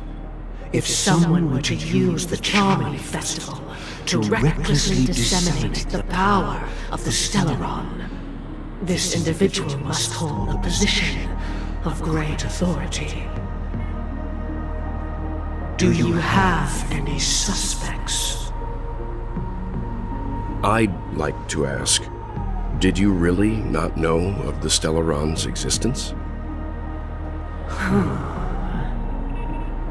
I would have never thought that this nameless would point the spear at me. Quite astonishing indeed. If I have offended, the Astral Express extends its sincere apologies. But the current circumstances are dire and leave no room for meticulous inquiry. We're doing this out of concern for the Dreamscape's safety. So, if you could, please alleviate our concerns. Dream Master, it's just to prove that the Charmony Festival has nothing to do with the Stellaron. If we're being overly cautious, I will return to the stage to offer tribute in song, just per the arrangement.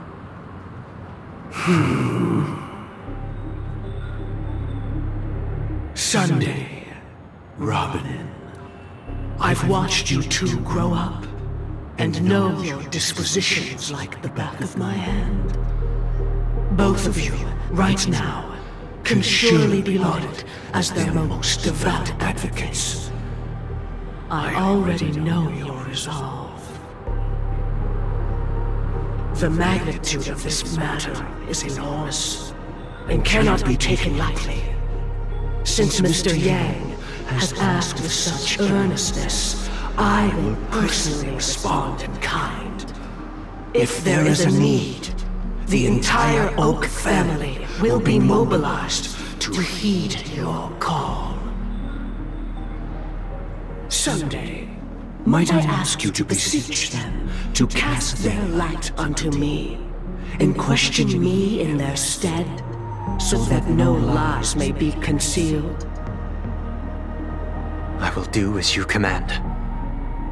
Robin, could I entrust you to be present as a witness, to document the truth, and to proclaim my innocence, so that all slander may be utterly dispelled? I will do as you command. May thy will be carried out on earth, just as it is in the heavens.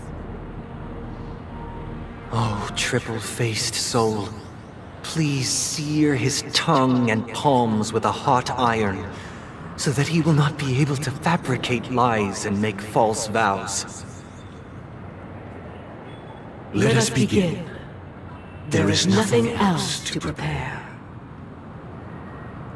Understood. Question. Have you devoted your life to your god, never worshipping other gods? Naturally. Do you love your god as you do yourself, always heeding their admonishments? Naturally. Have you strayed from the path expected by your god, betraying their name? Never. Have you ever been inordinate with your asks of your god, coveting more than the foundation of the creation itself? Never. Then, a final question.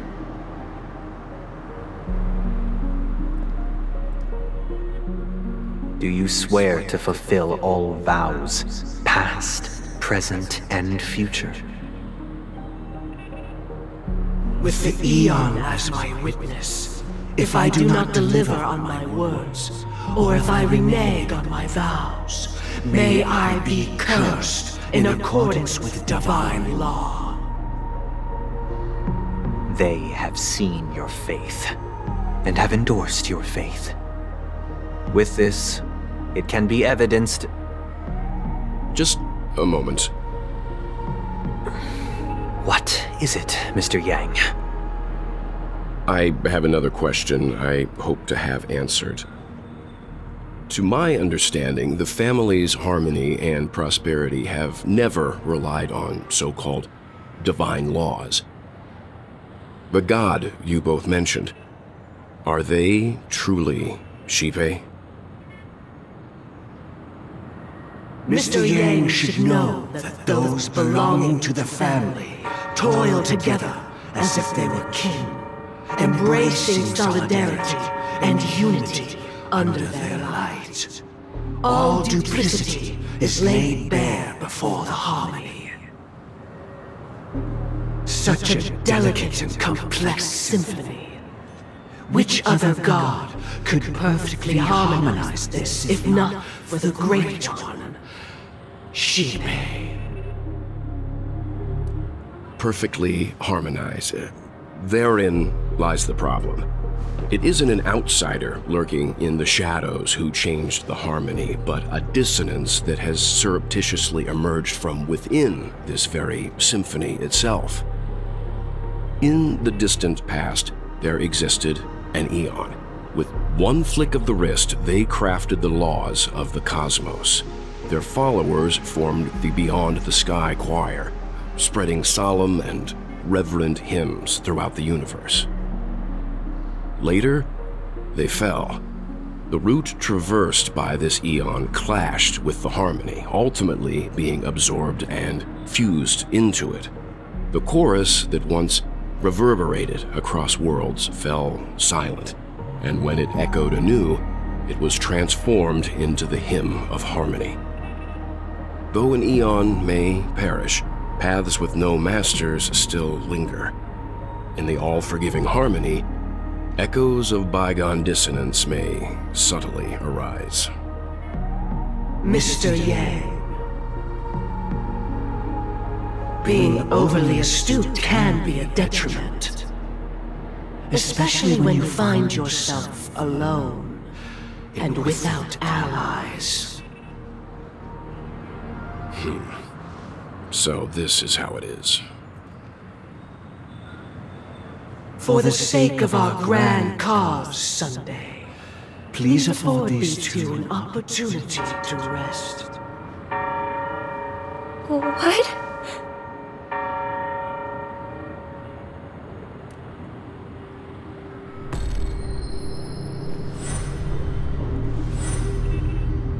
Sorry, Robin. It's just you. I did not wish for you to know this. It's a pity that things have turned out this way. So, this is the true reason I can't sing? The shadow that envelops Peniconia is actually... We were never children of the harmony. Our ideal paradise could not have been crafted by Shipe.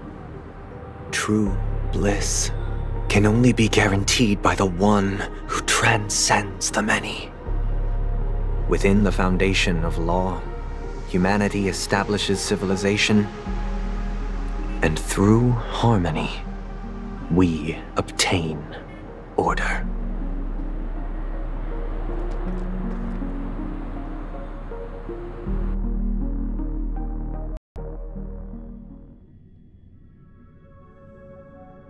Unbelievable.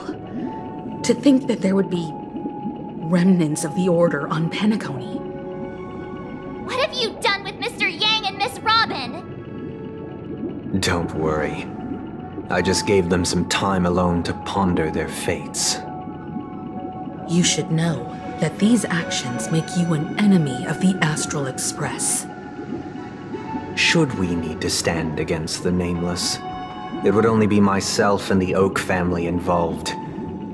But we haven't reached that point yet, have we? Your efforts for the justice of Peniconia are evident to everyone, and have been widely observed.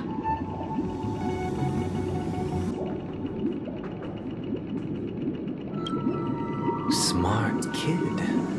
You're just as sharp as the other one.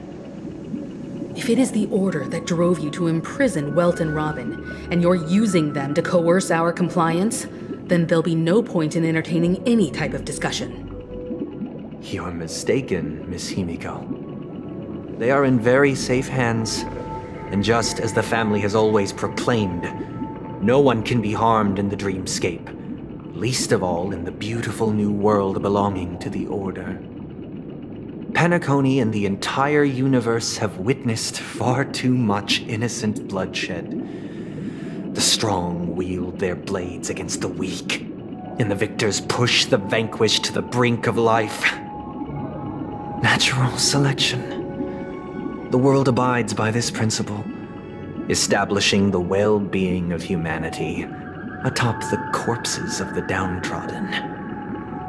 Only we, or rather, I, possess the power to put an end to this farce. So you've decided to resurrect a dead Eon? No one's ever done such a thing. If Miss Himiko is interested, let's draw back the veil and speak candidly. I've always firmly believed that people can understand one another through peaceful means.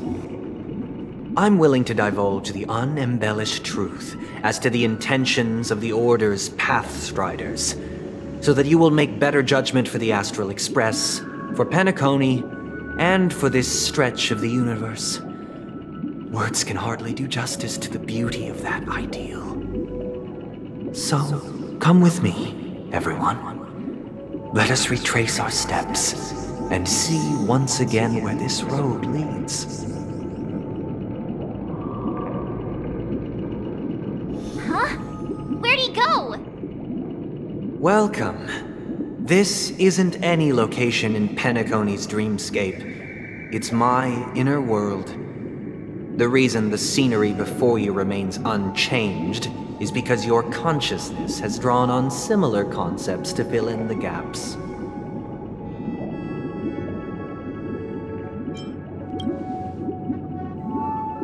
That means... Did you do the same to Welt? It's a tuning process. Stronger in effect and more draining on the mind. The gray-haired guest has experienced it before, so he should understand what it entails. Tuning allows you to intuitively grasp my feelings, which also means that I cannot hide anything from you. Now, everyone, please look at the huge screen. The road we once took begins here. From this point on, you will witness the numerous decisions I've faced. I've selected a portion of these to share with you. I believe after going through similar predicaments, you'll be able to better understand my thoughts. Let's begin. The first decision. A story about a baby bird. This story happened when Robin and I were very young. We were victims of the Stellaron disaster, and the family's Mr. Gopher Wood, who would later become the Dream Master of Peniconia, saw that we siblings had no one to turn to and took us in. Later on, Robin and I lived a time with nary a care in the world. One day, after dinner, while my younger sister and I were lounging about in Mr. Gopher Wood's yard, we spotted a fledgling Charmony dove all on its own. That baby bird was tiny. It didn't even have all of its feathers, and it couldn't sing.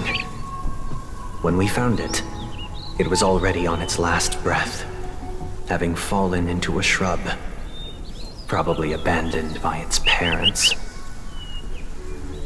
We decided to build a nest for it right there and then. However, thinking back, that winter was unusually cold, with fierce winds at night in the yard, not to mention the many poisonous bugs and wild beasts in the vicinity. It was clear that if we left the fledgling in the yard, it stood no chance of surviving until spring. So, I suggested we take it inside, place it on the shelf by the window, and asked the adults to fashion a cage for it. We decided that when it regained its strength enough to spread its wings, we would release it back into the wild. The tragic part, something that we'd never considered. was that this bird's fate had already been determined long before this moment. Its destiny was determined by our momentary whim.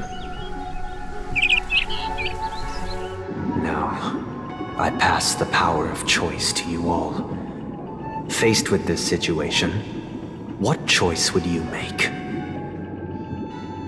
Stick to the original plan, and build a nest with soft net where the Charmony dove fell.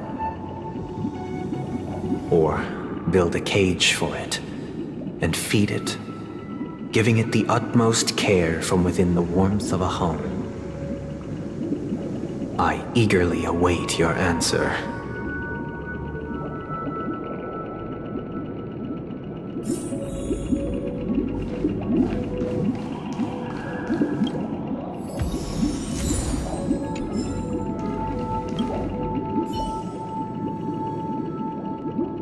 I can't decipher his intentions right now, but based solely on that question, I would probably choose to build that dove a cage.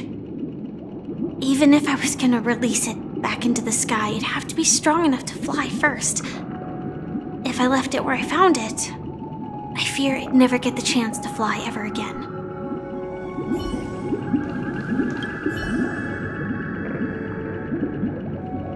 It looks like he really has no intention of imprisoning us. If it's just a quiz, I suppose it's fine to humor him. Back to the question. I would personally choose to build the little Charmony dove a cage. No special reason. I do think that a fledgling should have the right to fly into the sky. But if it can't even live to that point, then there's nothing to talk about to begin with.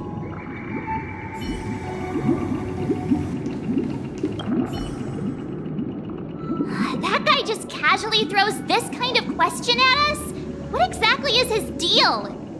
But fine, I'll answer, I guess.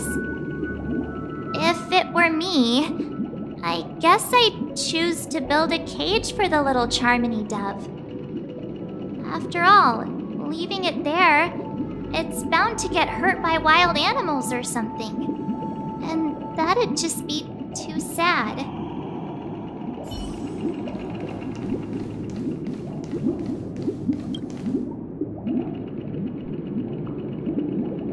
Interesting. Since you've made up your mind, allow me to reveal what fate this choice will bring to the fledgling. From what I've observed, there are at least 3 predators in that yard that prey on small birds. The Vosicle scorpion, Asdana wolverine, and the Huntington winged snake. Even if they shy away from humans, these animals are still near apex predators in a fenced location like a yard. In such a location, only one fate awaits that little Charmony dove. A painful death. As for the choice you made, I am deeply sorry. Now, let us advance to the second decision. This time, it's the story of a dream chaser.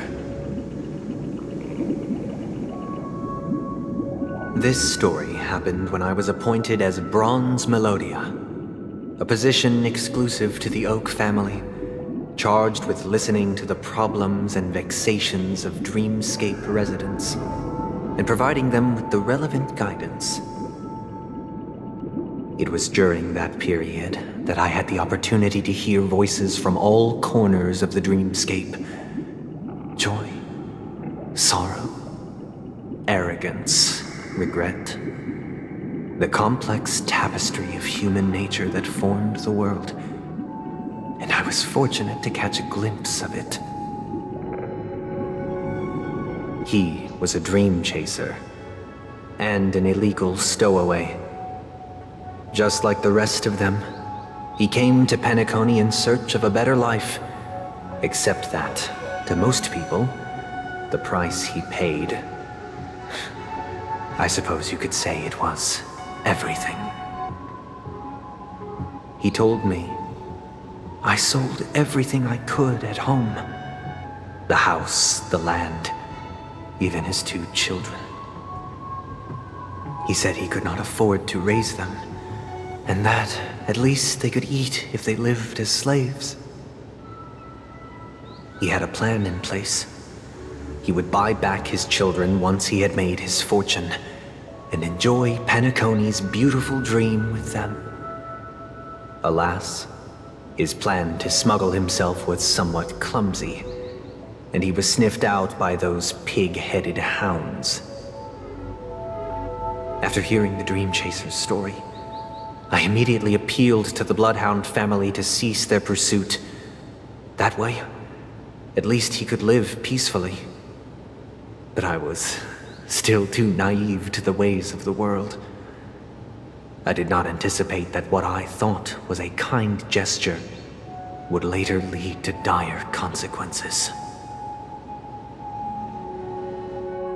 I'll tell you the outcome soon.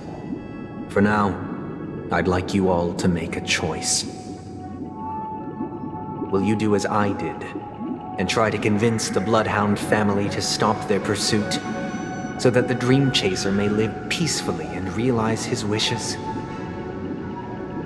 Or will you remain silent, leaving him to languish while the hounds are hot on his heels, until his inevitable judgment arrives? I look forward to everyone's decisions. Who knows? Perhaps they might even alter the outcome of this tragedy.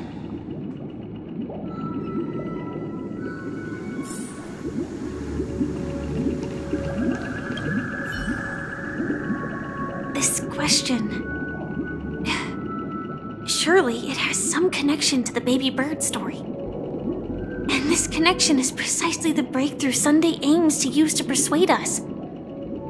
I'd probably choose to ask the Bloodhounds to cease their pursuit.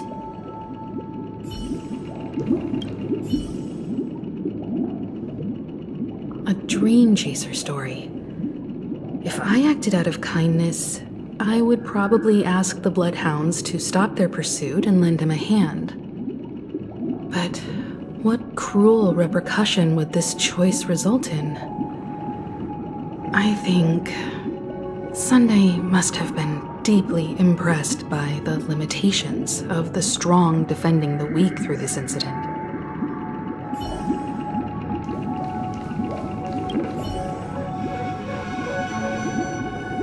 It seems illegal stowaways are really quite common on Peniconia.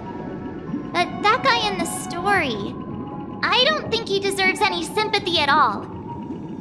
He sold his kids to chase a dream. Even if he intended to go back for them, it's still insanely irresponsible.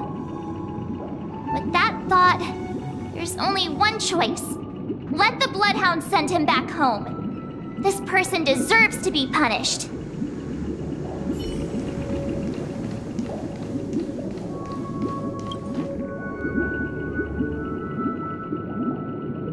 It seems you, like me, are pondering whether a different choice could have led to a better outcome. Sadly, his fate would only be more tragic. Say he never gets caught. He would only die from delirium. The methods with which illegal stowaways enter dreams are unorthodox, not flawless like the hotels. Living in the dreamscape would be a mere pipe dream. Should he be apprehended, could the hounds afford to turn a blind eye? The answer is a definitive no. They couldn't bear the resulting consequences, and thus wouldn't dare extend a helping hand. As to your choice, I once again offer my heartfelt apologies. Next comes the third and final decision.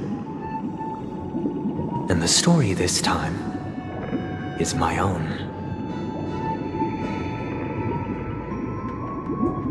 This story happened the day I was appointed the Oak family head.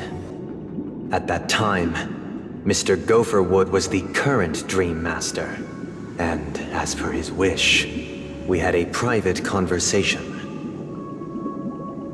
What surprised me was that the Dream Master had only come to deliver a letter to me.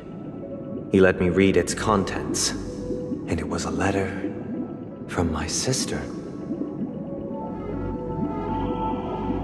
The letter contained the usual pleasantries, anecdotes from her travels, nothing out of the ordinary. Just as I started wondering how this letter related to our discussion, the Dream Master began to speak. Do you know who wrote this letter? My sister, of course. But why would you personally visit me to hand me a letter from my sister containing mere trivialities? To help you grasp the full scope of this issue. Do you know where Robin is at this moment? From what the letter indicates, she must be in Caspelina 8, correct? She's touring there right now. Correct. Has she mentioned anything about a stray bullet? A stray bullet? What? A war has broken out on that planet. It is because of this very reason that Robin chose this destination. To spread the word of the Harmony. And to save the lives of that planet. She personally made for the front lines. She hoped to ease the people's suffering with song, and was willing to brave mortal danger to deliver the IPC's medical supplies. Unfortunately, stray bullets show no such compassion. Is she all right? If the operation was successful, she should probably be recovering in the field hospital. By the eon above, the bullet struck her neck directly, yet possibly as a reward for her consistent deeds of harmony, it didn't hit any vital arteries. Once you've attended to your outstanding tasks, it'd be advisable to write her back as soon as possible. Those damned savages! I'll pack my bags right away. My gratitude for bringing this to my attention, Mr. Gopherwood. Now you understand why she always wears such elaborate neck ornaments, don't you? How could this happen? Miss Robin? It's all in the past, so please don't worry. I share this in the meager hope that you will understand the Harmony's limitations and predicament. As grandiose as the strong defending the weak sounds, many times, it is nothing more than wishful thinking. Likewise, I've prepared one last question, one last choice. But rest assured, this choice will not have any grave consequences. Because this is merely a figment of imagination, a nightmare that has haunted me through countless nights. If you ever had the opportunity to make a choice like I did, would you still support Robin's journey on the path of harmony?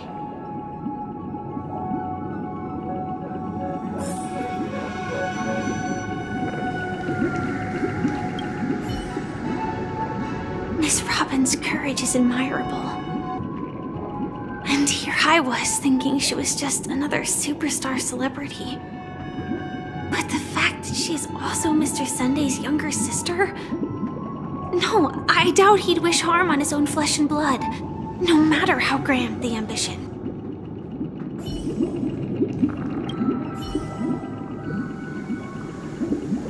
I often feel like I've dreamt of similar scenes on certain nights. In the dream, I see blurry faces. I don't know who they are, but I sympathize with all of them, fighting for survival against some unfathomable force. Their confusion and fear are lucid to me, but I also remember They chose never to give up. Just like Miss Robin. If Mr. Sunday's question leaves you puzzled, you should find the answer from your own experiences. With each trailblaze, dangers and tribulations will surely follow. But would you ever back away? Would you stop March and Don Hung from reaching their next destination? I believe you have an answer of your own in your heart.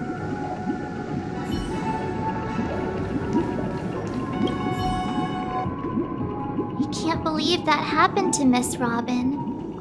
The strong defending the weak is a great mantra, but if I had to pay such a price, I don't know what I'd do.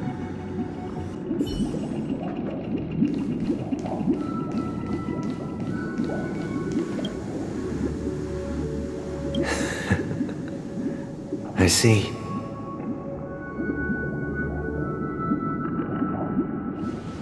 I am now aware of everyone's stances. Raising these questions merely serves to illustrate one point. The plight of Peniconia cannot be salvaged by the harmony. The true foundation for a sweet dream paradise can only be established through the order where the strong govern the weak. I know the suffering of being tormented, the turmoil of losing your way, how sorrow and even despair set in when matters don't work out. All of this causes me unending pain, because this is not what happiness is at all. We must teach the weak how to live a happy life, and this life isn't some noble propriety that the upper crust preaches, but in definitive terms, a way of survival that belongs to everyone. So what is your definition of living a happy life? Good question. Human consciousness is fundamentally an illusion, a cage known as self-worth. People lured in by this illusion make mistakes, yet still ask that external influences bear the burden. When one mistake after the next permeates the masses, they become impossible to trace. Thus, the amassing of these individual cages culminate to form a prison, a place dictated only by the rule of survival of the fittest. Nature is always accompanied by predation and sacrifice. Its antithesis is known as order. That is what I want to do. Unite people's happiness under the banner of order. They won't need to make bitter choices any longer, nor face the weaknesses of humanity. They can cast aside their primal instincts to build a haven for mankind. Simply describing thoughts is far too abstract, so allow me to provide a simple example. As you all may know, there are societal norms like weekends and long weekends that exist on some worlds. During these hard-earned rest days, people are given the chance to extricate themselves from the stresses of everyday life, allowing a certain tranquility to return to their souls.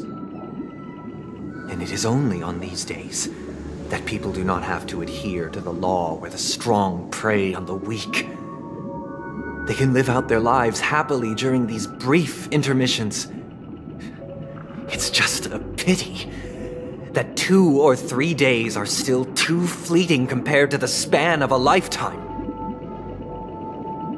From where I stand, society's ideal system should be 7 rest days. Following Sunday, there should ensue a second, a third, and indeed an infinite procession of Sundays. This should be the face of the new world. Idyllic, eternal, peaceful days. And thus, every person can return to their base selves in this utopia. Some gaze in reverence at the stars, pouring their whole beings into calculating the distance between us and the isolated world of Pagana. Meanwhile, some seek refuge in quiet corners, holding one another, unencumbered by the chains of unwelcome obligations. There would be no need to bear the hardships of reality. Only in this way can humanity face the inevitable end with the purest of spirit, living a life of dignity. This is what it is to live in bliss. Miss Firefly, you who are stricken with entropy loss syndrome, you of all would surely understand this.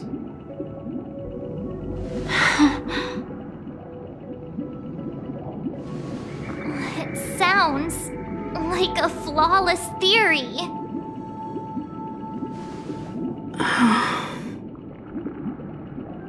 But what is the price to attain all this? The cost is minute, merely a personal and eternal sacrifice. If this paradise is to be maintained for everyone, someone must remain trapped in solitary awakening until the end of the cosmos. Awakening. Which means that this so-called paradise is still a dream. Stepping into this paradise means forsaking reality, correct? It is not forsaking, but transcending. Flesh, blood, sorrow, weakness. If the physical is the root of spiritual suffering, it is only logical that we defeat it. But in this supposed bliss, people won't have defeated their demons. The chance to overcome their tribulations would be forever lost to them. In other words, it is an escape. That's another way of understanding it. But there is no shame in escape. On the contrary, the seeds of escape exist in everyone's hearts. Don't you agree, Miss Firefly? And as to why we sleep, it is because we are afraid to awaken from our dreams. But this is not in conflict with the grand plan. Only in acknowledging this can we truly understand the frailty of human nature, and from there, show compassion and protection.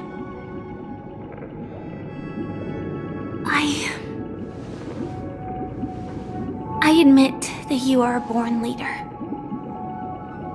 Your perspective on humanity brims with pessimism. Yet you express compassion for all, even when your heart pities them. But unlike you, I live for the self. From my perspective, individuals making choices for themselves is their birthright. The want to escape may be innate in the weak. But whether they are weak or not, it is not up to another to decide. Perhaps in your mind, you also view me as weak?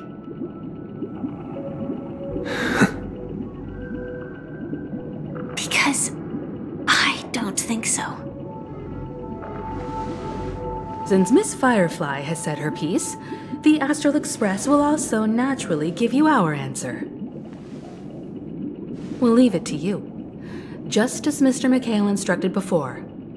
Tell him our choice.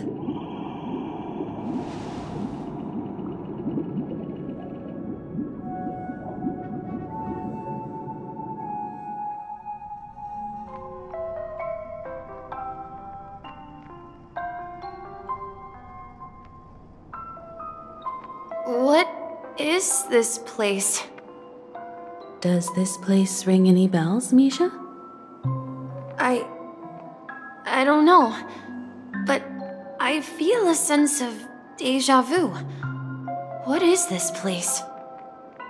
It's the realm within a dream bubble.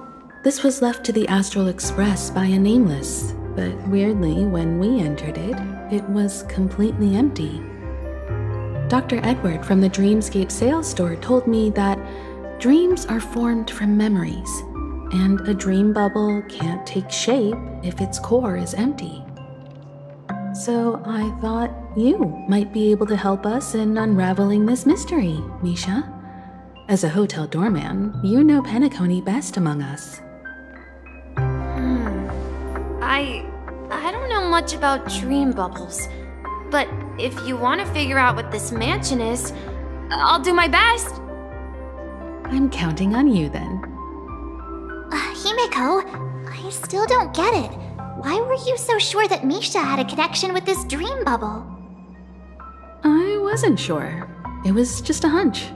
But since Misha feels familiar with this place, my hunch might be correct.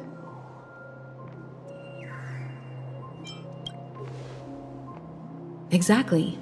This is where you and Firefly encountered death, which we now know as dormancy. Considering its connection to Dreamflux Reef, it's not surprising it appeared here. The question now is, who brought you here? Based on the clues we have so far, it's unlikely to be that masked fool, so identifying them is crucial to us. We're drawing closer to the truth once more. Let's give Misha some time, as I believe he'll unveil the secret of this dream bubble. Alright, but there are doors all over the place. Which one should we choose? Do you have any idea, Misha? I guess... maybe this way?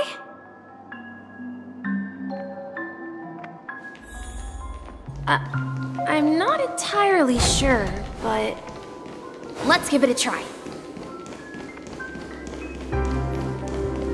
Wait, you managed to choose the right... Weird.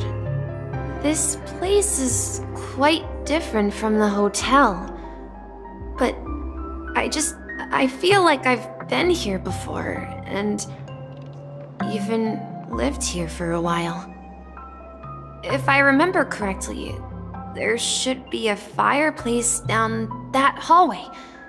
Clocky and I used to sit by the fire, listening to the crackling of firewood. And the room on the other side was the toy room. I loved spreading out all the toys from the box on the floor and making up stories for each of them. Hold on. This doesn't make sense. Didn't I grow up in Dreamflux Reef? So, what is this place? This could be a case of amnesia. Don't worry, Misha. It's common for everyone to forget certain aspects of the past.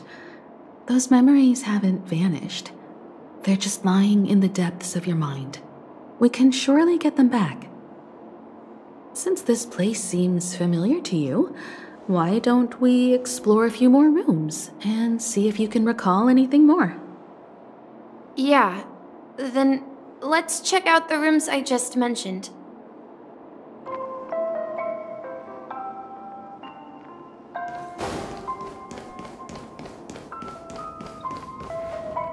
Mikhail, that's the name. Now we all know him as the Watchmaker. So, who is he talking to? Do you know anything about it, Misha? I'm sorry, I don't know much about the Watchmaker. But, Mikhail... Anything special about that name? Mikhail is Grandpa's name. Grandpa? Do you mean you're the Watchmaker's grandson? But we haven't heard anything about the Watchmaker having descendants. And the name Mikhail is not rare. Perhaps it's merely a coincidence. Could you tell us more about your grandpa, Mikhail? Yeah, sure. He was a seafarer who fearlessly ventured into mysterious seas and storms. He was always on the sea and had lots of friends who accompanied him on his travels. He didn't want me to call him Grandpa because that would make him sound old. He believed he was still young. The name Mikhail was given to him by his parents, Mihaly and Elise, both renowned seafarers. Every time he came back, he'd share his logbook with me and tell me about his adventures at sea. I want to become a great adventurer, just like him. It appears that the seafarer has nothing to do with the watchmaker. So, perhaps it's just a coincidence? So, where is your grandpa now? He went off on a new journey, and it's been quite a while since I last saw him. So, where has Clocky gone? Did he leave to protect Dreamville?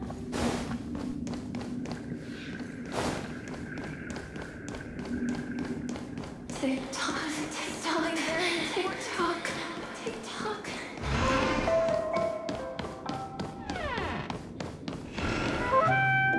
I heard some noises from the room. Origami Bird?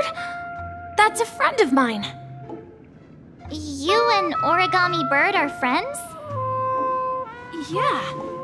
It's a member of the Compass crew, just like Clocky and Miss Mirror. And there's more than just one Origami Bird. They are a big family with lots of brothers and sisters who look the same.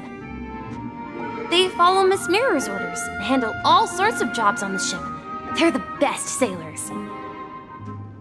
Sailors? Can origami birds be sailors? Could you tell us more about the compass, Misha? The Compass is a ship bound for the New World. Clocky and his partners travel through layers of fog to the depths of the sea. Whenever there is danger, Clocky will use a compass and guide the ship in the right direction. That's a great story. But in the Peniconie cartoon, Clocky and his partners have always lived in Dreamville and never ventured out, right? Huh? Oh, that does seem to be the case. Weird. I clearly remember Clocky arrived in the New World in the end. Perhaps Clocky has a hidden past. I think I hear the sound of water. You once mentioned there's a magnificent fountain up ahead.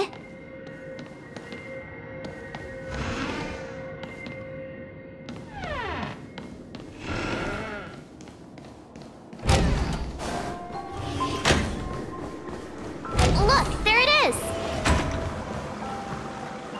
The water resembles a precious jewel, embedded in the dreams of all seafarers. Every time I gaze at the shimmering lights beneath the waves, it feels as though I'm back in this place, standing by your side. Have you recalled anything, Misha? Yeah, I saw these sentences in Grandpa's logbook. He used to say that despite the perils of the sea, whenever he stood on the deck in the afternoon, overlooking the sparkling waves, he would think of this fountain in front of his house. He often said that those moments felt like returning to his family's side, and the difficulties at sea didn't seem quite as challenging.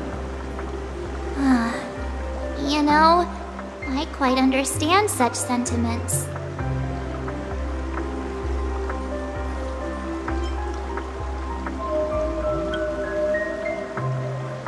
I'm not an elder. I was just being a bit sentimental. Perhaps every adventurer far from home carries a fountain within their soul. Even though the other side of the sea remains shrouded in the unknown, the fountain in front of his house serves as a compass, leading him back to his cherished ones. Yeah, while Grandpa was at home, we would stand by the fountain and place the compass, a toy boat that I made, into the pool. back then. I would ask him when I could go on adventures like him, and he would always laugh and say I was still too young. It seems this MiHoYo is truly a seafarer and has nothing to do with the watchmaker. Yeah. Based on Misha's recollections, the scenes in the dream bubble appear to be his childhood memories. But this raises more questions. According to Misha, he was clearly born on an oceanic planet and led an ordinary life, with no connection to Peniconia at all. Could this be some sort of metaphor? Perhaps the sea refers to the memory zone. I'm sorry. I don't know, but my memories keep pouring out uncontrollably, like water flowing from a fountain. Perhaps I'll remember more things if we go further.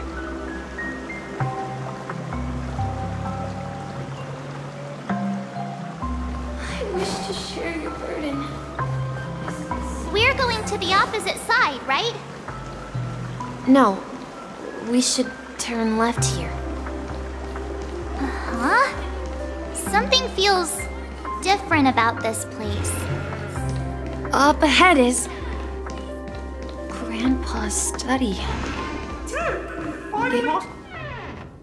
The atmosphere in this room feels totally different.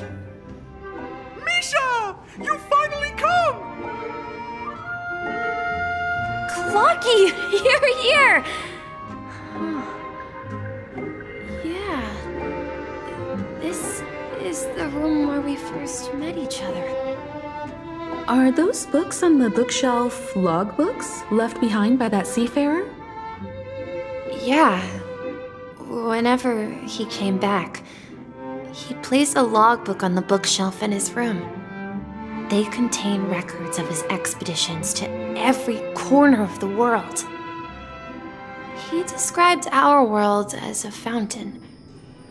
At some point, the sea started to gradually swallow up the land where people lived. To ensure that everyone had land to settle on, he had to continue exploring the sea in search for the source of the rising seawater. On that day, he called me to his study, telling me that he was embarking on another journey.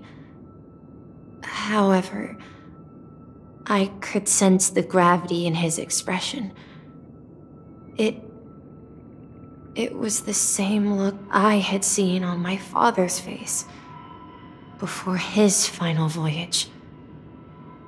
I asked him if I could go with him, but he said that my adventure lay elsewhere and told me to stay home and patiently await a certain sound at the door. What sound? He told me about a vast ocean in the sky. An ocean of stars.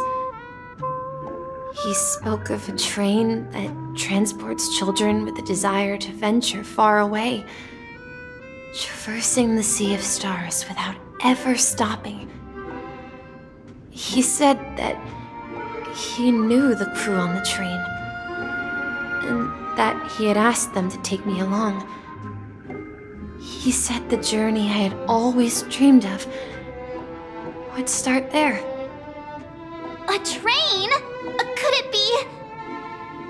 It's the Astral Express! I remember now. Grandpa's friends are a group of nameless who came to this world to resolve a disaster caused by a star. Then, he gave his pocket watch to me. It was his cherished treasure, appearing in every one of his adventure tales.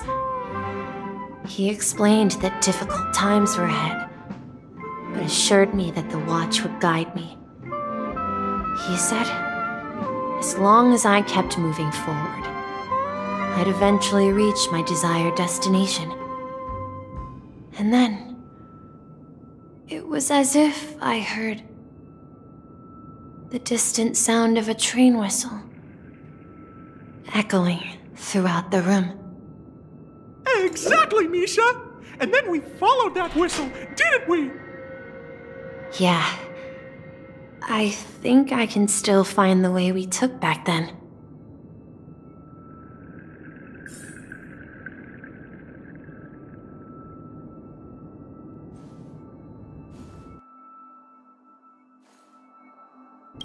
This is the dream jigsaw, right?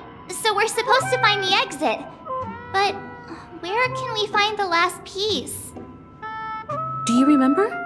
You said you obtained a mysterious shard when you stumbled into this place. Hey, the shape seems to match. So this shard is also connected to Misha? Looks like we're just one step from revealing the truth. Let's get to the other side and investigate.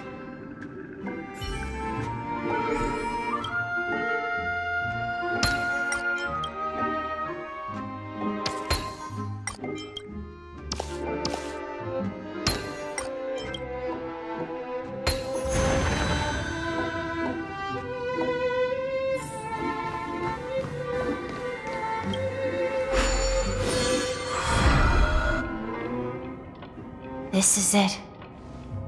This is my room of clocks. While I spent my time waiting for Grandpa to return from his voyage, Walter gave me this workshop, and it became my secret base. Here, I learned how to repair clockwork and gears out of my fondness of precision mechanics. In my dreams, I was the captain of the compass, embarking on adventures with my companions, Clocky and Miss Mirror, in search of the new world. I was born and raised here. So, this building in the dream bubble is your childhood home? Yes, but not exactly. To be more precise, this dream bubble itself is my home. Looks like you've remembered everything now. Wait. Why does it feel like everyone else knows something I don't?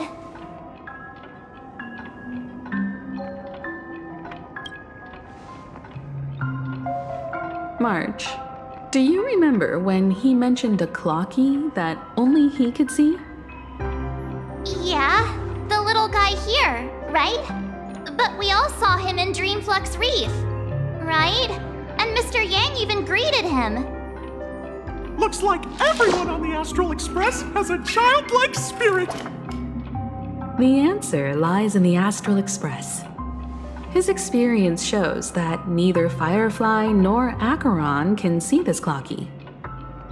And when we were in Dreamflux Reef, you may have noticed that for some reason, nobody outside of the crew had ever talked with Clocky.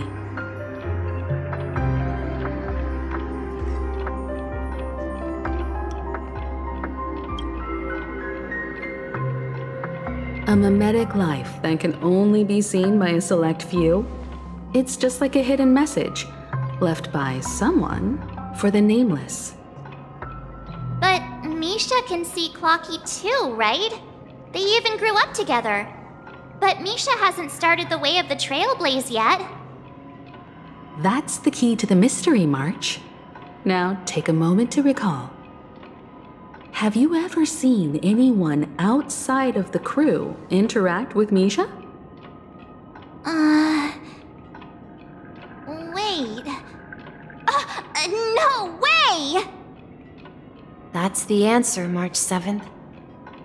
This dream bubble is the place where I was born. And I'm a dweller in this dream. Just like a memory zone meme.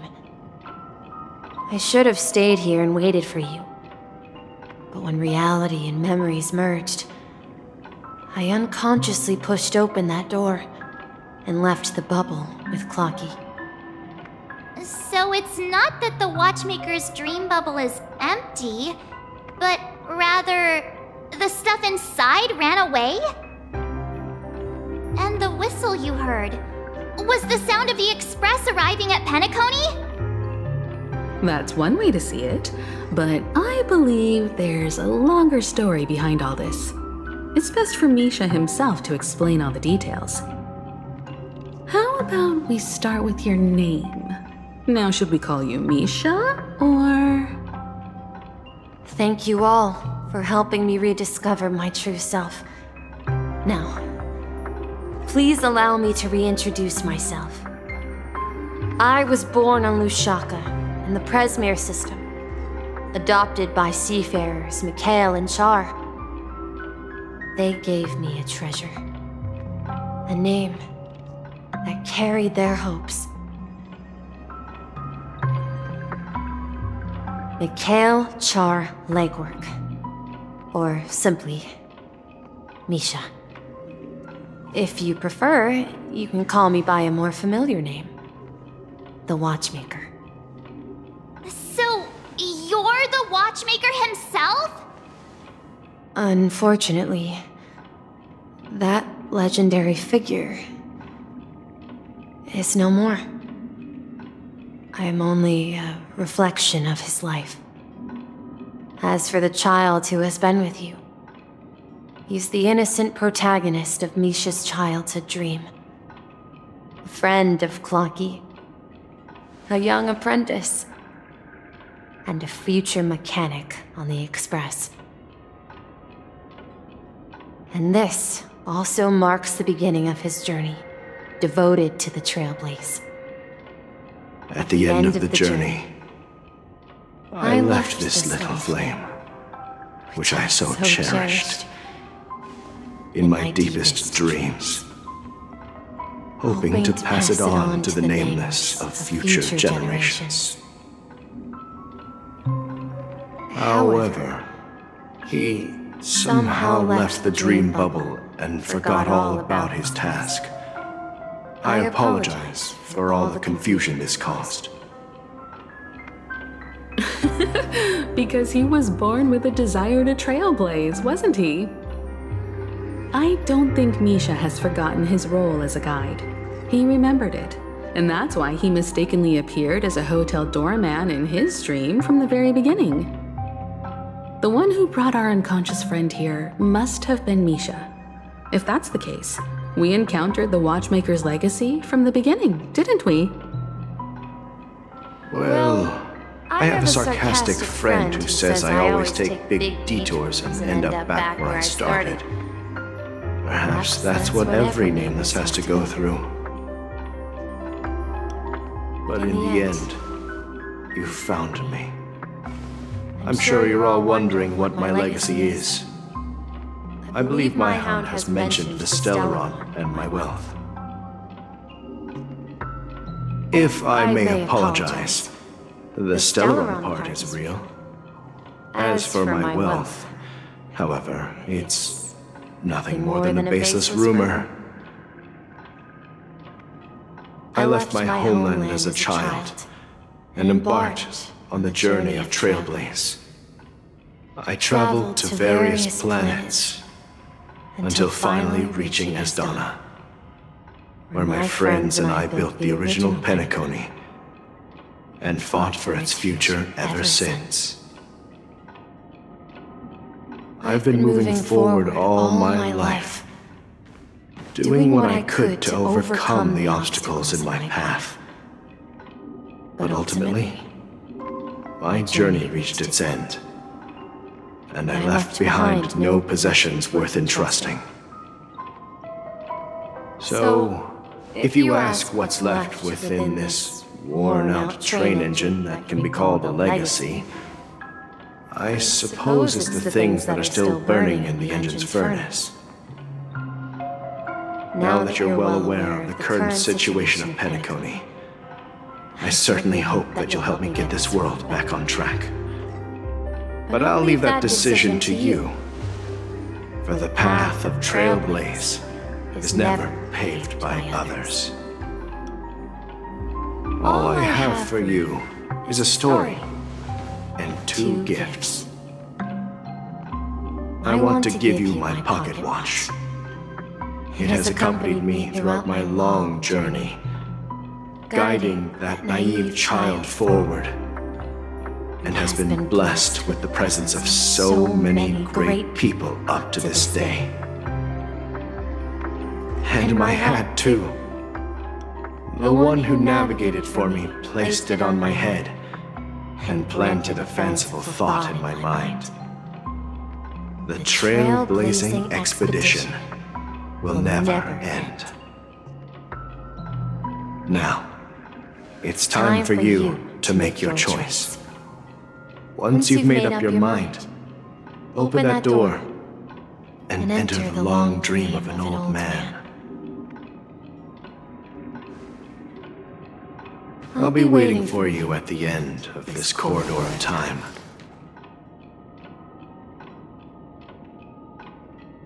All right, everyone, let's make a decision. Although I don't think anyone will have any objections.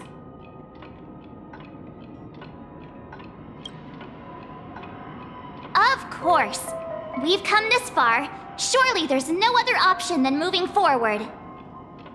In that case, it's unanimous. Then let's proceed together to the end of this dream and tell MiHoYo our decision.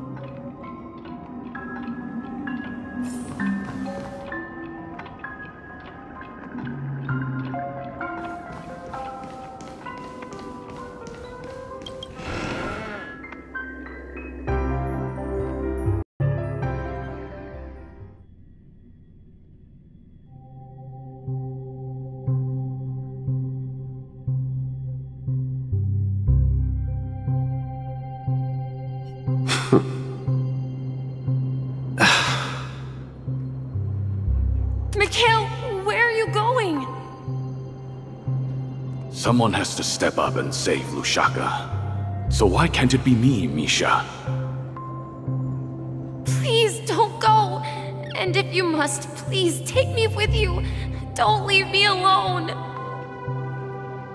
Even without me, you know how to proceed forward, brave Captain Misha. The compass is waiting for you. Haven't you always wanted to be a better adventurer than me? Now go, board that train and start your journey. Where are you going, MiHoYo? I'm going to clean the floor in the parlor car. I've promised the conductor. Wait, first tell me, did you fix this watch?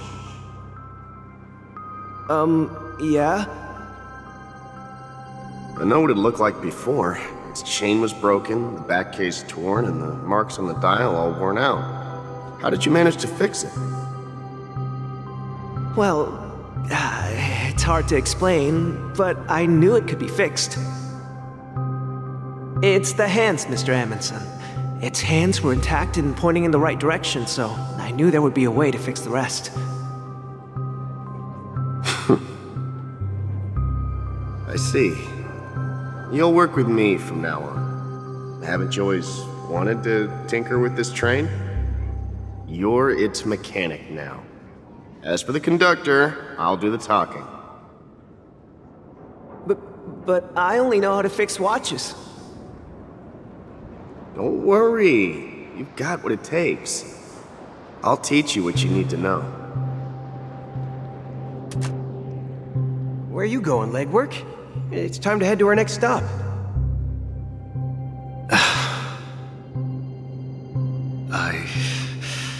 I'm staying in Astana with Rosalina and Tiernan. I see. This place reminds you of home. The people of Astana have only achieved a tiny victory and still have a long way to go towards true freedom. Hanunu needs us. Don't worry, not all journeys lead to the stars. Even if I leave the Express, our path of Trailblaze will continue. Yeah. I knew you wouldn't stay on the Express forever. Leave in peace, my friend. And, take this with you. This is Mr. Amundsen's hat. But why? When he departed, he said he would leave it to his best student. Well, I suppose the time has come. Farewell, legwork. Take care of Tiernan and Rosalina.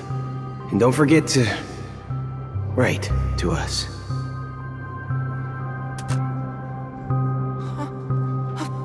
Where are you going, Watchmaker? Don't worry, Micah. Just going on a little trip. Someone has to be at the forefront of the interstellar frontier, and I'm the only former nameless in Peniconia. So why can't it be me? Because you're all we have! Have you forgotten about Tiernan? The cosmos is way more dangerous now. What will happen to Peniconia if we lose you too?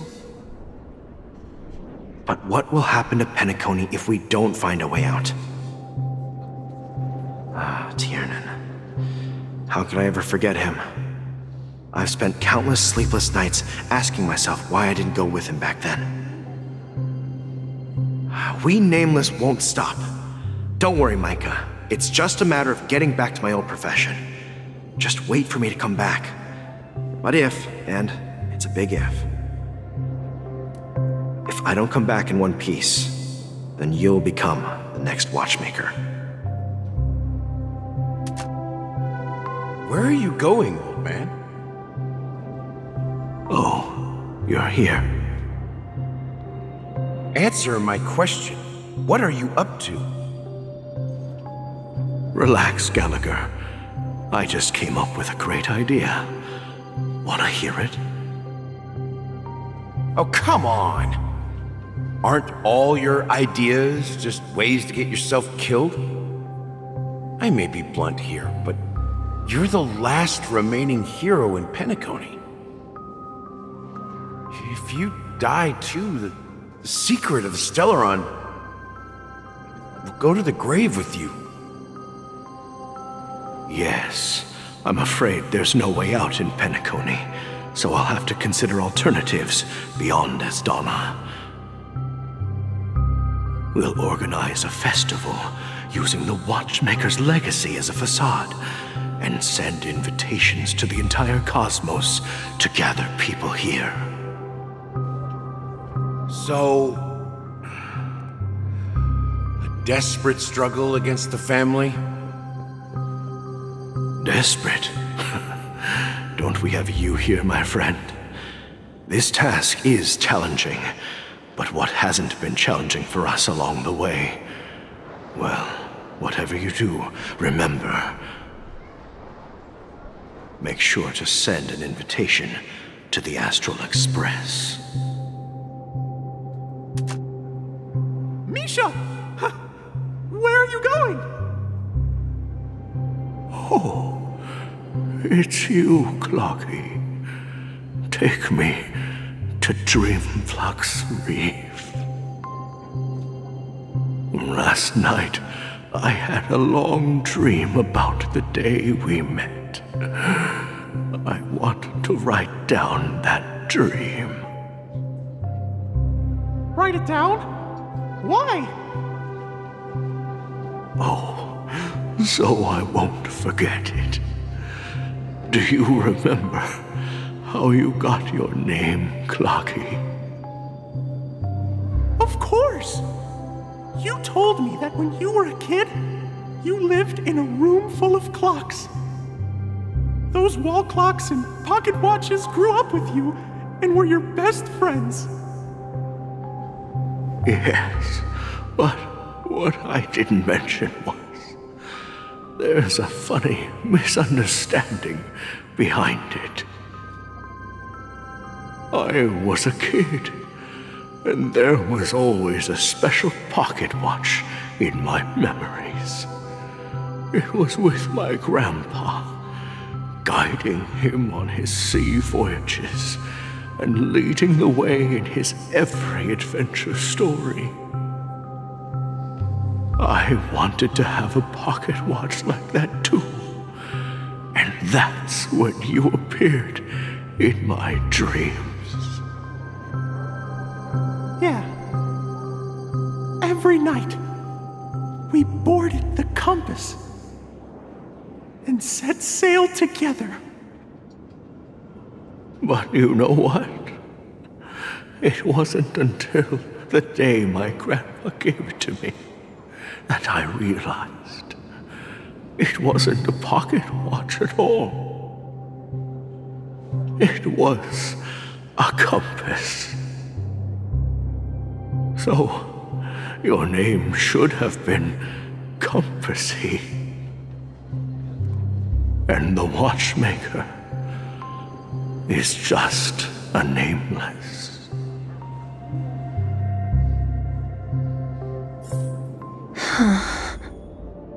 We've arrived at Dreamflux Reef. So, where to next? You know, Clocky, I don't think I'll be going anywhere else.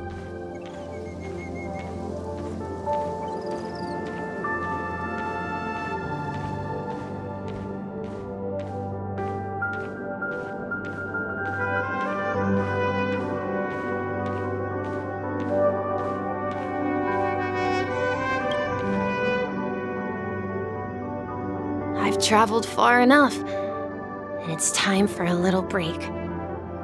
Oh. So, we'll set out again when you're rested? No, I'll stay here. And then, this is where it ends. This is where it ends? What do you mean, Misha? You told me that the trailblazing expedition would never end. Yeah, that's what I said. So now, it's up to you to decide your next destination. My next destination? What's that supposed to be? I've been following you. Misha? You're acting weird today.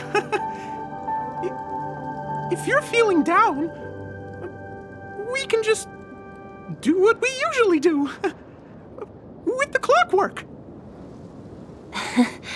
No, I'm not feeling down. As for clockwork, yeah, it resolves all problems in this dream. So, do you know what clockwork actually is? I'm not quite sure. Well, everyone gets lost at times. They may hesitate and doubt which way to go. That happens in this dreamscape and beyond.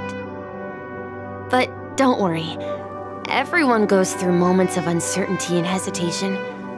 Eventually, they gather the courage to make bold decisions. Whether it's calming, joyful, angry, or sad, all they need is a little nudge to take that step toward where they truly belong. I'm leaving that little nudge with you, and I hope you'll share it with others. Such is the essence of clockwork, the will of the Trailblaze.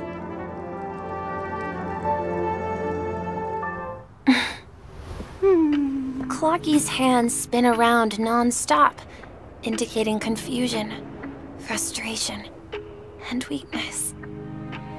But ultimately, people still need to move forward. Just like your hands, always pointing ahead. This is where my journey ends. From now on, it is your path to walk. Trailblazing means taking paths your predecessors forswore, and venturing even further. The Penaconi in MiHoYo's dreams does not belong to order.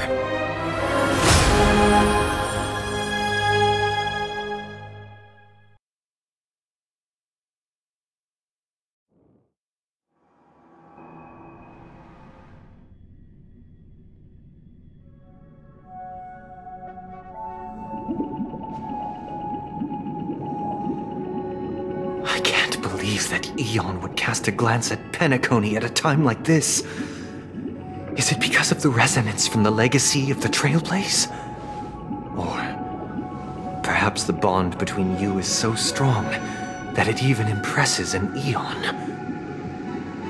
Well, there might be another possibility. Perhaps they want to witness, on behalf of the fallen Eons, who will hold the future of Peniconie. If that's the case, on behalf of the Dream Master of Peniconie and the 107,336 members of the Oak family, I'm extending a formal invitation to all of you. I'm cordially inviting you all to the Peniconie Grand Theater to participate in the upcoming Charmony Festival. And, of course, you won't be in the audience, but on center stage. Since the future of the Stellaron, Peniconie, and even the entire cosmos is at stake, let's draw a conclusion there, in all fairness. If you truly believe in Akavili's path, then show me their courage and determination.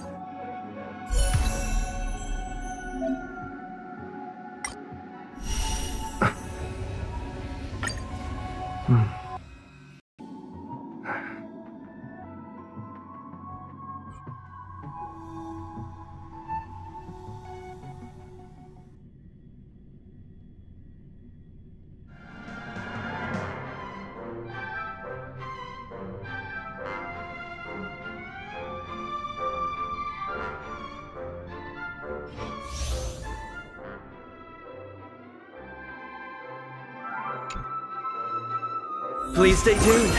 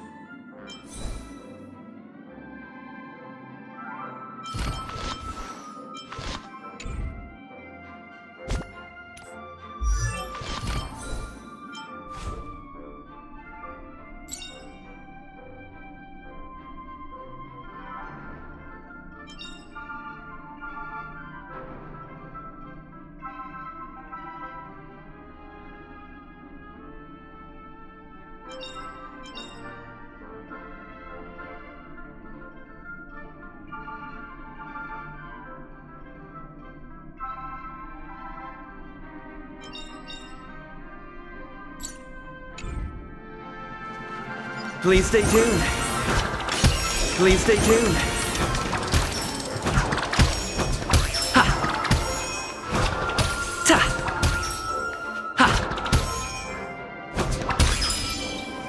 Please stay tuned. We need a strategy.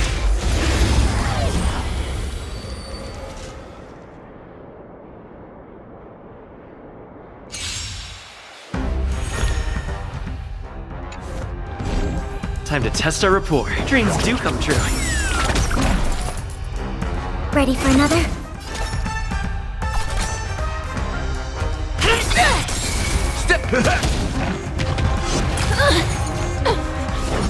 Still the same one. Let's improvise.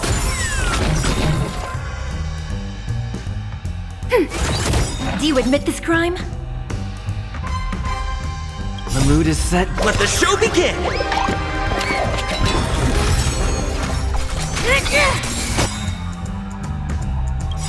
By the order of the Ten Lords, execute the Marastruck!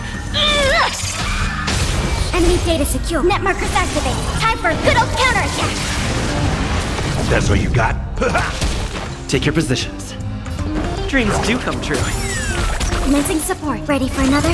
It's time!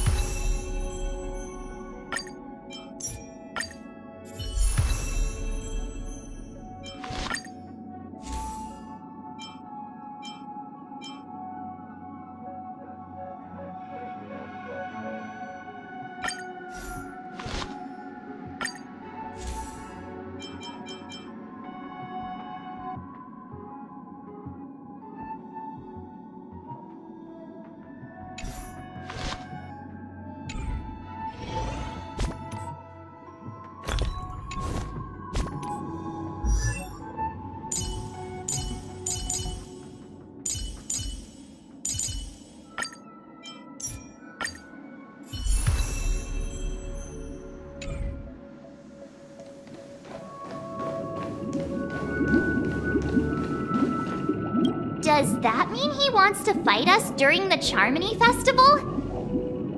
I'm afraid so.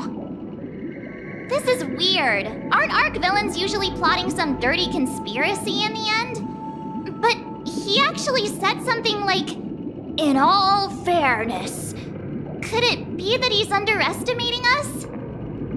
Well, in my opinion, Sunday is deeply committed to his own philosophy and genuinely wants to prove that the Order is right. I sensed a strong conviction and a desire for dominance in him. Maybe he won't accept the outcome unless he wins fair and square. That's why he'll give it his all in the upcoming battle.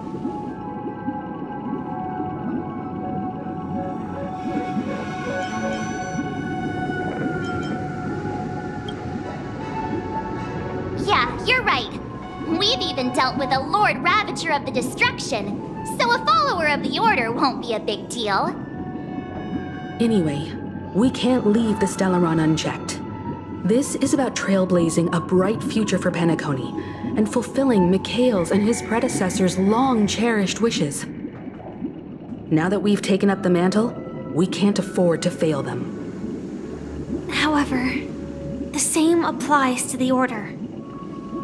Their plan didn't materialize overnight, and they have the profound collective consciousness of the planet of festivities behind them. A desire to dream, to slumber and escape reality. All those hidden emotions have given birth to the sweet dream of the Order. They've harnessed the will of an entire planet to create an eon. This confrontation is far more complicated than a simple power struggle. To secure Peniconi's future, fighting on the stage alone is not enough. What do you mean? Are you not coming with us? I believe Firefly is trying to say that she's heading off to another battle.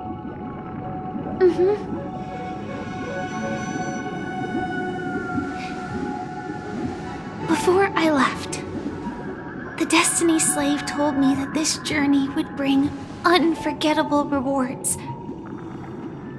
Even though the script he gave me only had a few lines, I couldn't ignore them. Because one of the lines said, "I'll experience death 3 times in the land of the dreams." 3 times? This can't be serious, right? The first time was a painful death when I was stabbed by the Blade of Dormancy, which led to all subsequent events. The script will always come true, but in a way that will only be revealed when that page is turned. So now I've understood the meaning of my second death. And I am prepared to face it. If all goes well, my efforts will provide crucial support for you. Only by achieving victory in this battle can we secure a future for Peniconia. And only then, my third and final death won't come true in the most terrible form. The most terrible form? Does that mean... The true death, where everyone in Peniconia loses themselves completely in the eternal sweet dream of the Order. We must do everything we can to prevent that. Have you made up your mind, Firefly? Yes. Otherwise, I wouldn't be here. Thank you again for your assistance for the Astral Express. May we meet again, in reality. Yeah. Farewell, everyone. May your trailblazing expedition never end.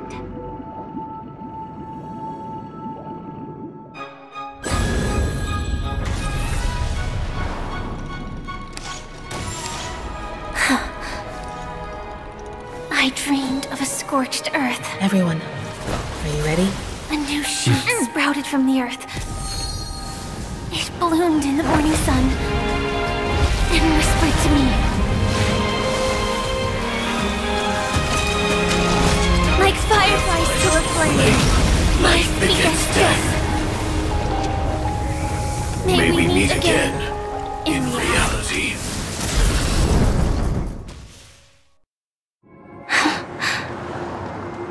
After today, Japella's name will disappear from cosmic history, and the Everflame Mansion will take its place. In the not-too-distant future, you'll receive an invitation. That's your next stop. Land of the Dreams. Peniconia. I hope you find whatever you seek there.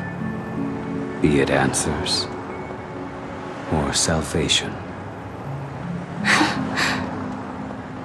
You mean my 3 deaths? Silverwolf told me about it. It's such a shame that it's not part of my script. Well, I want to live. I'm never afraid of death. The opposite of death is eternal life, and that's something I'll never desire. People die, and I am no exception.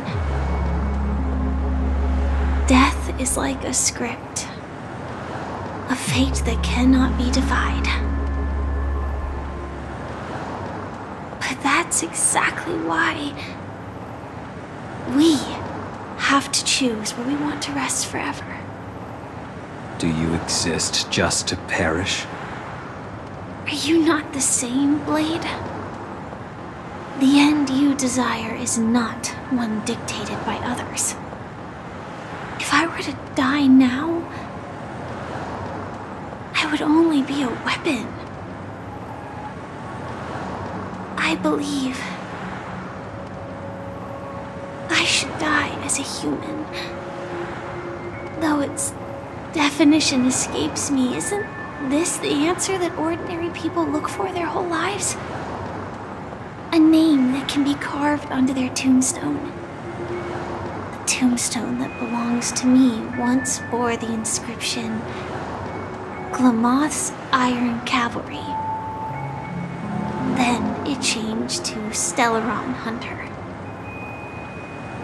But one day, it will bear the name Firefly.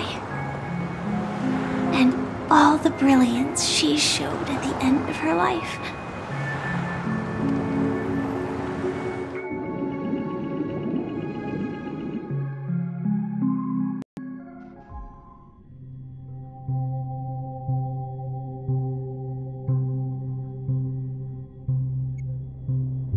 That's quite unexpected, old man. Who would have thought your crazy plan would actually work? Do all you nameless fools just act on a whim? I can sense that this false sweet dream is coming to an end. The nameless may be young, but they had the ability to achieve this goal. Just like you did in your time. It's a shame you won't be able to see it firsthand. Maybe I won't either. Once something fictional is seen through, it ceases to exist. Yeah, not just those nameless. Even Mr. Wings is just like you. Stubborn, won't listen or give up, no matter what.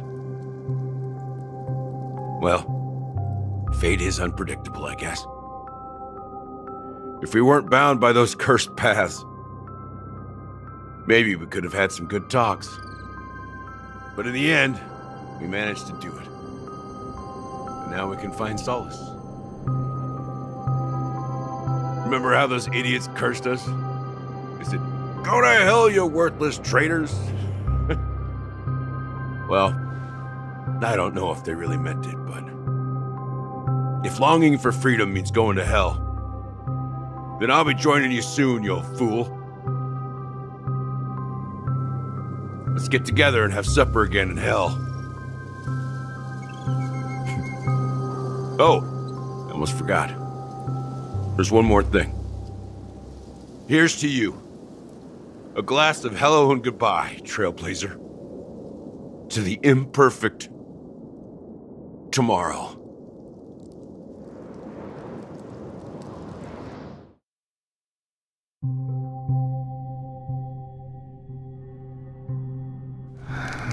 It's warm here, isn't it?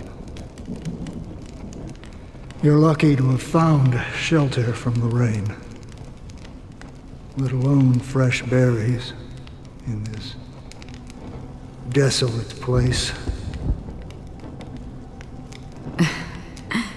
I was just following the scent of life. It's particularly strong in a place like this. It's a shame these berries don't have much flavor. Seriously? In case you didn't know, this fruit is pretty juicy. The only downside is that when you chew it, it becomes extremely spicy.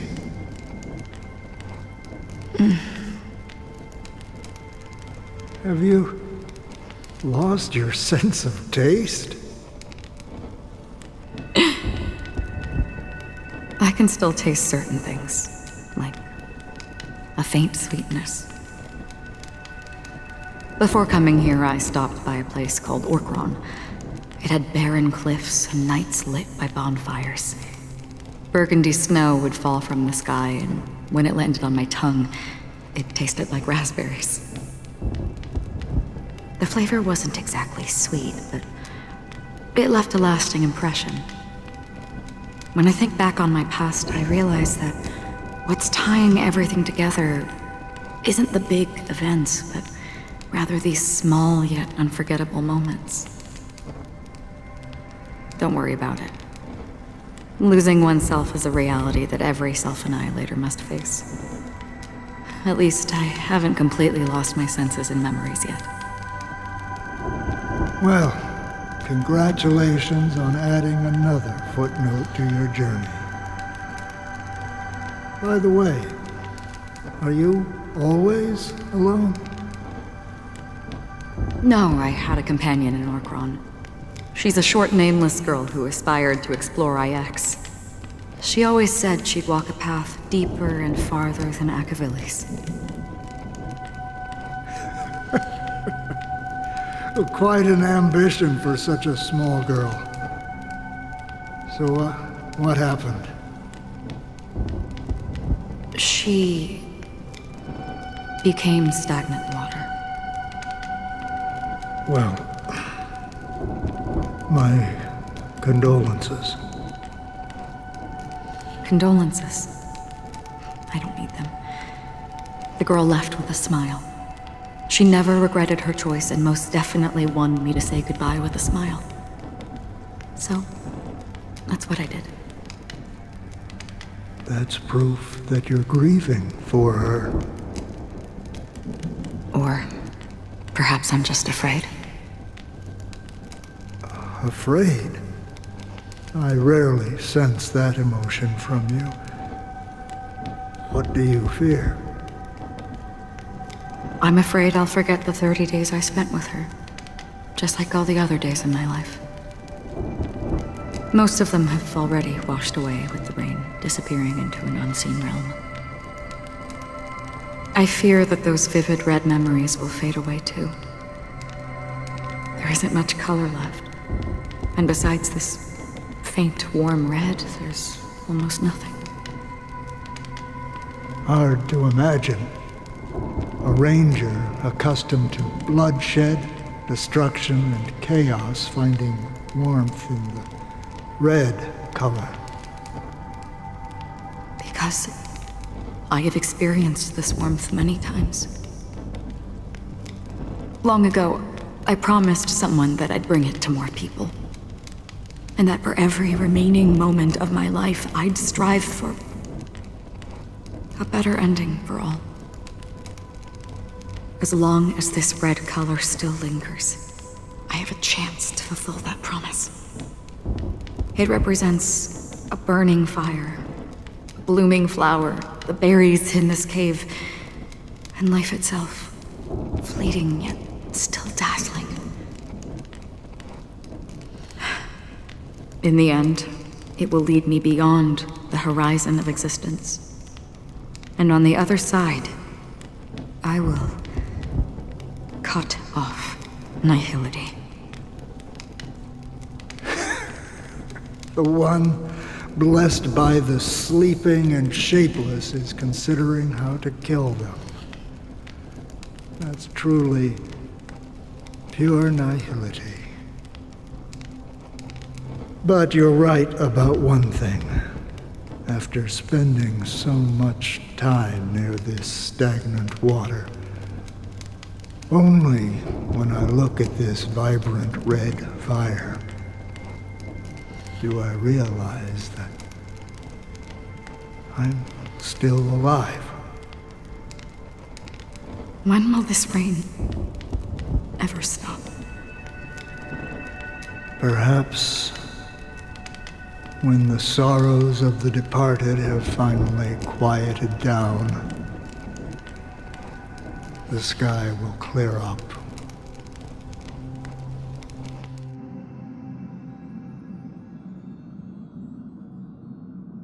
Have you heard of a planet named Biari Scamandros, Don Hung? It's one of the Paradise Kingdoms under the influence of the Harmony. A sought-after wonderland for the inhabitants of the Dardanu Major and Minor systems. Half an Amber Era ago, the family held an unprecedented festival there. And after that, everyone on the planet became part of the family. Do you think the same thing will happen on Penacony? Yes. Or how else can we explain it? The family deliberately used the Watchmaker's invitation to keep all the Pathstriders here, but banished the Emanator of the Nihility. Because of the nihility, I'm rarely affected by the power of other paths, but somehow I can unconsciously infiltrate them. Maybe that's the risk they're trying to avoid. I would disagree. Biari Scamandros is not part of the credit system or connected to the Silver Rail. It's nothing more than a remote civilization sheltered by the Harmony. But Peniconia is different. If the family messes with Peniconia, that would be like declaring war on almost half of the factions in the cosmos. They have no reason to do that. No, they don't. If they truly serve the Harmony, that is. What do you mean? The path in Peniconia is impure. The Harmony here has impurities.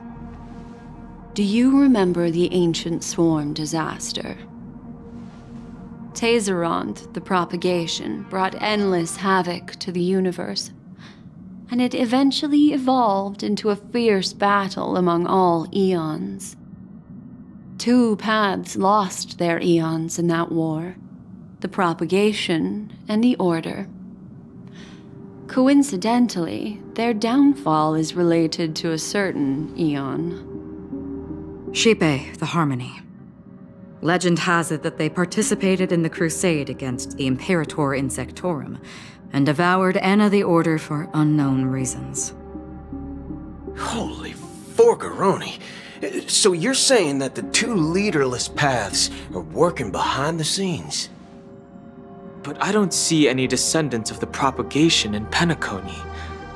Could it be that the remnants of Beyond the Sky Choir are hiding within the family, trying to resurrect a fallen eon? I can't say for sure, but they're definitely planning something for the Charmony Festival.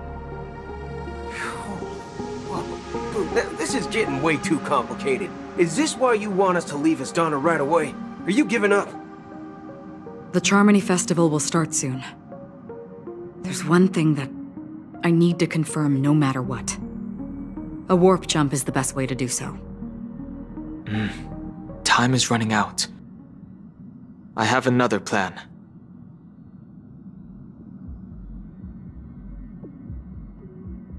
Hold on. Are you thinking of using the Jade Abacus of Allying Oath? Exactly. The assistance from the lawful Cloud Knights would be enough. Think it over carefully. You can only use that once in your lifetime. I have considered it thoroughly. My companions are... they're also once-in-a-lifetime treasures.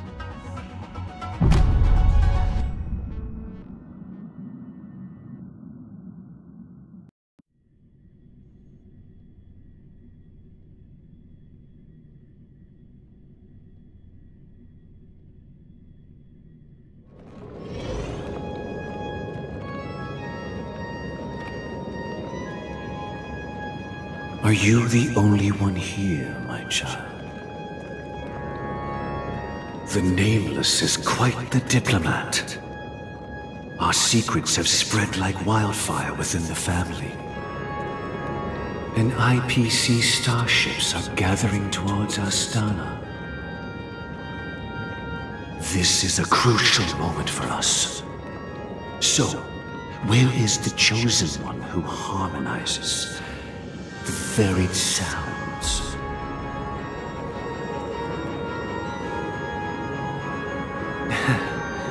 What do you mean, Master? I'm right here in front of you, aren't I? You know, she was supposed to be the star of the Charmony Festival in our plan. But the plan has changed. As her brother, I know she doesn't want to sing for the Order, so I'll take her place. You've always been wise beyond your years. I'm sure you understand the consequences of your choice. If you consider this a betrayal, well, there can't be two suns in the sky. I'll step up and take down the other son if necessary. Do you believe in karma? If karma exists, then everyone has their own karma. You have yours, and I have mine. And my karma has nothing to do with you, Mr. Gopherwood.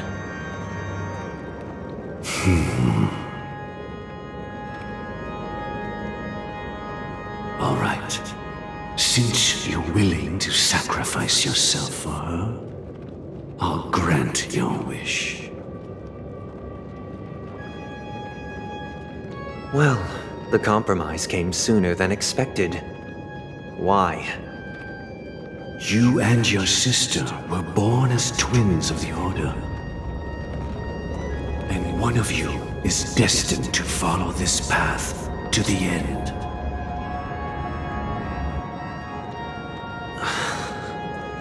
Is this part of your plan? Of course. You're still as clever as you were when you were a child. The opening is near. Go, my child.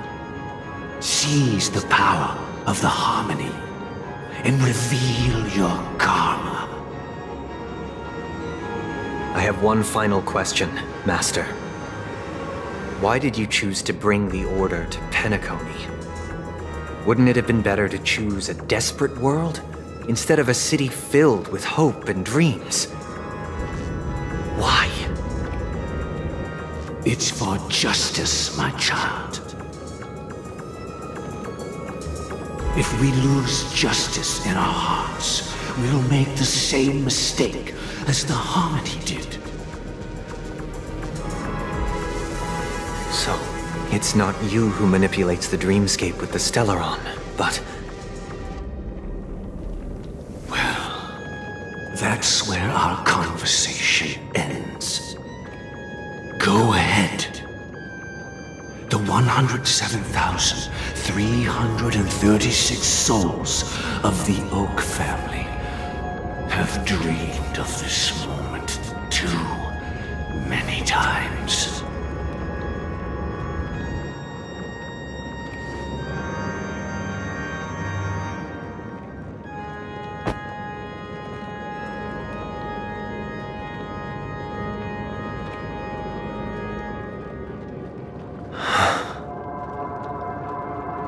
I shall ascend to the heavens, becoming the scorching sun. Bathed in my light, my people shall flourish, while all evil shall be eradicated.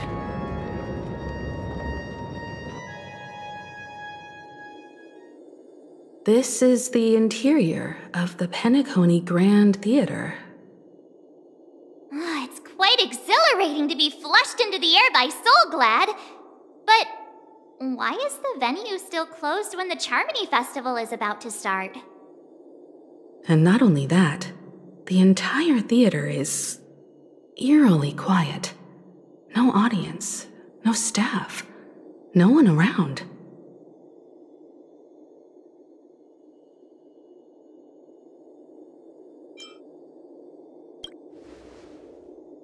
Yeah, I wonder how many tickets... Hey, that's not what we should be concerned about! Let's explore around. Be careful, everyone.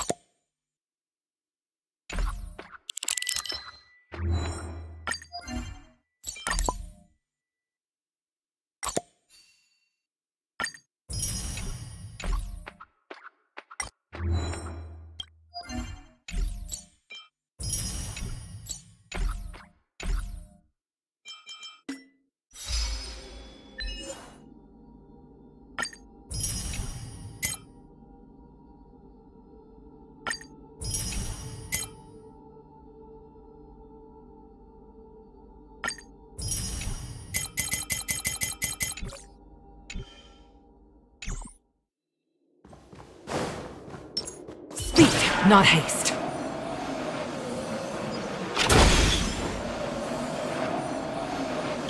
Gosh, the atmosphere here is so creepy and unsettling.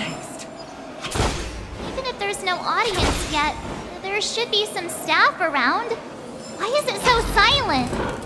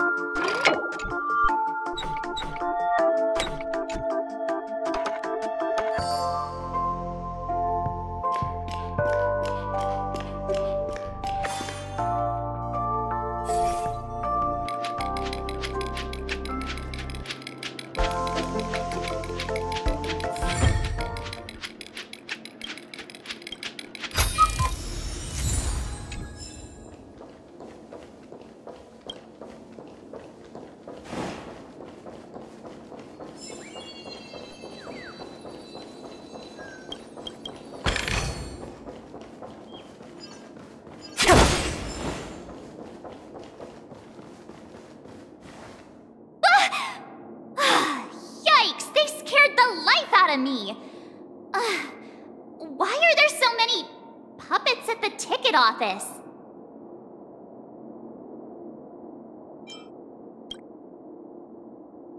I can't believe you're in the mood to crack jokes.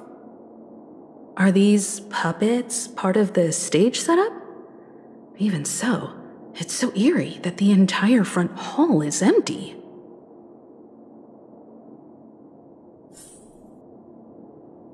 Speak, not haste. Something feels off. We're in the right place, right? There's no other grand theater in the dreamscape. So Sunday's messing with us? He said we'd have a final showdown on the stage, but why is there no one here? My apologies for the delay, March 7th. You scared me! Where are you now? I'm waiting for you behind the curtain. Following the Asdana tradition, I invite you to enjoy a stage play in 3 acts before the festival begins. History is a mirror reflecting the universe's true essence. Let's use this opportunity to delve into the rich history of Penacony and the eons. Within it, naturally, the future takes shape. Let us commence with the dawning of the world. After the Dusk Wars, darkness veiled the sky, and chaos consumed the earth.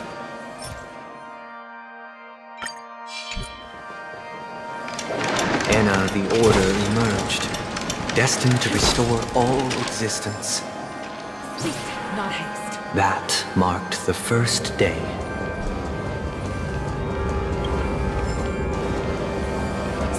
They gathered nebulae and forged them into pinks, thus creating a grand lyre with black and white keys. Strike the white keys, and the sun rose. Strike the black keys, and the moon rose. And so, the cycle of day and night arose. That marked the second day.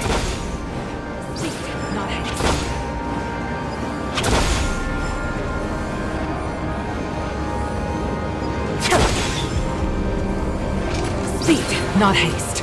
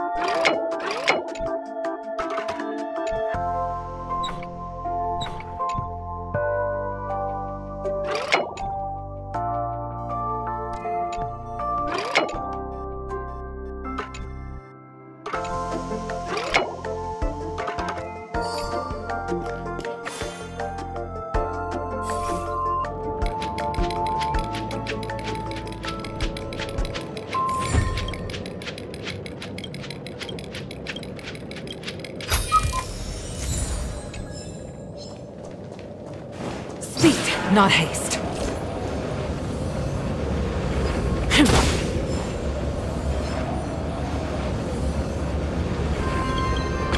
Speed, not haste.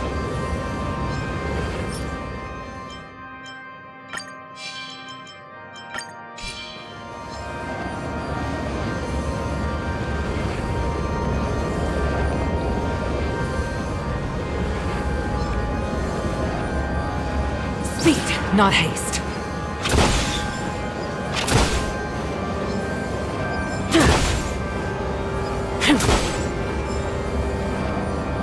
The puppets are gathering around the frame. Are they expecting us to enter it?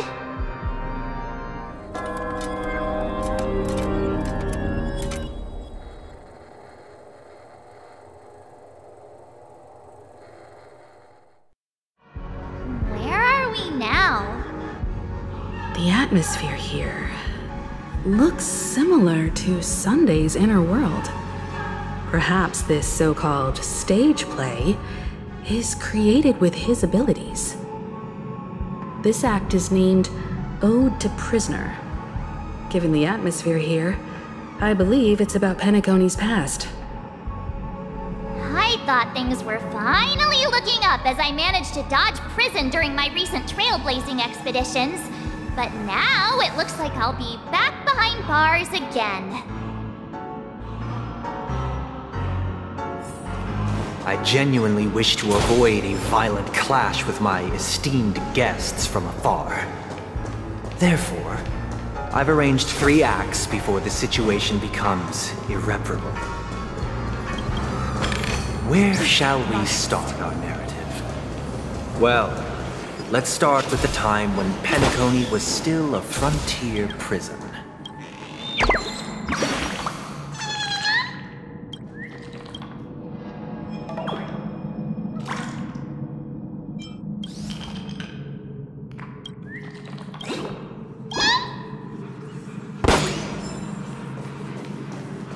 Speed, not haste.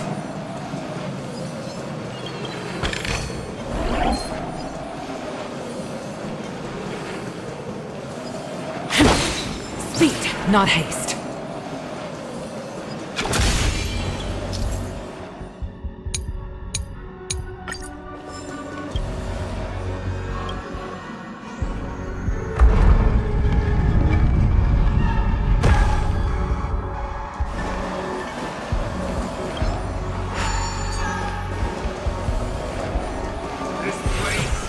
In 2147 AE, a prisoner named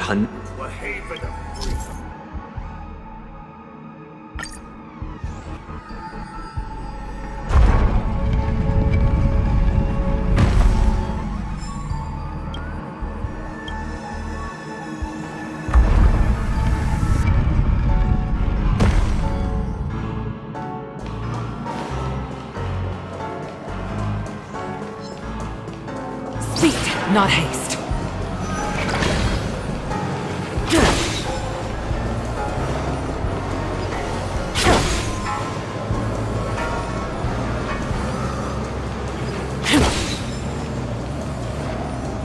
Speed, not haste.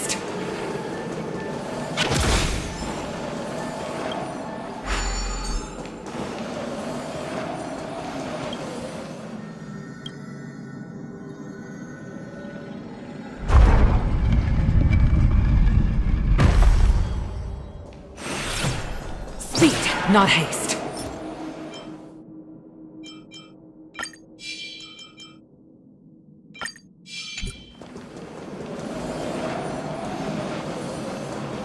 We've shattered the cages and expelled. It's true that Hanunu was a legendary hero, but it must be acknowledged that while he bestowed freedom upon the prisoners, he didn't grant them true liberation. Stay here, honorable traveler. The 3 nameless stayed on the planet, endeavoring to spread the tenets of Trailblaze throughout the frontier prison. Alas, their efforts proved futile. Not haste. Let's build another prison. Once again, as Donna was engulfed in war, this time the enemies originating from within. The prisoners remained prisoners for the rest of their lives, fighting for... I hope you like this land of freedom on a scorched earth. As you can see, their sentences have long ended, and the IPC guards have long been expelled. Yet, these prisoners remain enslaved, not by external forces, but by the confines of their own minds. Freedom permeates every corner, except fragile souls. It gives solace only to those who believe in its existence. Prisoners, this is my order. Learn the essence of freedom and teach your fellow prisoners to fight for their lives.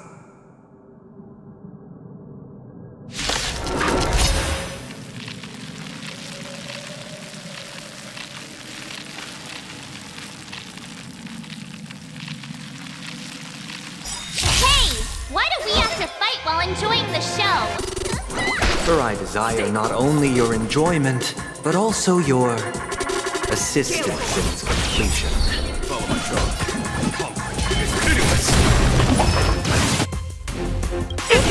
The wind is rising. Bolt! From the blue!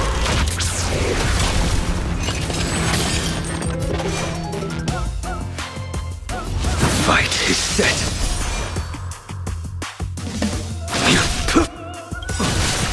That paradise, savor it for me.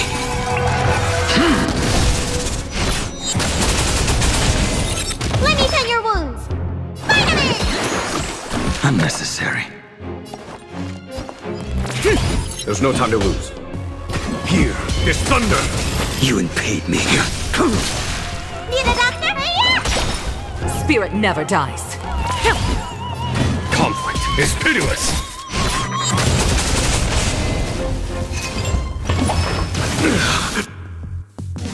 Failed to send you.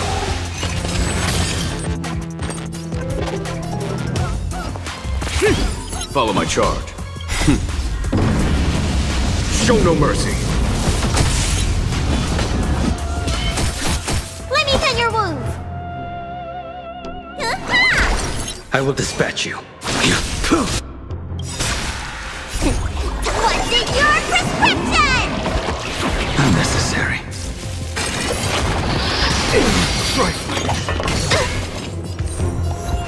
To the clouds! A foregone conclusion. Conflict is pitiless!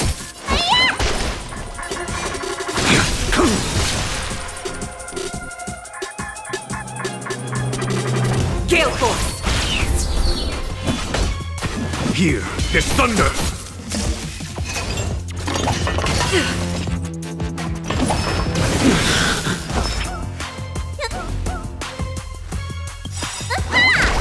The wind is bolt! From the blue! That paradise, savor it for me.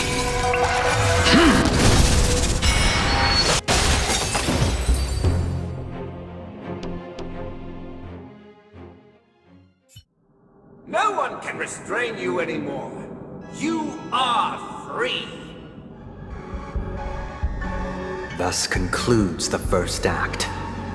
Amidst a raging war, the frontier prison headed toward becoming Land of the Exiles. This must be how Peniconia was constructed. With the aid of outsiders, the prisoners were finally liberated and established the Land of the Exiles. However, it appears that Sunday aims to convey the spiritual plight of the prisoners more than the physical aspects of imprisonment. This show is a bit too literary for my taste. But the battle part is quite easy to understand. Anyway, we've arrived at the exit. Let's go!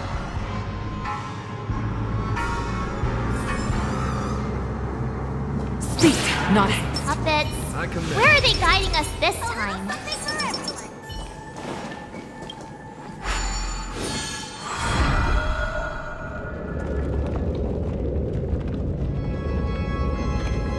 They transmuted streams of stars into inked nibs, creating symbols to be pronounced and counted.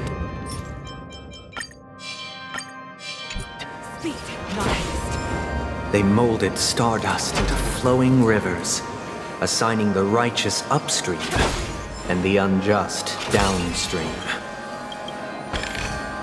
Thus, all things were marked, and the world learned to discern between good and evil.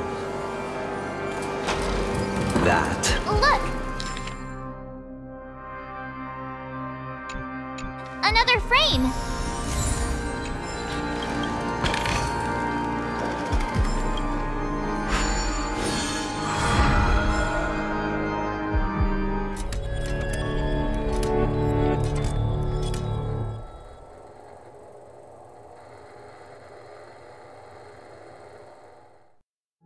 Ode to Fool. This must be the second act. The surroundings are different from before. The stage decorations look a bit tidier now. Behold the ensuing tale, a struggle for power. Peniconia witnessed the ascent of the 7 major lineages: Tree, Grap,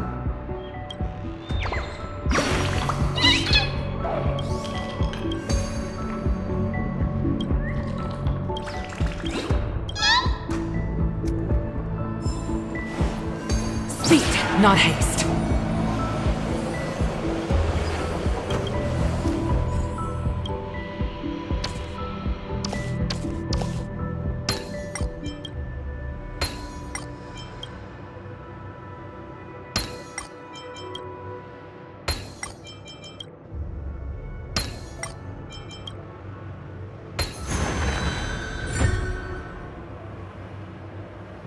Speed, not haste. Welcome to this mansion. Land of the Exiles was in disarray, besieged by both internal and external perils. Though the 7 major lineages appeared united on the surface, each harbored their own ambitions, leading to ceaseless conflict. The Black Plum family was the first to fall.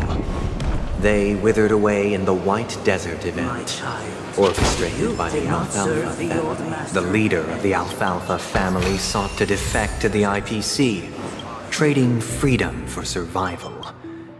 However, his eldest son slew him in the name of righteousness, and ascended as the new family head.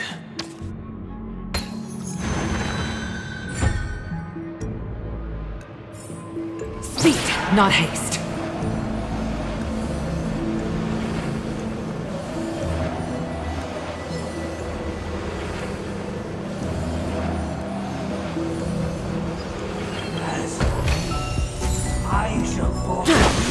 Only when Gopher Wood led the family to Land of the Exiles and earned recognition from all 5... Dear outsider, I beseech your aid in purging this mansion of the poison spread by the lurking instigators. You want us to help you? What do you need? I wish they could regain their reason and cast away the shackles of hypocrisy. This is the second act. Looks like it's about Penaconi's journey to becoming the Land of the Dreams, during which the family plays a crucial role. But this new master seems like a bad guy to me, don't you think? Perhaps this is the truth Sunday is trying to express, if you read between the lines. The Harmony changed Penacony just as the guards once did. Looks like we've gotta help those guys kneeling down over there calm down a bit, right?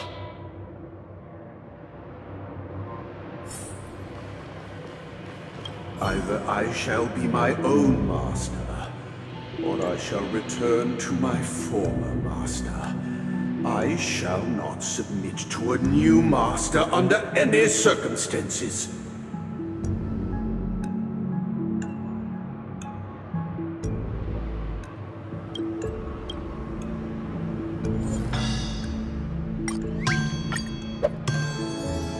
Without a master, who can grant me true freedom?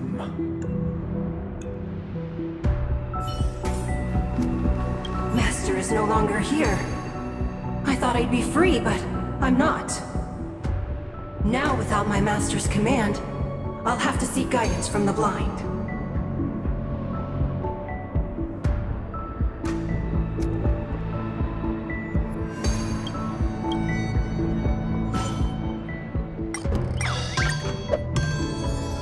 Master is no longer here. I must seek a new master and serve them faithfully.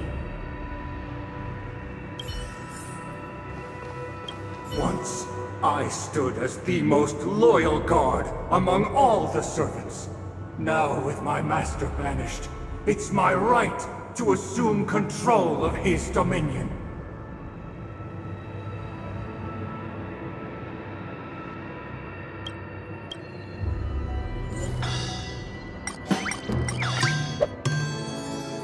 My former master has long departed. But why do I still fear the remnants of... Master! Oh, you will return in due course, and I shall stand vigilant, awaiting the reward for my loyalty.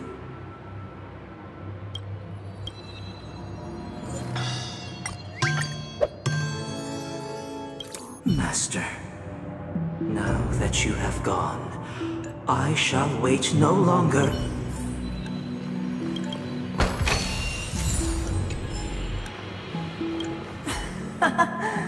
In the absence of my master, I am free. But without...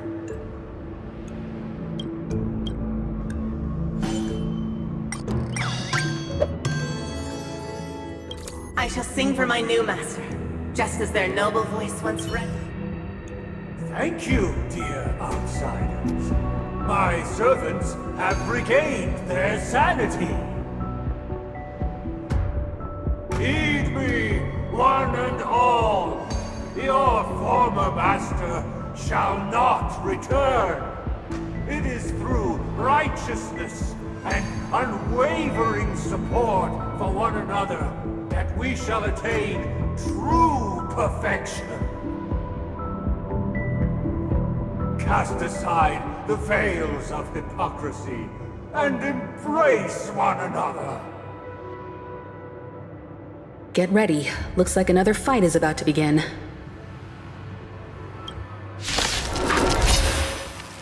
Listen, the snow blankets all of us on. The sky shivers, and the earth teeters on rains.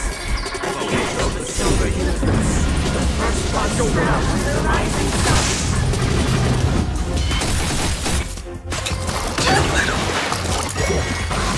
Is that it?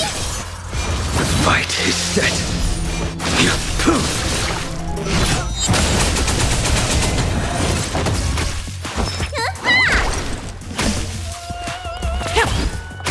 There's no time to lose. Here is thunder! What's in your prescription? Thank you, comrade. Failed to send you. Stay the course. Follow my charge. Conflict is pitiless! Is that it? Spirit.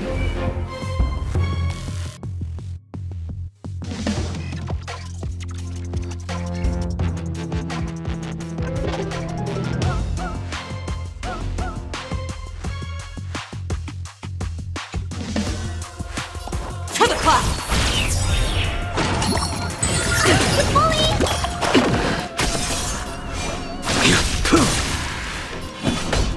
Here is thunder! Let me tend your wounds. Thank you, comrade. Gale Force.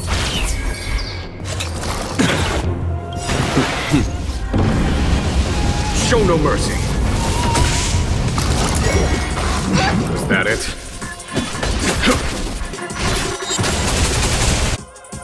The wind is rough.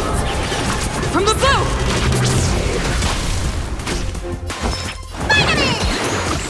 1,000 thanks. Failed to send you.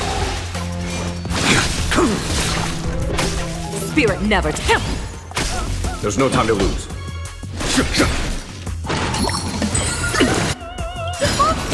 What's in your prescription? 1,000 thanks. Your end approaches. That paradise, savor it for me. Failed to send you. Stay the course. Follow my charge. Conflict is pitiless.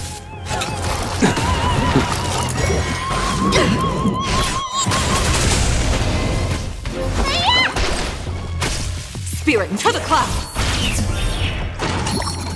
Too little.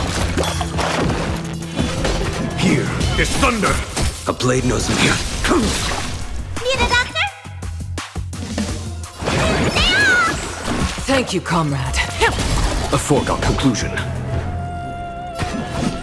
Conflict is pitiless. Show no mercy.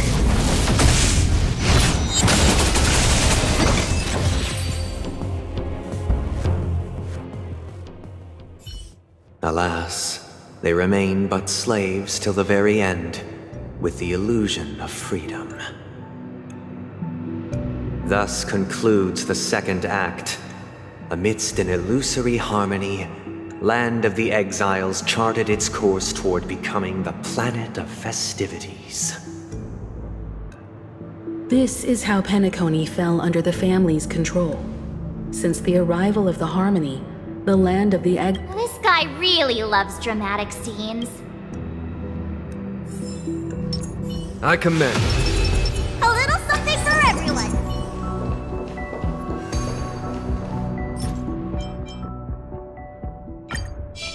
Speed, not haste.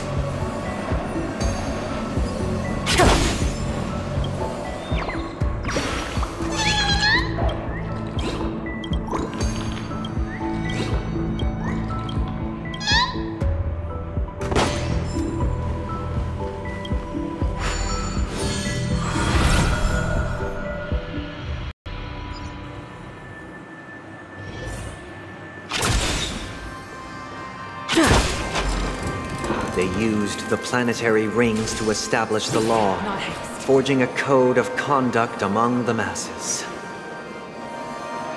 A grand lyre with black and white keys served as an instrument, while symbols of articulation and numerical notation took the form of musical notes. The downward flowing river became a melody, and the canon of law dictated the form. Not haste. This guy is really into these puppets.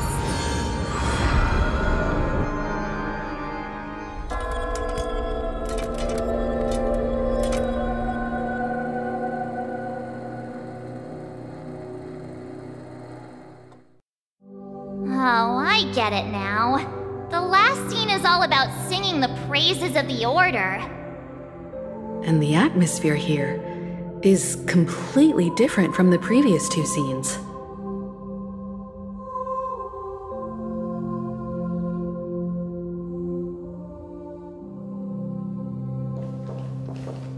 This is the concluding act of this play. I have showcased the past and present of Peniconia, hoping that my desire for change...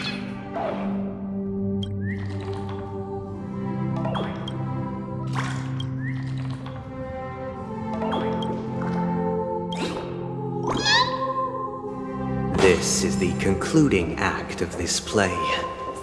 I have showcased the past and present of Peniconia, hoping that my desire for change resonates within me. And now, I shall reveal its future to you. If the people laugh, we will make choices on their behalf. Speed, not haste.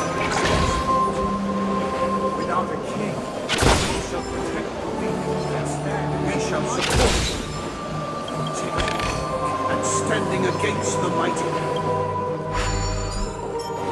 Speed, not haste.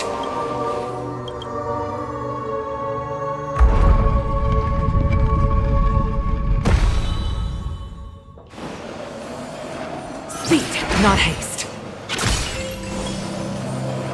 Without haste, who shall govern the movement of stars? Before the everything is natural. Speed, not haste. And so it shall.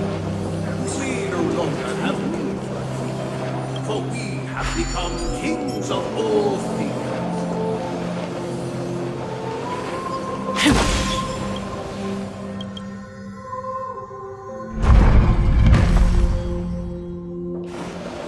Speed, not haste.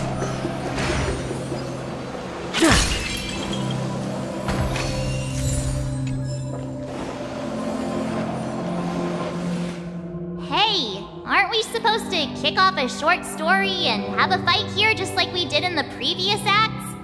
Why aren't any of these puppets saying anything? Perhaps we'll need to complete the story ourselves, just like we did before. So, do you think their mind needs tinkering or something?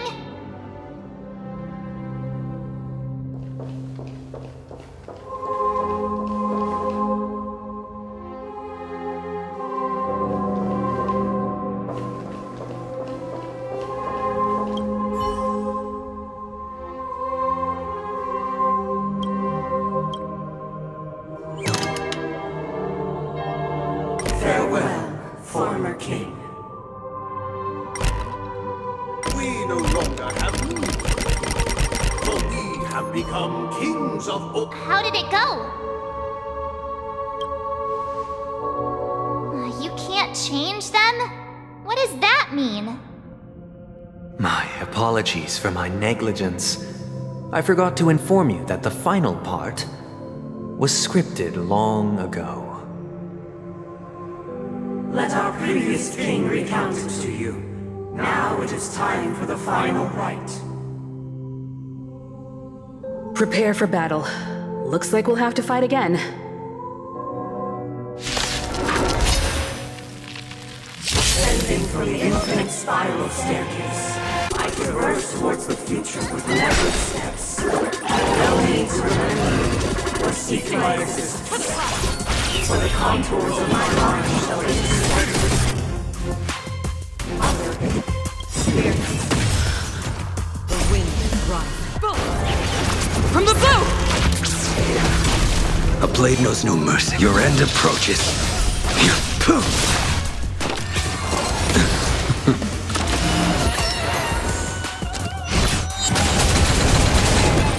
Let me tend your wound. There's no time to hear. There's thunder! I can take it. What's in your prescription? 1,000 thanks. I will dispatch you. I failed to send you. Savor it for me. Need a doctor vitamin! Unnecessary. Spirit nephew. Conflict is pitiless! Show no mercy. As easy as that. Here is thunder! Too little. A blade knows no mercy. Gale force. Follow my charge. Conflict is pitiless! Let me tend your wound. The wind is bold. From the blue!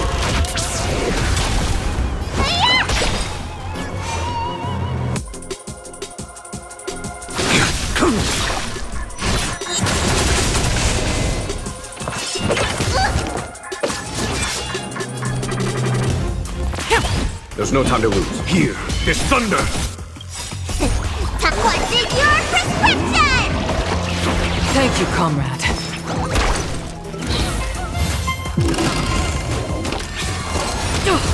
I will dispatch you. The fight is set. Stay the course. Follow my charge. Conflict is pitiless! Show no mercy. You don't look so good.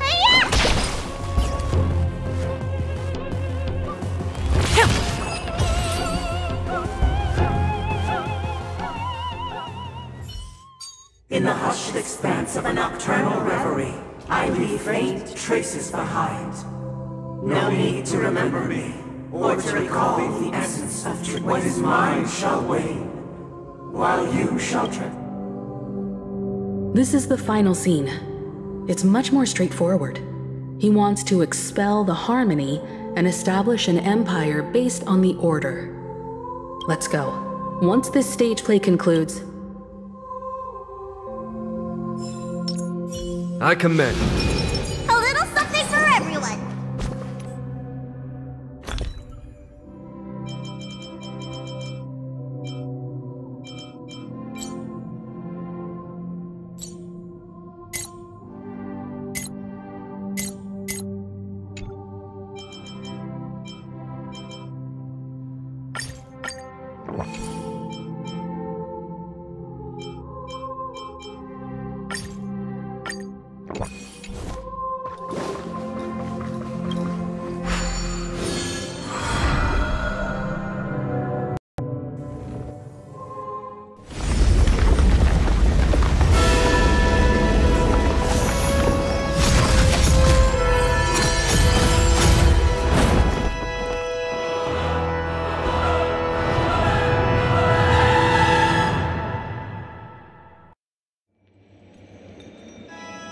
They imbued the world with meaning, perfecting all things in the heavens and on earth. Then, they rested from the labors of creation. Yet, all beings cried out to Enna. Under the banner of the Order, you have defined all things in the cosmos. But this made us realize that we are but puppets in your hands. Thus, on that day, all beings united and cast the Eon into the abyss of oblivion. This Grand Theater looks totally different. Is this the power of the Order? everyone, get ready. This could be a tough battle.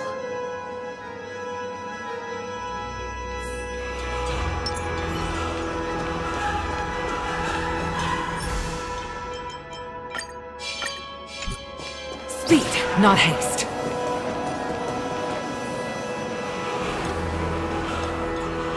That marked the seventh day. Cheers and chants reverberated in the music. Speed, not haste.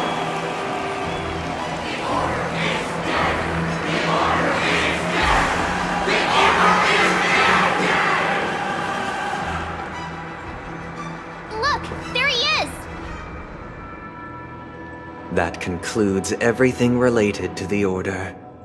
What are your reflections on this, my dear guests? Nevertheless, this is but a trivial blip in the annals of galactic history. What truly matters is the course this river shall take in the days to come. You've arrived at the perfect moment. The Charmony Festival is about to commence, and it would be a shame if you were absent for the Harmony's prologue. Allow me to extend my warmest welcome once more. Welcome to Penacony Theater, the very core of the Sweet Dream, the abode of the Stellaron, the grand stage of the Charmony Festival, and the very place where the future of Penacony shall be determined through conflict.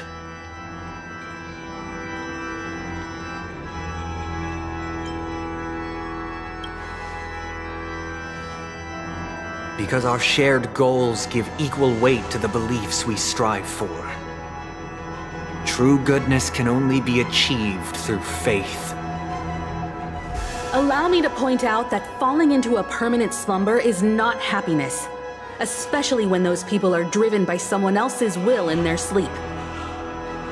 Do you still believe that the Order only seeks to control the universe as their puppet, Himiko?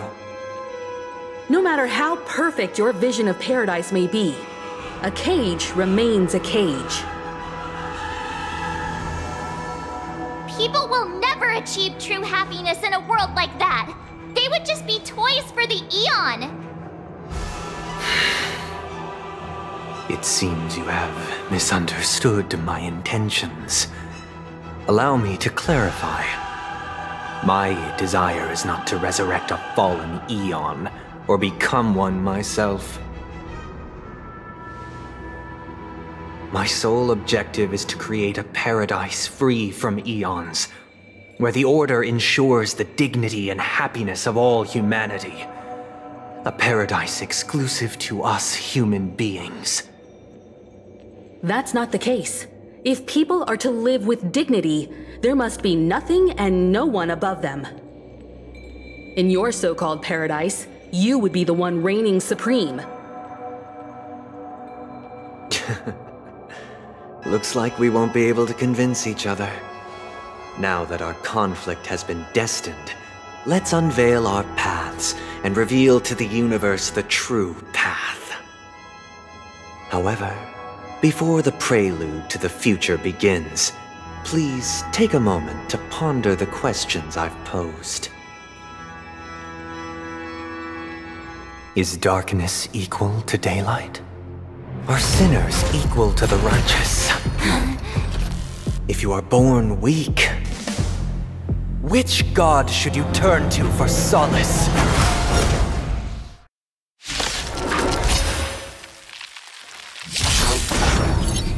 The Eon with great might, under the banner of the Order. Stay the course. You have defined all things in the cosmos.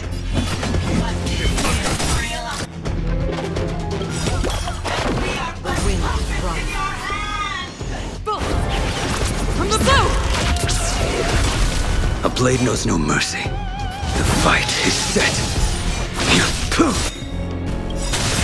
That paradise, savor it for me.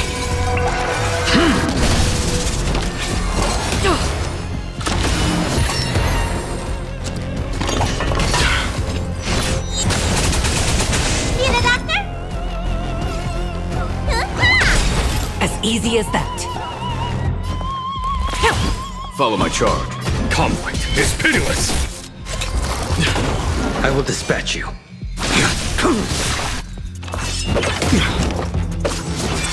Let me tend your wounds. Spirit never dies. To the clouds! There's no time to lose. This thunder! What is your prescription? 1,000 things. Show no mercy.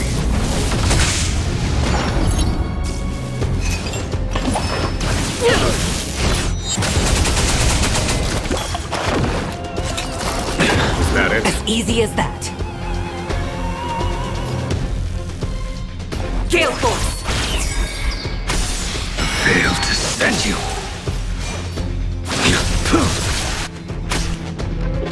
The wind is rising. Bolt! From the blue! Follow my charge.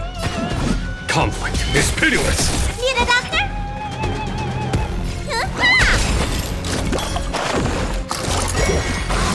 You bully! As easy as that.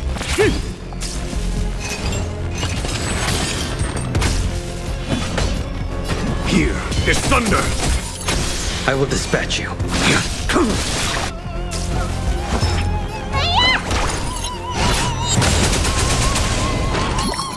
Is that it? Stay the course. There's no time to lose. Conflict is pitiless.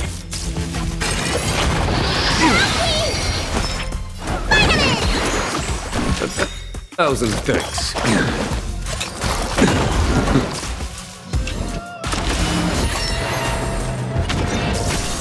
Failed to send you. Your end approaches.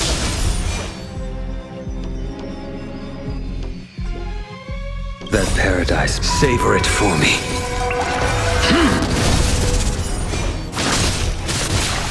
Spirit never dies.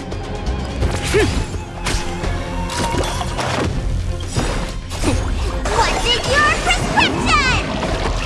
Unnecessary. Too little. Is that it? Need a doctor?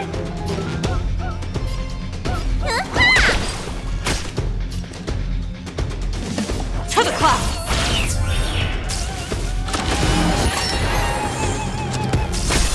Failed to send you.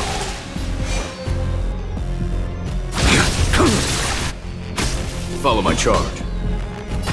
Here is thunder!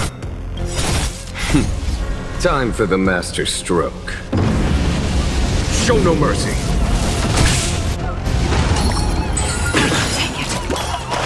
You don't look so good.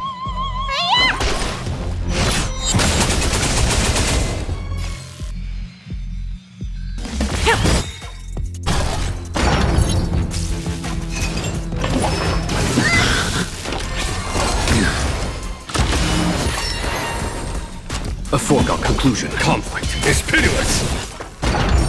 You impede me. Failed to send you. The starch.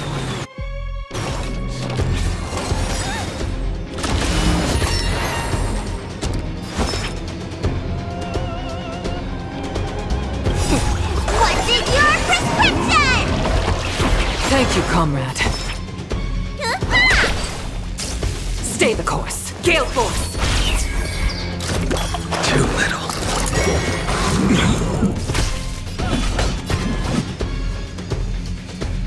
Here is thunder. The wind is rising. Bolt! From the blue!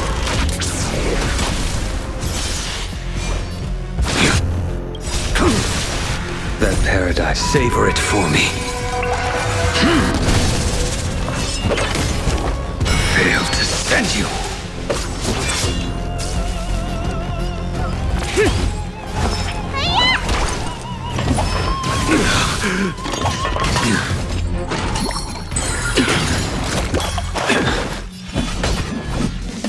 Conflict is pitiless.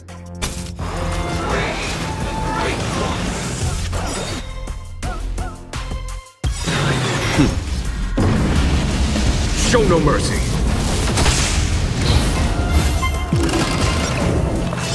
Too long time. Team is not over! It's good to be back in the field.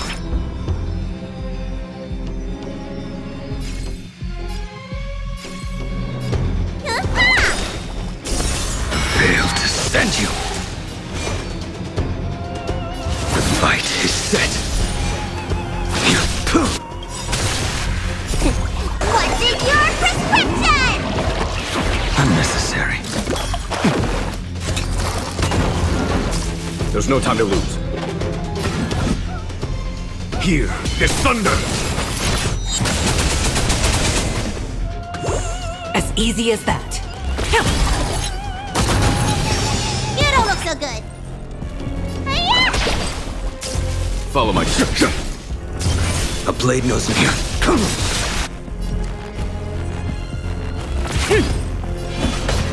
Conflict is pitiless. Let me tend your wounds. Vitamin!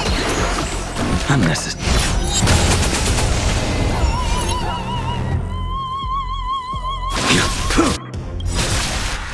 Failed to send you. Savor it for me. Spirit never dies. Gale Force!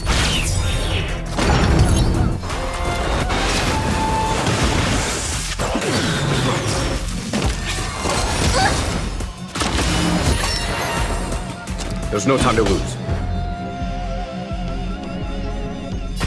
Here is thunder. Need a doctor? Time to show you. What's in your prescription? Unnecessary. The wind is rising. Bolt! From the blue! Show no mercy.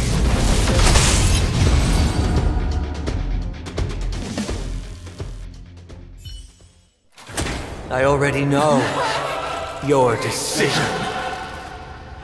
I now permit you to gaze into the sun.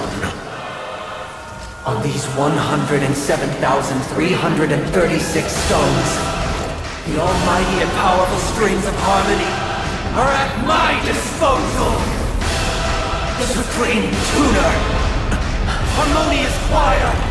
Dominicus!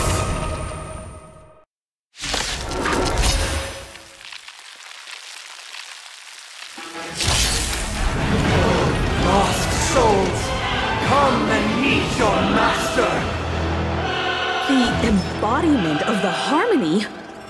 So the true purpose of the Charmony Festival is to usurp it?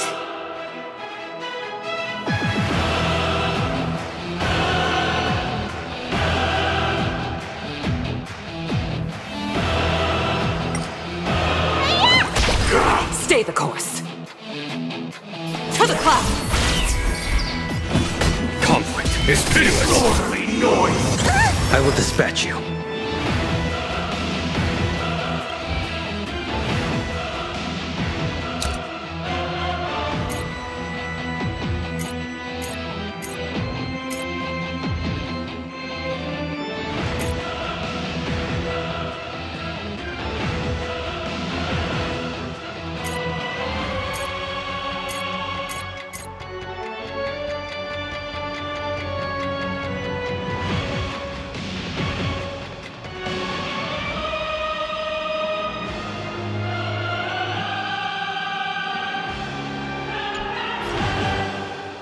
Your end approaches. Too little. You bully! Wise and receptive as you are. And is why could the harmony and the order merge into one? Here is thunder! Noisy. Because neither side could tolerate discord. What's in your prescription? Unnecessary. Disorderly. Failed to send you. Spirit never dies. Need a doctor? There's no time to lose.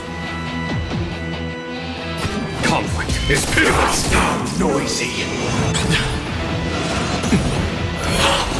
You bully! Sink into a dream. Stay the course.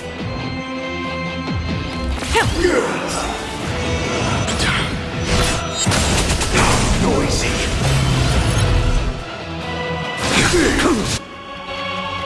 Disorderly noise. Sing together.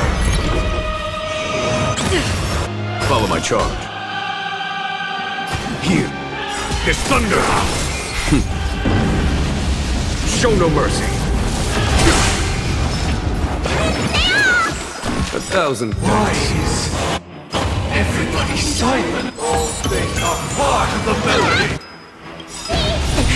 What's in your prescription? Thank you, comrade. To the clouds! There's no time to lose. Conflict is pitiless. The wind is rising. Bolt! From the blue! You don't look so good. I will dispatch you. Disorderly That paradise, savor it for me. I'm feeling like there's another world in front of my eyes. It's the power of tuning. Don't let the song distract you. Too little.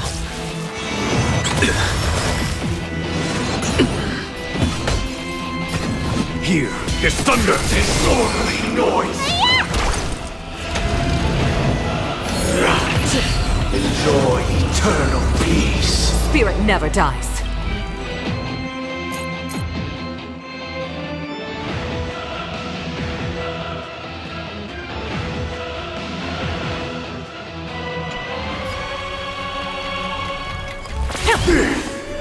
Follow my charge. Conflict is pitiless! Noise! You bully! Not to me! Let me tend your wounds!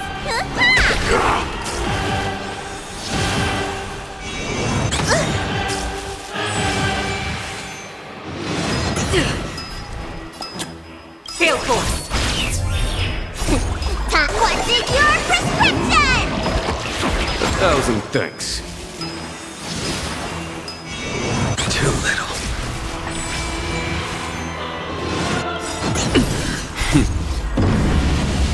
Show no mercy. All wishes. Dream us all over! There will be more to come. Noise is fading. Fail to send you.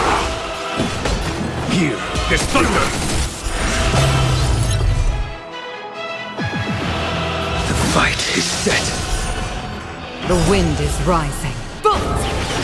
From the bow!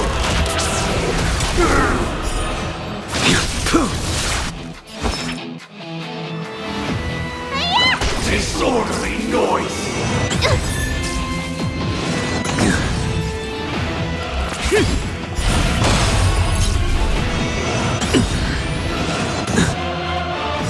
That paradise, savor it for me. Noisy.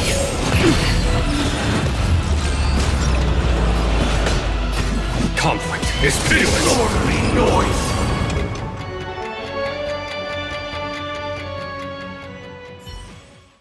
The time has come. Creation will be reborn from the remains of the gods. Dan Heng?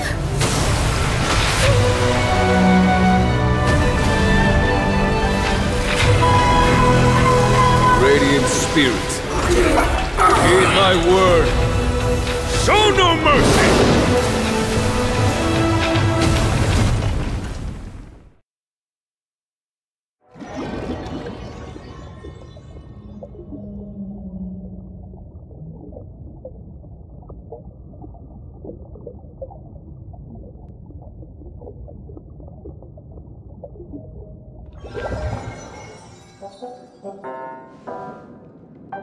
Wake up!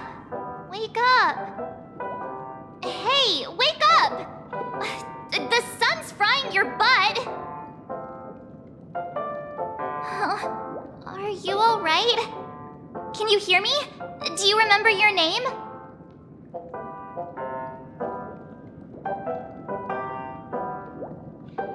Oh, not good. Try to remember. Your name is... All right. Stop joking around.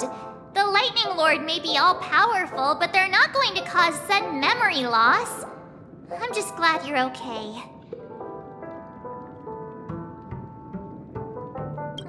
It's a long story.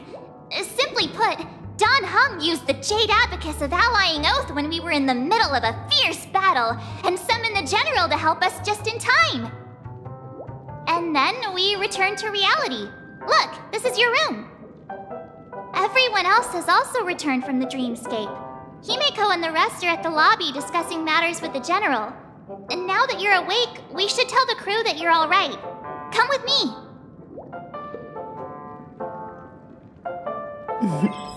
Not going to come chat with me, sleepyhead. That voice. Is that Black Swan? Hey, where are you going? Hey, we meet again, sleepyhead. What's Miss Black Swan doing here? Nothing, Miss March. I noticed he was awake and wanted to check to see how he was doing. Though the strike from the General was timely, its destruction was also immense.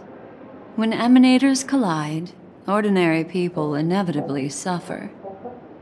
But, luckily for them, the dreamscape is my home turf. Thankfully, I managed to get everyone out before the harmonious choir collapsed. Oh, so that's what happened! Thank you, Miss Black Swan! Don't mention it. After all, I wouldn't want to see such precious memories vanish. You're heading to see your friends, aren't you? Would it bother you if I walked with you for a short while? Of course not. But you're not planning on doing something like last time, are you? Why would you think that? I've never harbored any ill intentions. Well, not when you were around, anyway. Himeko and Mr. Yang are probably still busy.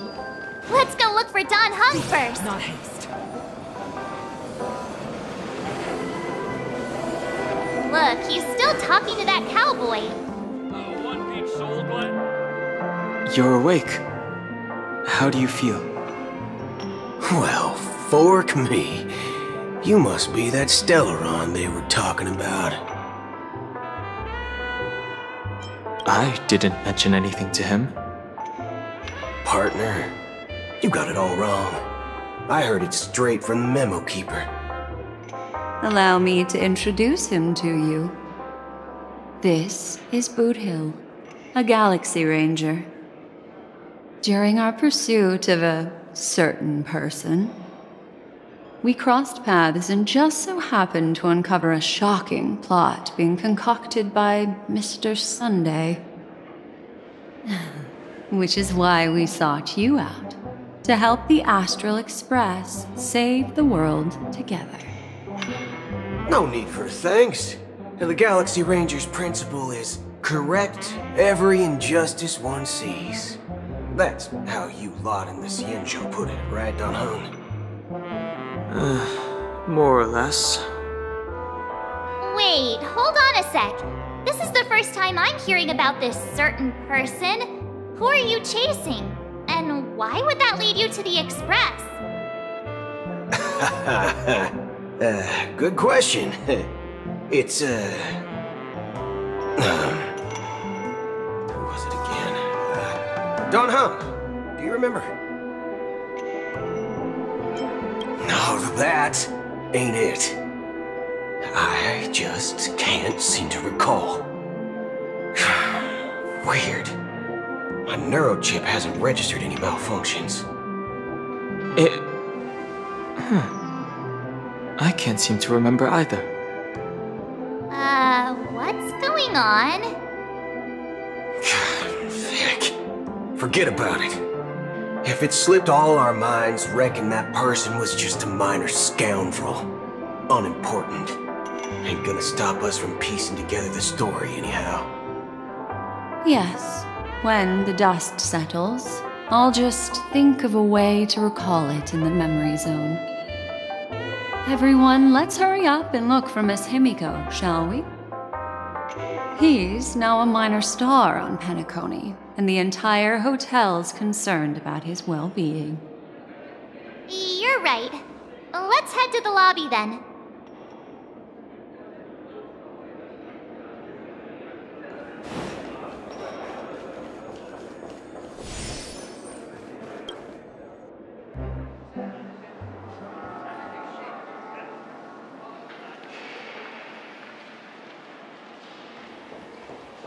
Speed, not haste. Look, there was... That's all right. In these times of conflict, for the sake of utmost safety, it is only right that the Alliance steps forward to mediate on behalf of the Astral Express. We must not allow you to take unnecessary risks. Furthermore, despite the IPC's eagerness for success, it prioritizes peace above all, and the family, trapped though it may be, professes a desire for harmony.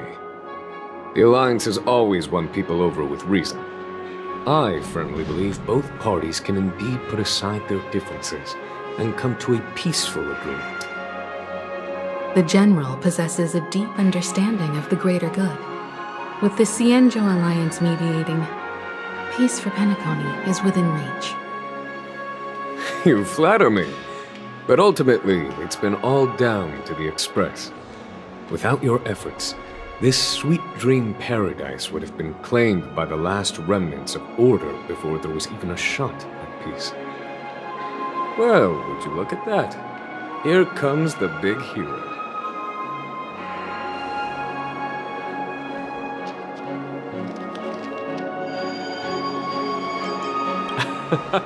If it isn't the galactic baseballer, a hero with unparalleled insight. Are you okay? I heard you couldn't wake up. Are you feeling unwell? Don't worry, Mr. Yang. There is nothing wrong with him. He practically burned through a lifetime's worth of jokes on the way here. What about you, Mr. Yang? I heard that even Miss Robin wasn't spared. And that guy locked you both up. It's a long story. But at least Mr. Sunday took it easy on us.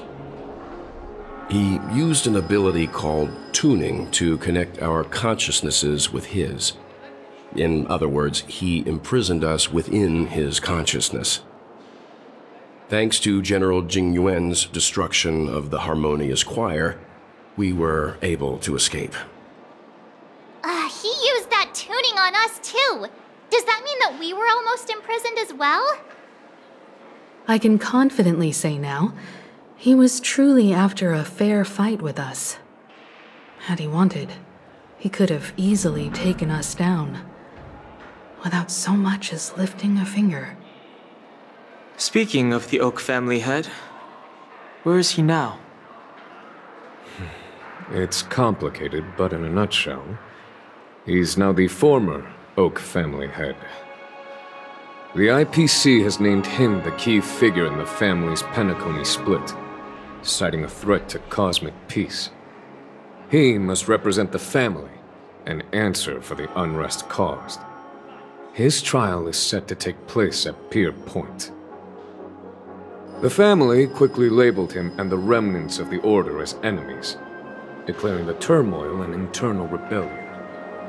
This move effectively barred the IPC from intervening in family affairs on both moral and rational grounds. Everyone really has their own agenda, after all. Then, what's going to happen to Miss Robin? She and Sunday won't be able to deny their involvement in the Charmony Festival. They're siblings, after all. Why the sigh, General? I can only say that this incident is an unexpected mess for the girl. The Alliance will try to persuade the family to consider this matter carefully during mediation. It's time, everyone. The IPC's key members and I have agreed to consult one another before the upcoming negotiation. Do any of you wish to sit in? Given the General's invitation and the matter's significance to the universe, the crew will naturally accept. However, if the IPC has any reservations... Why, of course you're welcome. They've mentioned that your team is a trusted ally of the IPC in Penacony, so there's no reason not to welcome you. Besides, if there can be reliable observers from the Astral Express present, discussions will go more smoothly. So, what do you all think? Well then, we shall oblige. I'm kind of allergic to those types of situations. I think I'll just head... Not to worry. Himiko and I won't. I'm afraid I'll also have to return to the Express first. The conductor... Thank you.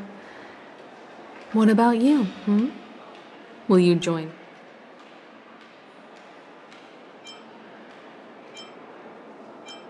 What? I can pack it myself, you know.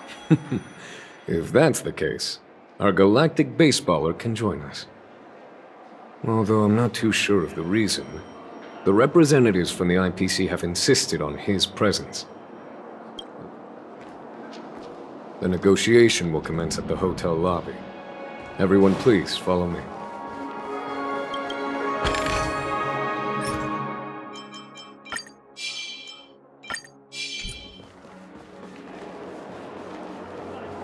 Speed, not haste.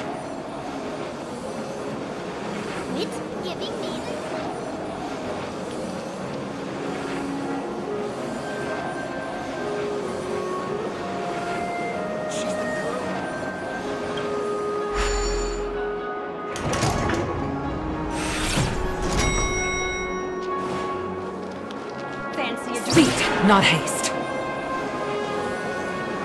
Mr. Aventurine and Miss Topaz are here too. It's been a while, my Astral Express friends. I would also extend my sincere thanks to you, General of the Lawfu.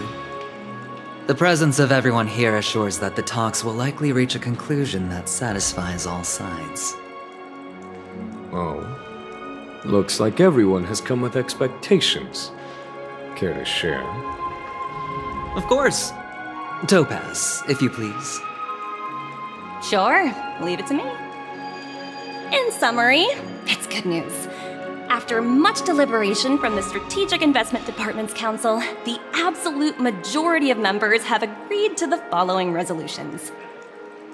In light of long-term considerations for interastral peace, and by authority of Pierpoint HQ, the Strategic Investment Department, on behalf of the Interastral Peace Corporation, will permanently relinquish its claim on Peniconie sovereignty and offer unconditional support of the family's rebuilding efforts on Peniconie.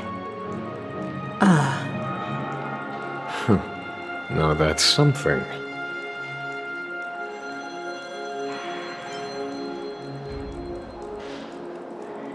To be honest, it does nothing to benefit the IPC.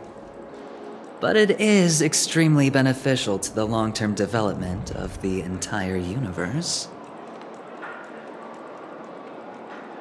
Has the IPC finished sharing all its thoughts? Then it's our turn. The Guild, much like the Genius Society, has taken a keen interest in the recent calamity in Peniconie. Ultimately, both parties have agreed to a comprehensive collaboration, offering technical support for the reconstruction of Peniconie. The floor is yours for the finer points, Mr. Screwlum. Organic life's unrelenting search to understand the realm of inner spirituality is something I both admire. Every time, within the realm of imagination, there emerges a fire from the shadows. Alas, they are nothing but projections of my thought system to me. Desired, but unattainable. After deliberations with my partners, we have decided to defer the progress of the Simulated Universe project, and instead assist the intelligent— Not only that, we've also established contact with— I'm truly happy for the Dream Chasers on Peniconie. The cosmos' brightest and— Agreed. It's hard to imagine members of the Genius Society taking an interest in such mundane research. Never mind. At the end of the day, this is a positive outcome. No wonder everyone insisted that he be there. It heartens me to learn that everyone is willing to put aside their differences for Peniconie's plight. I trust that everyone will surely reach consensus in the upcoming negotiations. Looks like Peniconie's future is decided. I'm wondering, is there anything else the crew is concerned about? Peace is our greatest wish. Beyond that, we desire nothing else. Well, that's good. Now that everyone's minds are at ease, I shall take my leave. You may now depart with peace of mind. The Alliance will deal with all subsequent procedures. If that's the case, it appears that we have nothing else to worry about on Peniconie. Looks like it's time for us to embark on a new voyage. Sounds good to me. You two head back to the Express first. I'll pick up March and deal with the checkout procedure. Oh, also, Miss Black Swan, you have a matter to discuss with me, yes? Nothing escapes your attention, Miss Navigator. You've been with us this whole time, huh? In any case, he and I will be waiting for you and March on the Express. Let's go. Our time on Peniconie has come to a fruitful end. Peniconie's journey ends here. I guess it was pretty fruitful.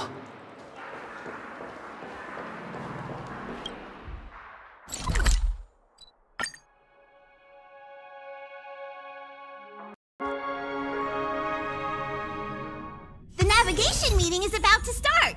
We're all waiting for you. When did the Express become so lively? Ahem. Looks like everyone's present. Let the navigation meeting commence then. This a meeting to decide our next stop? How we doing this? A show of hands. Hold your horses, cowboy. It's for those to decide. Allow me to explain.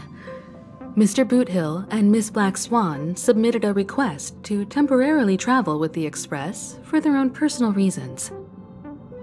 As you all may know, the Astral Express never declines any passenger whose heart yearns for the distant stars. Therefore, they will be traveling with us for a while until they reach their destinations. Whoa, the Express is going to be much livelier now. But, Miss Black Swan, you better not use your Memo Keeper abilities to pull any pranks. Understood, Miss March. I promise you, you'll never see me in your room while you're taking a break.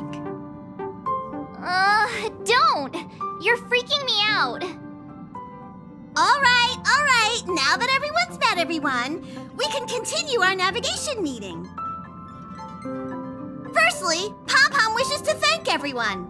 If it weren't for you all unearthing the truth about Peniconey, Pom-Pom would have never known where Mikhail and the rest had gone.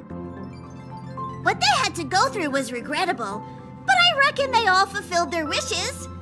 And it was thanks to all of you. Thank you, everyone. Now then, we come to the crux of this navigation meeting. We must decide on the Express's next stop. Let me introduce our current options. The first choice is from Himiko, the oceanic planet of Lushaka, a planet composed entirely of water. Many aquatic races reside there. Of course, it's also the home planet of the venerable, nameless Mikhail. The second choice is the agate world Melustanen, suggested by Welt. It's famed as one of the initial sites of the Stellaron disaster, and the place where the beauty Idrilla ascended. Today, it's celebrated as a planet of undying allure. The third choice is Edostar, a planet nestled within a vast ion storm region, currently under assault by the Antimatter Legion. However, the distress signals from there have recently ceased, prompting the IPC's wish for us to check in on the situation.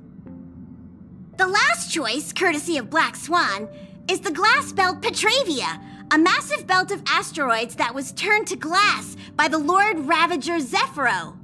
These days, it's apparently known to house one of the branches of the Morning Actors Troupe. Ooh, so many options. I'm seeing stars already. Next up, everyone will select the destination that they wish to visit, and then we'll put it to a vote. This trip to Peniconey has allowed me to see another side of the Stellaron disaster. In terms of symbolism, the state of the dreamscape bears a striking resemblance to the agate world. Visiting it might deepen our understanding of the Stellaron. That makes sense. If that's the case, I vote for the agate world too. I personally think the situation on Edostar might be more urgent. As nameless, should we not extend a helping hand? March is right. Though the fact that the distress signals have ceased means we're probably too late. But I still think we should investigate the situation there. 3 votes for the agate world, 2 for Edostar. Looks like we have a winner! Next stop, the agate world, Melustanen! Then this navigation meeting is adjourned. I'll go check the warp jump coordinates. Everyone can catch up on some rest in the meantime. When it's time to make the jump, Pom-Pom will make an announcement. There's still some time before the jump. What should I do? You're fast becoming an excellent trailblazer. It's an honor to be able to watch you grow. Yes, you are. I've known many warriors in my time, and only a few achieve the kind of growth you have. Back home, where I'm from, you'd be rated at least an S tier. It's not been easy for you these past few days. You've earned some downtime. I'm looking forward to seeing how you'll perform on our next journey. Come to think of it, this trip to Peniconia was the first time we trailblazed together, wasn't it? Don't worry, we'll have plenty of time to spend together on the Express, so there'll definitely be more chances for adventures like this. Turn in early today. You've really been pushing yourself hard recently. If you don't take this chance to recharge, it could lead to long-term problems. It seems fine when you're young, but it's a different story as you age.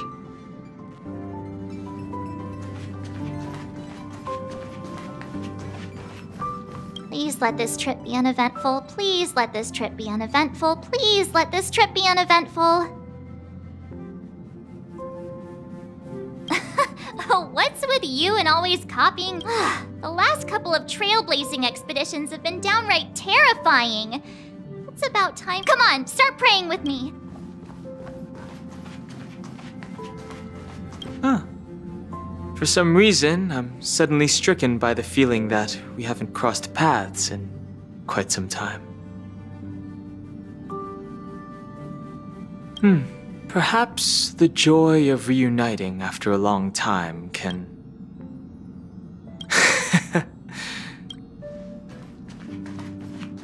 This Astral Express sure is comfy.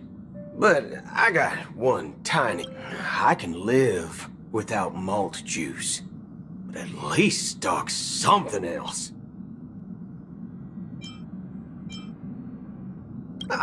Thanks, brother. All these years out in the wild.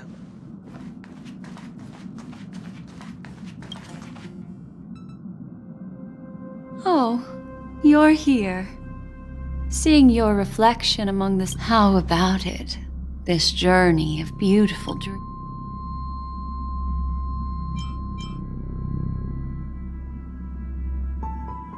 There's a rich scent of curiosity here. Such memories can be so, how about you hand that small...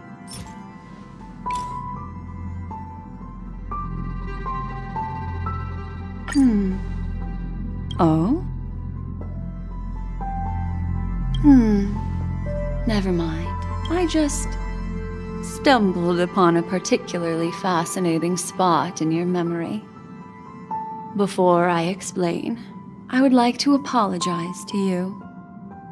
This farewell gift I gave you isn't really a compass from the memory zone, but merely an empty light cone. Remember when we entered the hotel in the dreamscape for the first time, and I procured a few trinkets from... This way, I can always be attuned to your look, but this is not. Light cones are slices of light used to encapsulate solidified phenomena. It can etch your memories in their most vivid form. And then, allow me to... All the world is born from the power of mind and soul. And that power, life, seemingly vast, offers but a scant collection of impactful memories. Memory is a reflection of the future. Within that reflection, I see your unparalleled, and that memory will be as...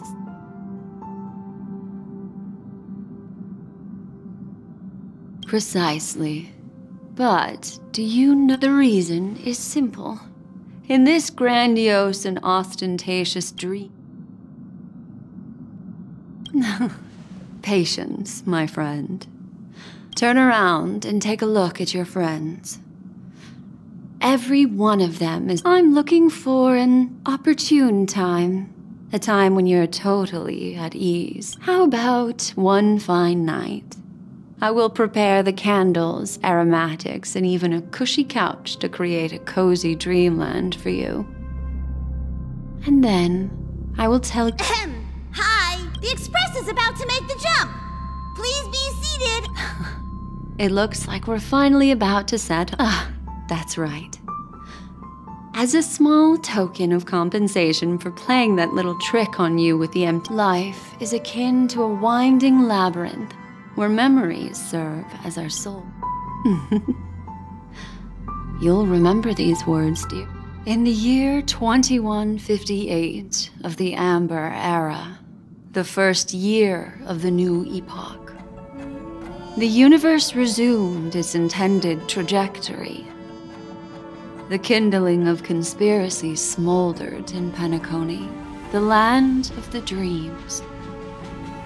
Failing to erupt into a blaze, it instead flickered briefly on Klapoth's anvil, before vanishing in the blink of an eye. The dead and those fated to die remain in their eternal slumber, while the living find solace in deep sleep. All clamored in a cacophony of silence, and then went about their own ways. The cosmos emanated a vitality characteristic of a new era, all for the modest price of a brother and sister's mild grief. Babies are born as stars extinguish. The silver rail unfolds. The story of the Astral Express comes to a close, yet it also embarks anew. Time marches forward, heralding the arrival of a new chapter in the history of trailblazing expeditions.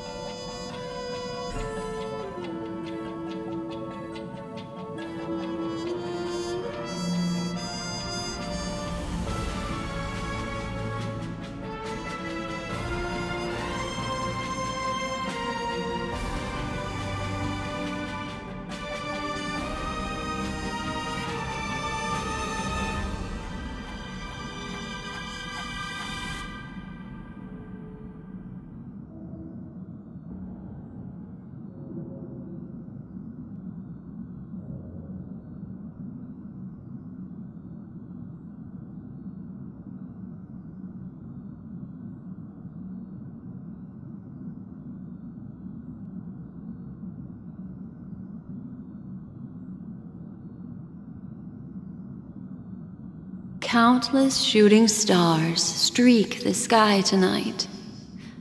If you can pick the right one, it will carry your wish to thousands of distant worlds. You're feeling very relaxed now, aren't you? So, then, it's time to tell you a little bedtime story. Well, let's start with a conclusion. The crew was defeated in the battle against Sunday. Everyone in Penacony failed, and no one survived. But don't panic.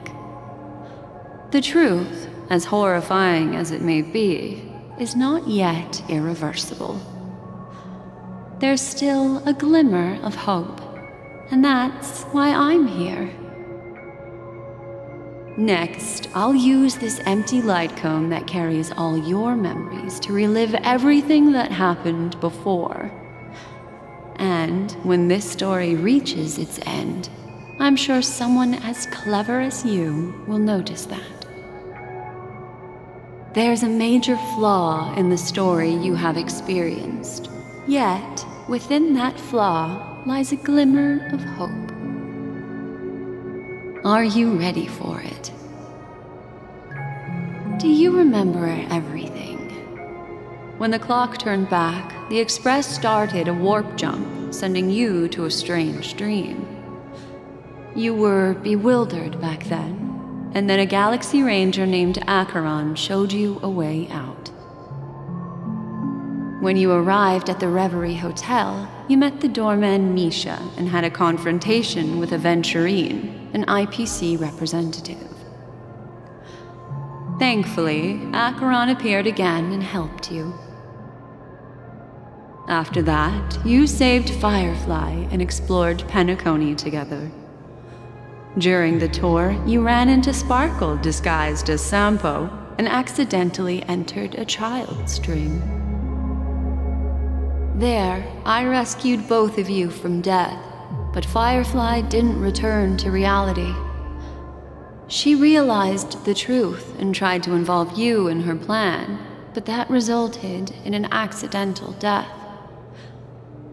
Even more unsettling, you soon encountered another murder. The 2 cases of death prompted you to investigate the truth behind the sweet dream. Despite your efforts to gather information about the 2 victims, you didn't make much progress. But you did learn about the watchmaker from Gallagher. Meanwhile, Aventurine was secretly carrying out his scheme, in which you were one of the pawns. In the midst of a fierce battle, Acheron revealed her true identity as an emanator of the Nihility and unsheathed her sword. That strike foiled Aventurine's plan and opened a passage between the sweet dream and the original memory zone. Upon your arrival at Dreamflux Reef, you learned the truth that death was actually dormancy, as well as the truth about the dreamscape, the Stellaron, and the bellboy, Misha. You split up with Sunday and Robin, looking for a way to seal the Stellaron. However, it turned out that Sunday and the Dream Master had their own hidden agenda. And you had to engage in an ultimate duel on the stage of the Charmony Festival. Finally, the story reached its conclusion. You emerged victorious, with the Trailblaze triumphing over the Order, and Peniconia embracing a bright and peaceful future. This marks the end of the thrilling journey in Peniconia. I'm sure you've already noticed something unusual, haven't you? The major flaw, which contradicts all the known information, hides in this story.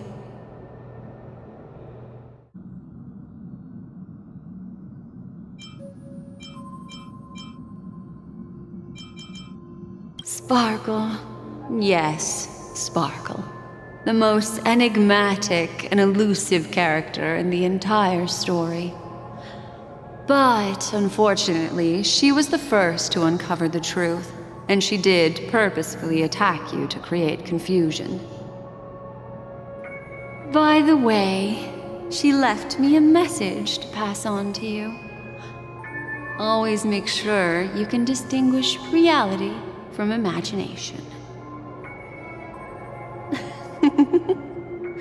Is that a clue, you may wonder? I'm not sure, although I'm pretty sure that the fatal variable has nothing to do with that masked fool.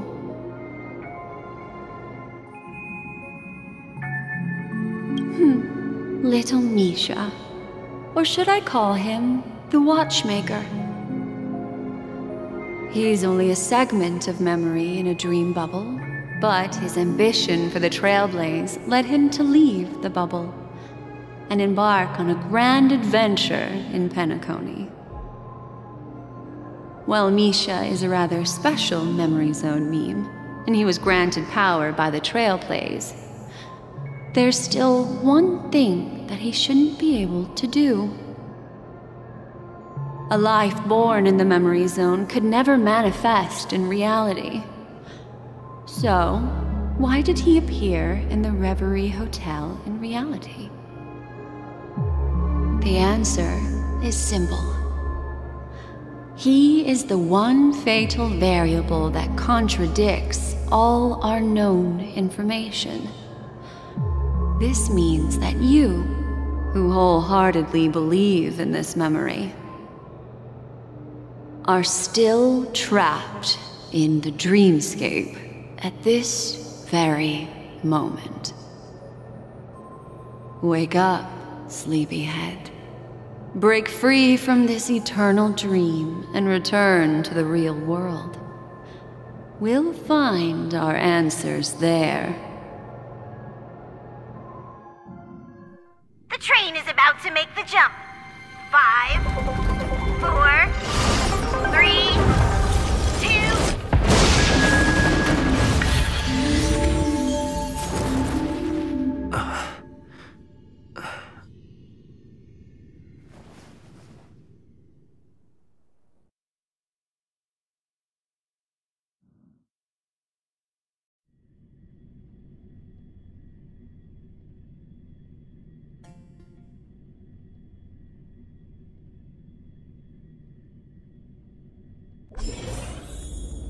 This way, darling.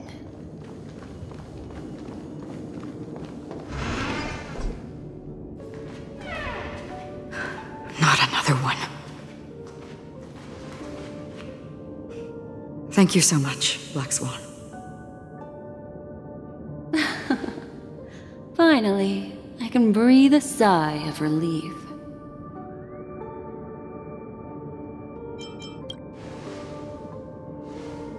I understand you must be confused, and will do our best to shed light on the situation.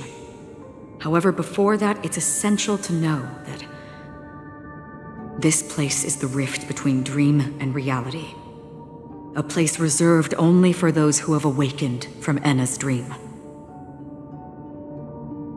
Do you remember Sunday's ambitious plan?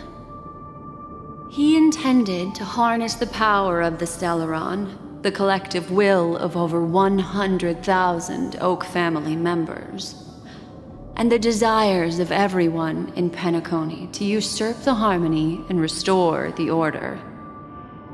Unfortunately, it didn't stop there. From the early days of our journey into Asdana, we were already affected by the Stellaron. That strange dreamscape where we met. Maybe it was a sign that your thoughts were beginning to drift away.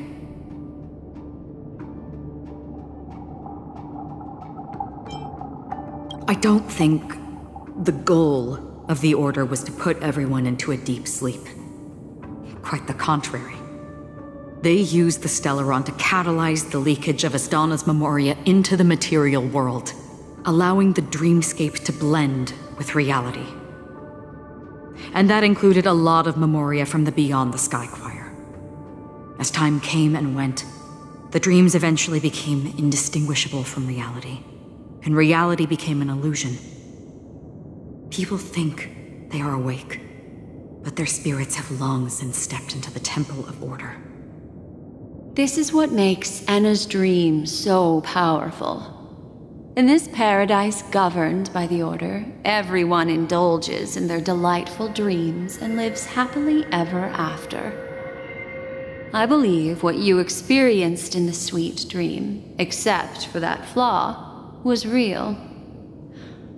Only in this way could you reach the destination, lifting the crisis in Peniconia and embarking on your next trailblazing expedition. If it wasn't for Acheron's plan, we might have been trapped in this dream forever. Fortunately, while the path of the Order governs all things, it can't affect the Nihility. I came to realize this when the Dream Master tried to expel me at any cost. This is also why you felt a sense of peculiarity when traveling with her. Well, I'm not as fortunate as she is. Even if I'm a memo keeper, I was still influenced by the power of the Order and fell into hallucinations. However, thanks to your memories, now we still have a chance to turn the tide. For mortals, even if they possess the great power of a path, they can't create a flawless world like gods do. That's why there was a flaw in your dream. In other words, once you have realized the world is not real, you'll have a chance to break free from the dream. The flaw in your dream lies within Misha, who could have never appeared in reality. When I turned the pages of your memories, I realized that I was in an illusion too.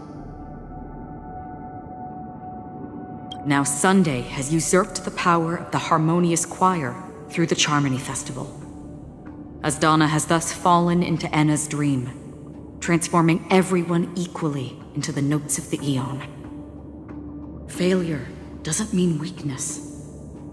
Only the strong can gather the will to resist the Order and try to break free. We still have a chance, though. To make it happen, please, Black Swan, guide us to those with a strong will. All right, please come with me. These people are... They're the ones who accept Enna's dream and indulge in their happy illusions. We have no means to wake them up now. Not even your clockwork will do the trick. However, there are still other things we can do. Let's keep going.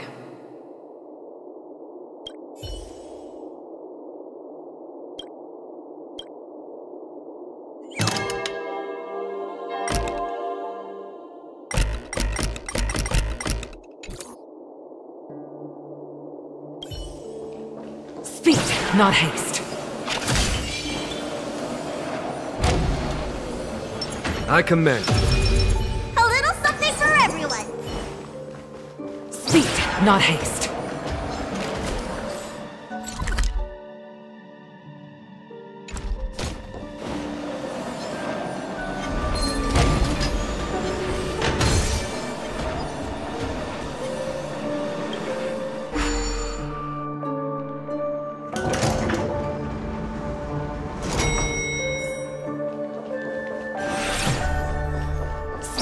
Not haste. Here we are. It's Robin.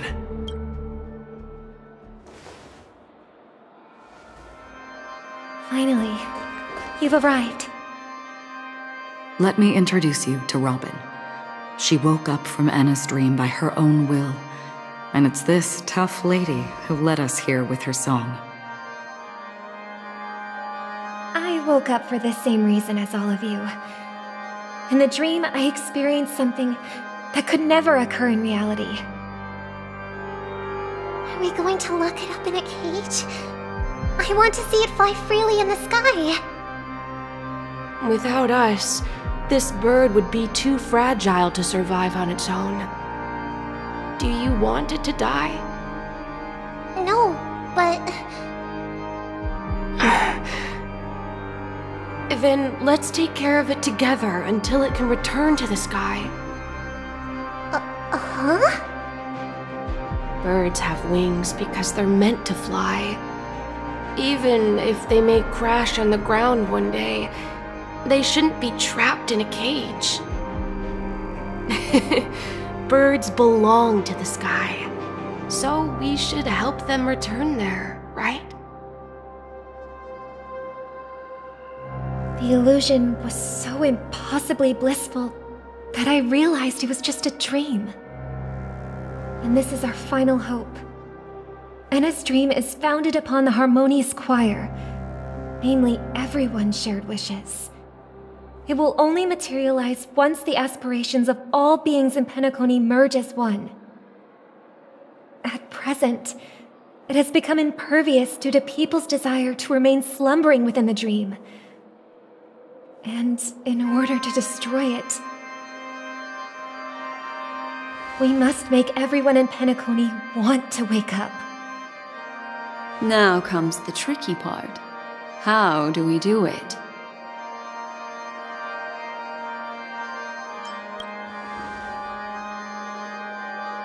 Humans yearning for sweet illusions borders on obsession, leading them to subconsciously resist the harsh reality. Therefore, I carefully selected a moment where he was completely unguarded, guiding him to uncover the truth himself to make him regain his consciousness.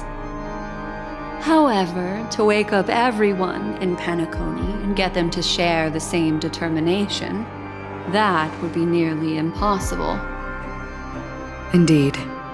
I'm afraid it's almost as difficult as resurrecting an Eon. But we can't just stay here and do nothing.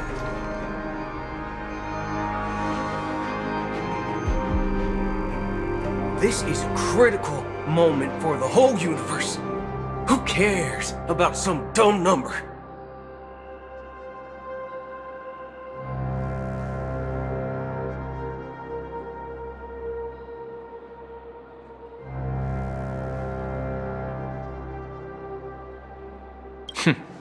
Thanks to Black Swan. You're welcome. And thanks to the memo keepers in Peniconia too. I believe your partners have also awakened from their dreams. This is the first step of our plan. With the assistance from the Garden of Recollection, those who possess a strong will, like you, will gradually awaken from the dream. These free wills are the discord that will sway Anna's dream. However, awakening a mere handful of individuals is insignificant compared to the vast number of people immersed in the dream. We must find other ways to awaken the free will of millions of people within a short period of time. If breaking through from the inside proves challenging, we can seek assistance from the outside. We've long been aware of a potential solution. Asdana is a galaxy known for its abundant memoria and the remarkable phenomenon known as synesthesia dreamscape. When people first enter this place, they often find themselves and others sharing a collective dream. At this very moment, there is only one dream encompassing the entire Asdana system. So, you mean, if we can attract a large number of outsiders to this system, their free will would intertwine with this dream and shake it to its core? However, those outsiders might also succumb to the dream and become the foundation of the Order instead. The real challenge is, how can we gather a huge number of people as determined as you within a short period of time? Looks like the Jade Abacus of Allying Oath will be the only solution. No. No need for that. Keep your once-in-a-lifetime treasure. We don't need to bother the Cienjo Alliance for such a tiny request. You want thousands of people with unwavering free will? That's easy. Just leave it to us Galaxy Rangers. You can gather Galaxy Rangers? Outsiders may see Galaxy Rangers as elusive and disconnected individuals, and actually, they're right. And that's why we have a tacit understanding among us. Do you know what it is, Acheron? It's the relic I returned to you. Exactly. Its owner must have told you that it's meaningless to anyone other than a Galaxy Ranger, and that it can only fulfill its purpose when returned to its rightful owner. Because it's a burial artifact, worthy only of a hero who has served the Galaxy Rangers with honor. When its light illuminates the universe, it means the fall of a hero, and in the direction it falls, countless meteors will streak across the sky. Those meteors are Galaxy Rangers, coming from all corners of the cosmos, driven by a shared purpose, without questioning the cause or counting the cost, because we abide by a common principle. The shooting stars of the hunt only descend on the longest night, and with them comes the dawn. We've stayed silent for far too long. Now, it's time to remind all the cowards, oppressors, and villains of the universe of our presence. I'll be the one to ignite the first spark. Once the dreamscape is swayed, I'll complete the second step.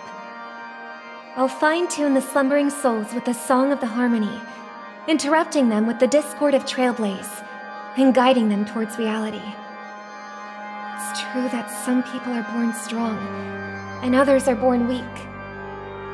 If the Trailblaze is the target of heroes, then the Harmony will guarantee that the strong help the weak. Only the people of Penacony themselves can be the saviors of their homeland. Their path of happiness should be forged by themselves. While I may not be a nameless, I'm willing to instill courage in all those who need it. This includes my brother as well. Anna's dream is too cruel for him and everyone else. Your plan sounds well conceived, but still, it appears somewhat idealistic and romantic. The flaws rooted in human nature can't be eradicated overnight. Do you believe these efforts alone are enough to convince everyone to choose the right path. I agree with you, Black Swan. That's why the most critical aspect of this plan is not to convince everyone to choose the right path, but to inspire them to save themselves.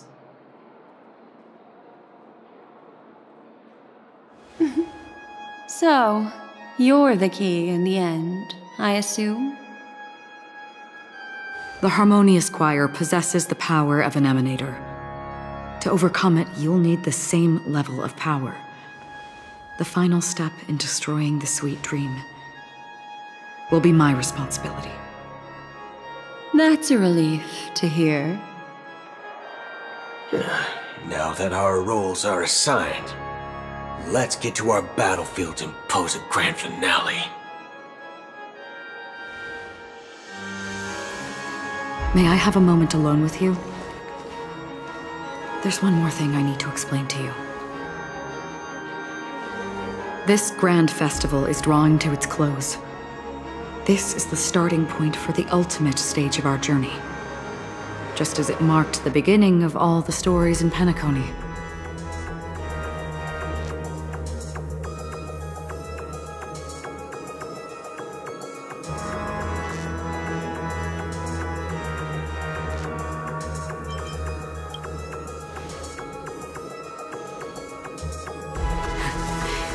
Only by reflecting on our steps can we remember the path we should be walking on, and the companions who have walked alongside us.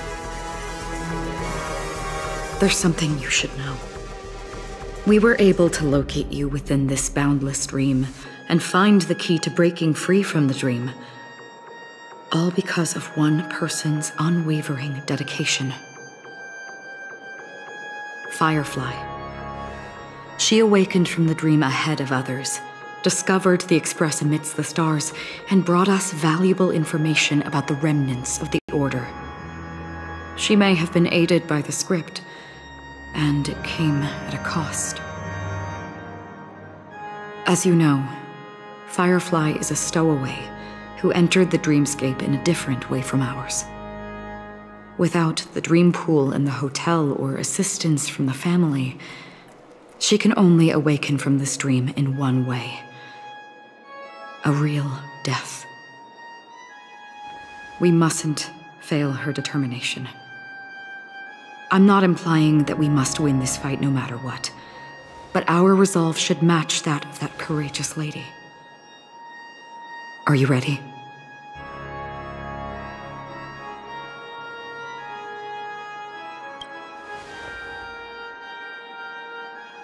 Very well.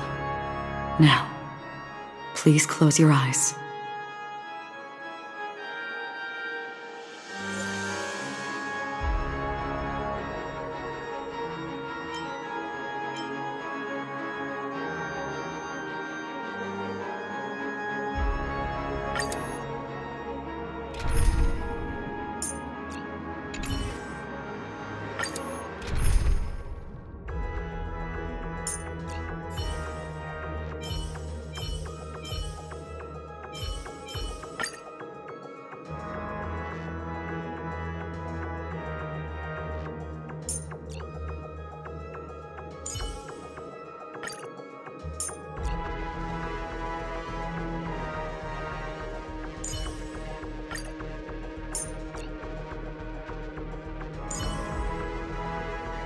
Should you require aid, you need only ask.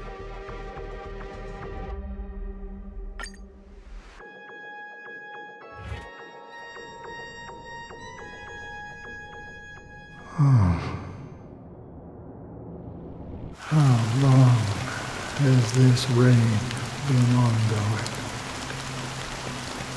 If I remember correctly, it has lasted for decades, or even centuries. The unwavering determination of the Hunt followers persists even in death. But thankfully, we've guided those lost souls to their lives beyond. They were heroes in their time.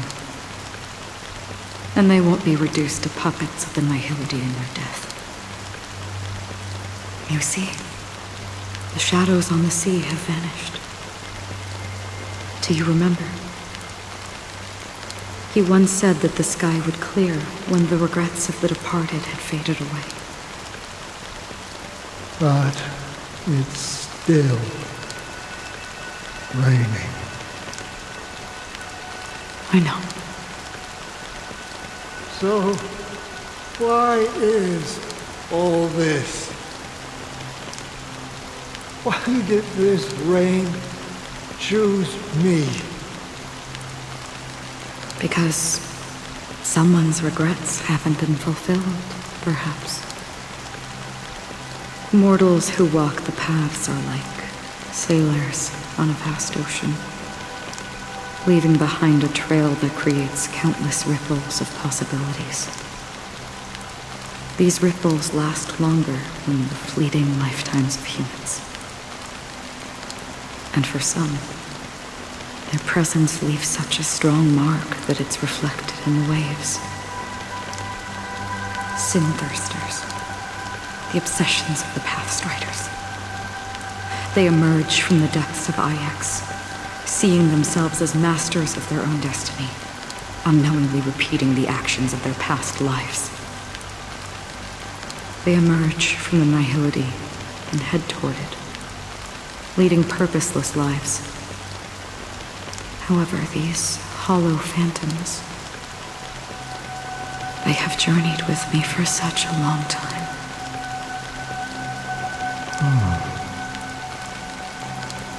So this is how it is.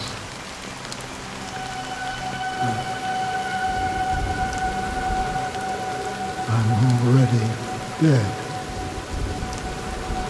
Yes. Are you watching over me?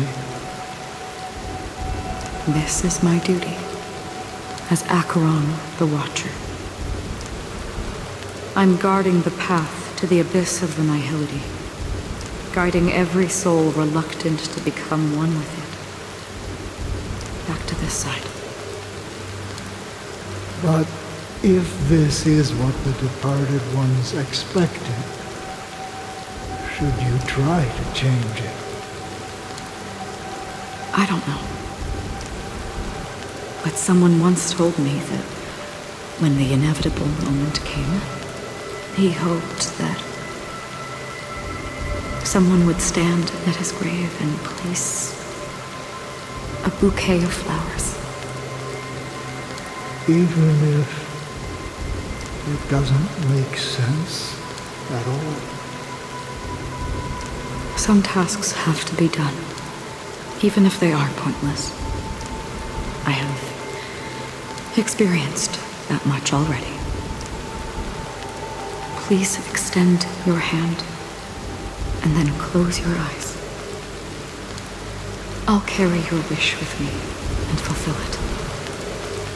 Only then will I be able to put an end to the final regret by the Dead Sea. Will I ever see them again? Yes, that is certain. Because it was you who told me about the Express, your two former companions. The expedition cut short by the Swarm, your narrow escape from death, and your encounter with the Galaxy Rangers. And Penacony, the hometown to which you could never return. Yeah, for countless times I got rejected by the family and had to pass it by. But I knew that my companion was still there.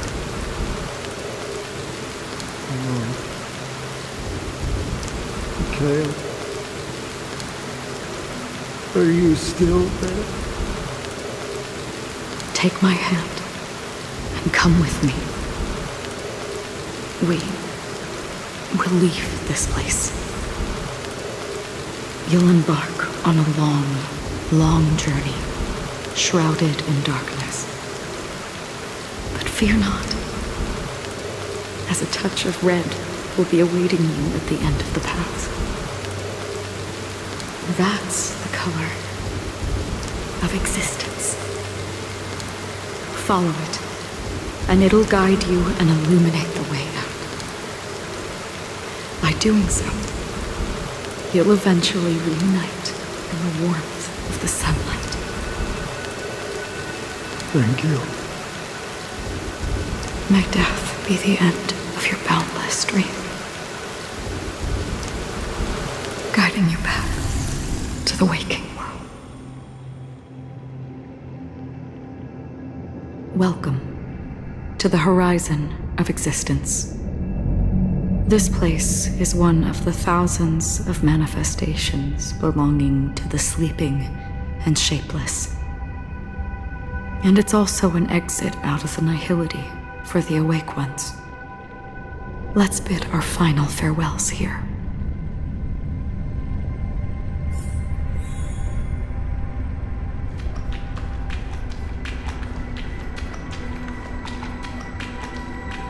Always distinguish between reality and imagination. All right, Gray.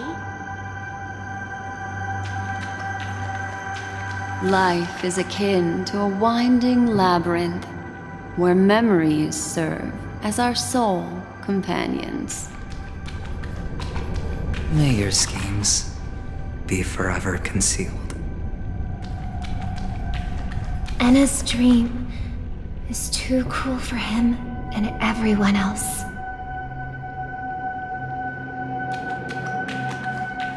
To the imperfect tomorrow.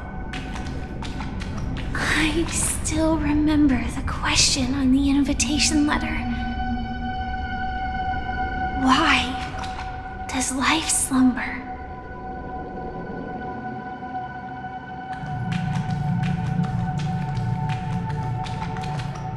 Why does life slumber? We don't know the answer yet, but we're about to awaken from this dream. Or perhaps such is the answer itself. Leave this place, return to where you belong, and awaken Peniconia from this dream. As I said, our plan is not about convincing everyone to choose the right path, but about inspiring them to save themselves. So, when will people actively save themselves? The answer is when they are in desperate situations. Like a drowning individual in the deep sea. When one's body and mind bear immense pressure, agony, confusion, and despair will follow. I firmly believe that. The fragility of humankind often freezes them in their tracks. But in truly desperate situations, they will strive to save themselves. And now, Peniconia has enough heroes to lead them forward. It's through this inherent, self-centered instinct that people exert their utmost effort, even when they know their struggle is fruitless. As absurd as it may seem, it's their resistance. As for now, it is time to guide them, not as a savior, but as a nameless among those mortals. In this way, you will reunite in the warmth of the sunlight. The rain is intensifying. Before we part ways, please allow me to ask a few final questions. So far, you have forged unbreakable bonds with numerous individuals and entities in the sweet dream. Might I ask if you fear severing these bonds with your own hands?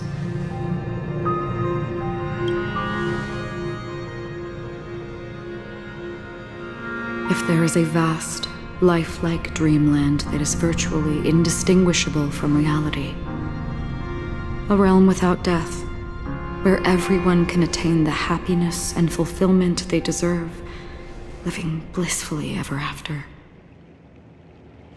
I would ask, Would you wish to stay?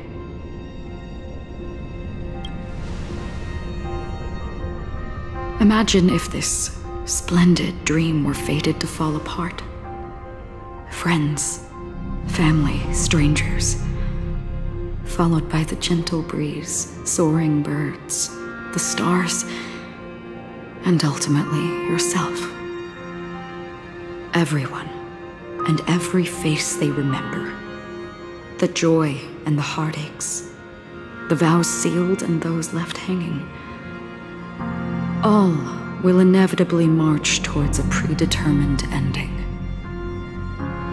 If you had grasped the journey's finale right from its inception, I would ask, would you still embark on this journey?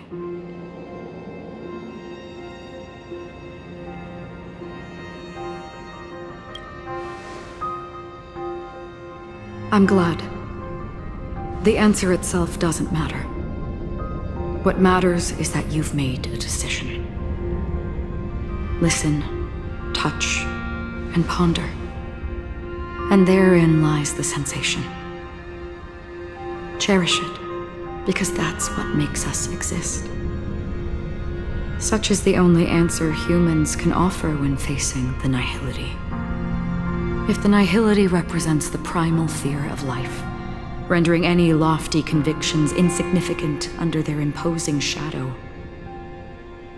then behind this shadow, there must exist the most fervent source of light in the world.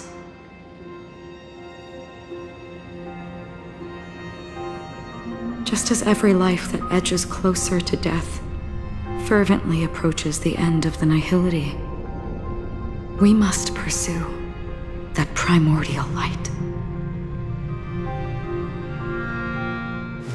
And to think that you exist in the nihility, and you watch over others to depart it. Such a task is absurd and meaningless. Nevertheless, someone had to do it. As for the meaning you mentioned, even if it's a meaningless task, I've come this far, haven't I? Even if the future you forge may not even belong to you. It may not belong to me, but it definitely belongs to someone. What hardships you must have experienced. In that case, allow me to do something meaningless too. Please, do me the name.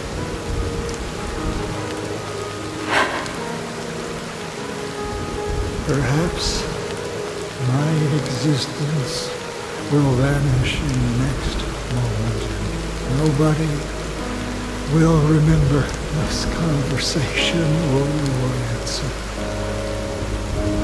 But I believe that your name should be remembered. And this universe will remember it as well.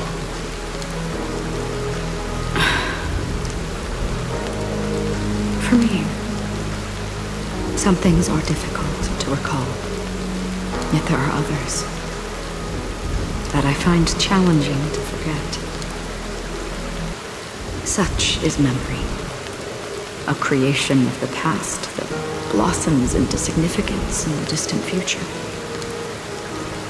I remember that marks the start of my journey, the origin of the vibrant red hue in my life, and the most fervent element amidst every tempest.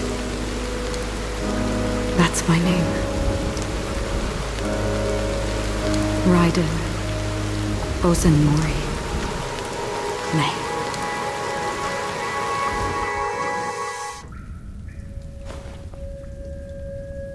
The Golden Dream is getting restless. In the coming long nights, I'm afraid you will face many setbacks and witness many tragedies. And in the end, you will only see in black and white. But please believe me, that in that monochrome world, there will be a glimpse of fleeting red. And when you make a choice, it will appear once more.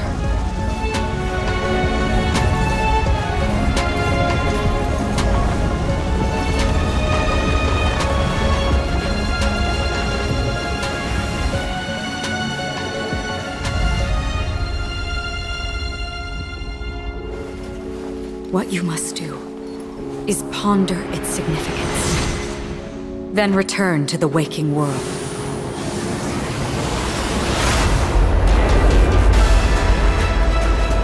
That's where we all find our answers.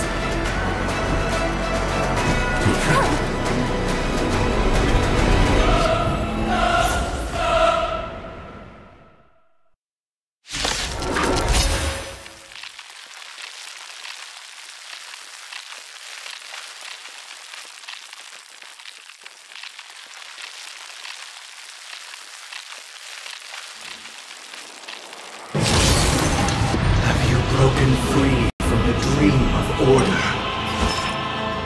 We've done enough sleeping already. Let's show them a wake-up call. Now, noisy. Here is thunder. Only noise. Time. Show no mercy. Noisy. Not order. How can the weak be righteous? I'll take the lead. Wake up! Gale Force! There's no time to lose. Conflict is meaningless. Why is everybody silent? All things are part of the melody. The wind is rising. Bolt! From the boat! Disorderly noise!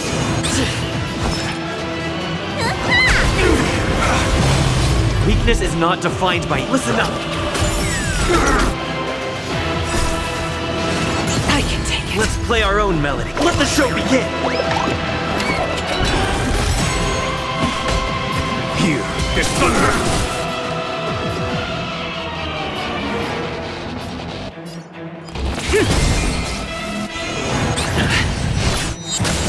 Disorderly noise!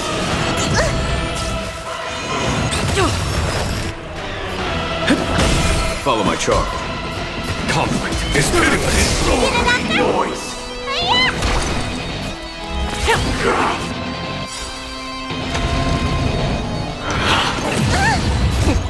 What's in your prescription? Thank you, comrade. Enjoy eternal peace.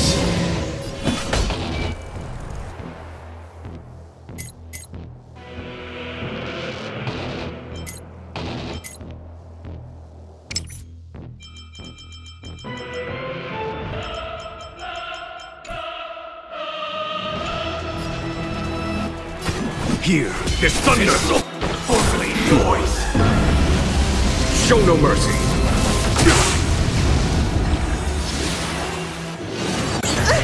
Spirit never dies. To the clouds!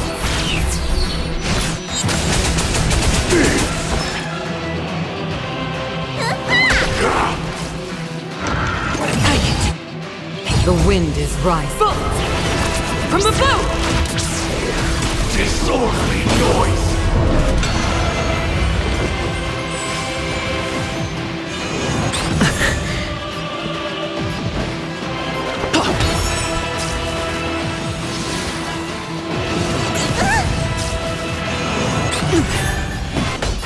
Conflict is meaningless. Stay noisy. If you have any objection, feel free to make your case. Let me tend your wounds. Stay off!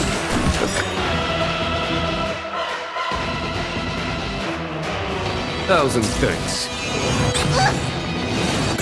You bully! Keep up with me.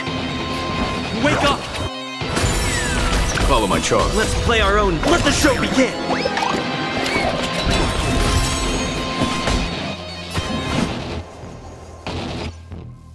Here, there's thunder! What's in your prescription? Thank you, comrade. Enjoy eternal peace. Spirit never dies.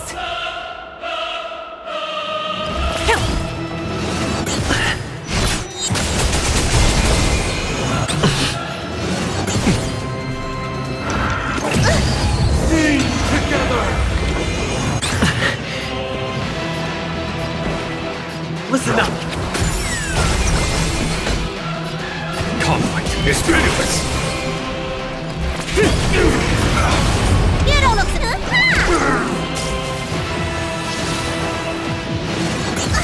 I'll take the lead. Wake up!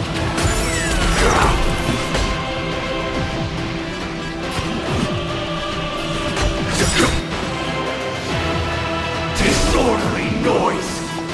To the cloud! Time for the master stroke. Show no mercy! Let's play our own. Let the show begin! Disorderly noise! 7,336 notes. I solemnly invite you to join the glorious chorus and ascend to the heavens!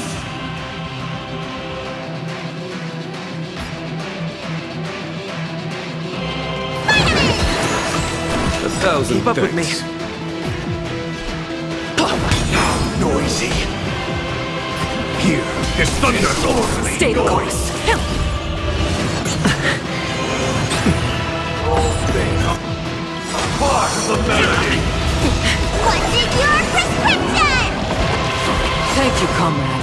The dreamscape is indistinguishable from reality. Can it still be called an illusion?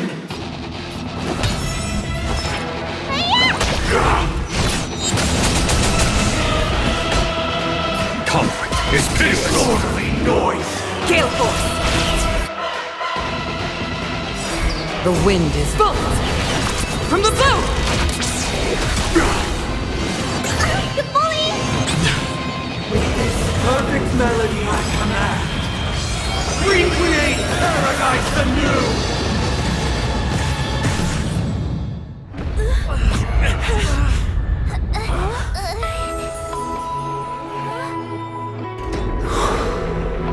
Music.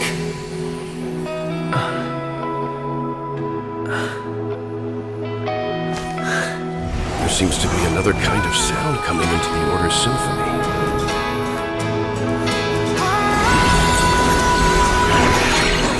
Penacony's first and last disharmony.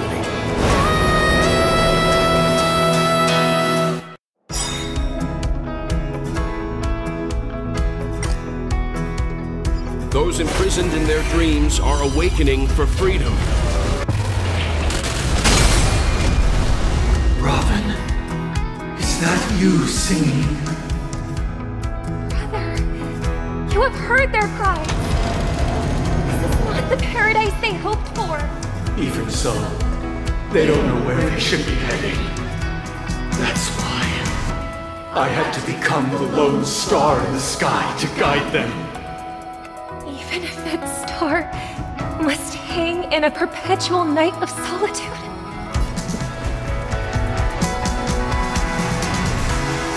Let's play our own melody. The show begins!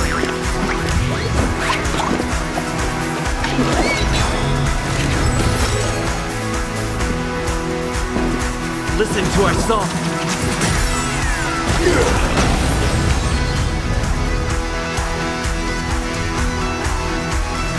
The wind is rising. Cloud kites, formation! Bolt from the blue!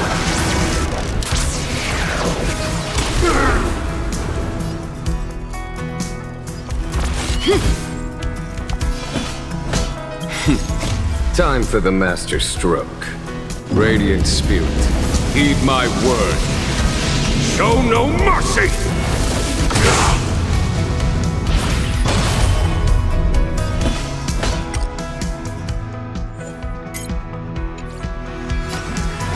Here, is thunder!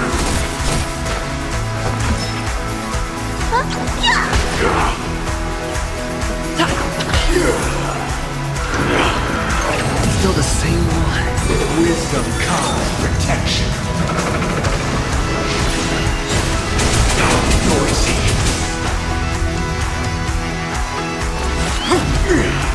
There's no time to lose. Conflict is pitiless. Noisy. Disorderly noise.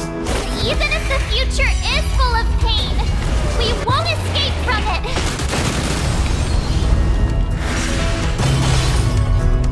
All things are part of the melody. Enjoy eternal peace.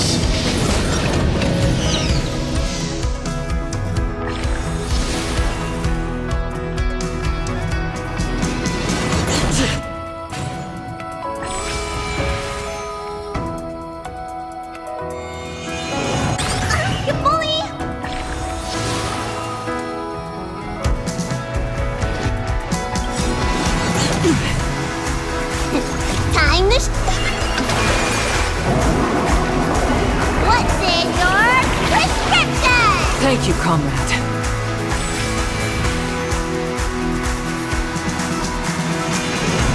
Still the same one.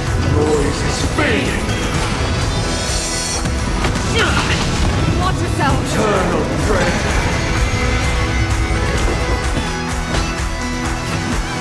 Here is thunder! Disorderly noise.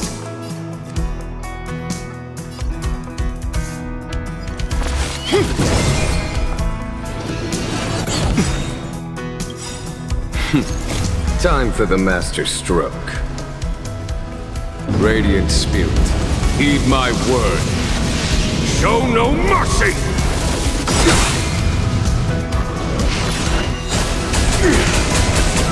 Noisy. Somebody needs a doctor. Look, listen, feel, catch! Let's play our own melody. The show begins.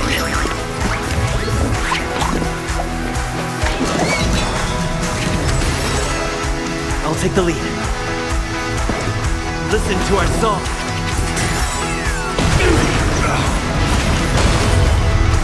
As easy as that. To the clouds! Conflict is pitiless. Disorderly noise. Everyone, keep up with my tempo. The wind is rising. Cloud kites, formation! Bolt! From the boom!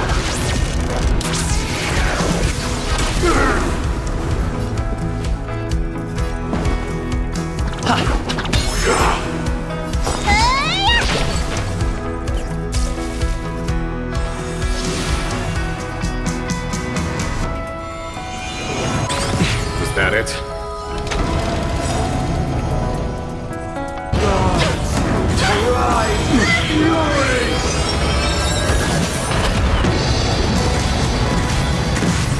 Witness the will of the weak! Disorderly noise. This is it. Here is thunder!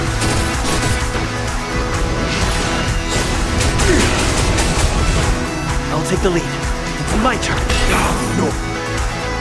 Noisy. Let's play our own melody. The show begins.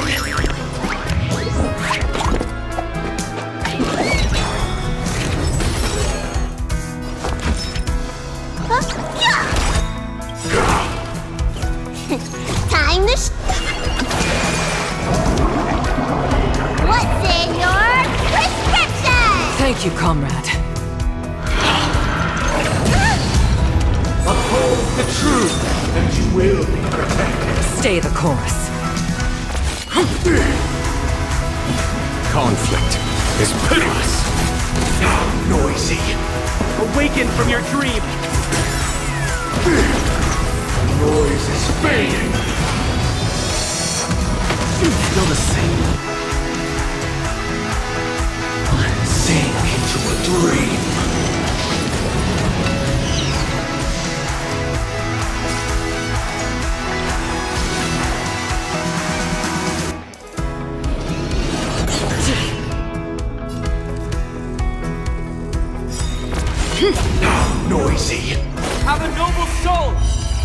be shackled by the past! Follow my charge. Time for the master stroke. Radiant spirit, heed my word. Show no mercy! Here is thunder!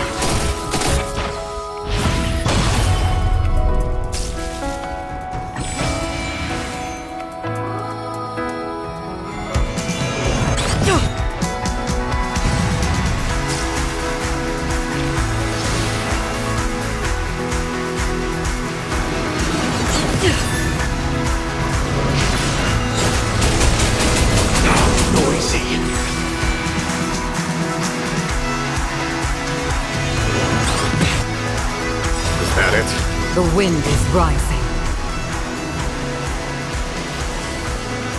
Cloud kites, formation! Bolt! From the bow!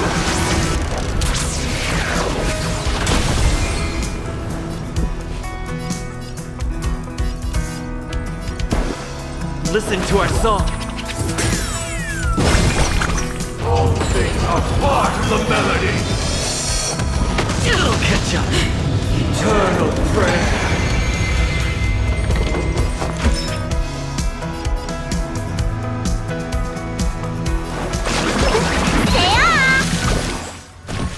Thousand thanks. A pilot spirit never dies.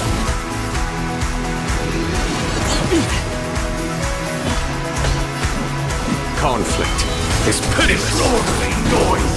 If we had never experienced solitude, how could we have embarked on different paths?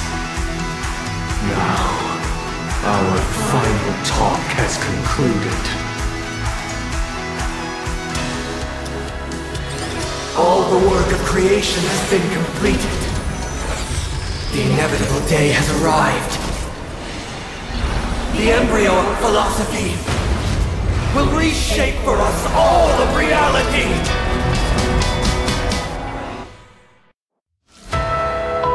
If your paradise can save more people, sever my path with your hands.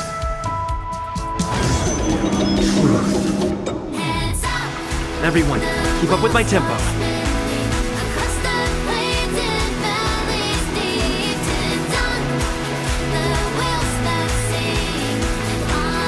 Awaken from your dream! Insolent! Let's play our own melody. The show begins!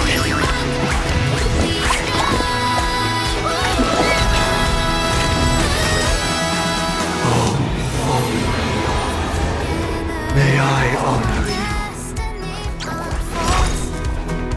I swear on words. There's no time to lose. Here is thunder!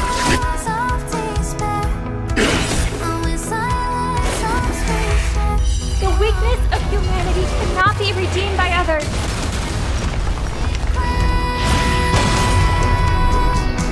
This 7-day vow, I command you to heed my summons. Uh-oh! I have a bad feeling about this!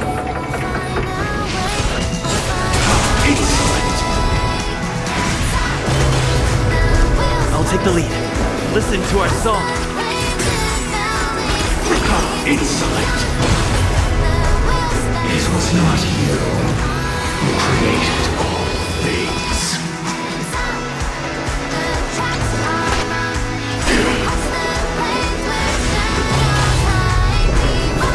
Time to... What's in your prescription? 1,000 thanks. It was humanity that created you! Insolent! Your divine being will become the foundation of our paradise!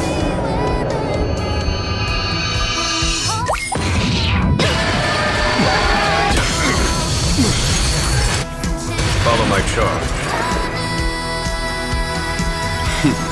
Time for the master stroke. Radiant spirit, heed my word. Show no mercy!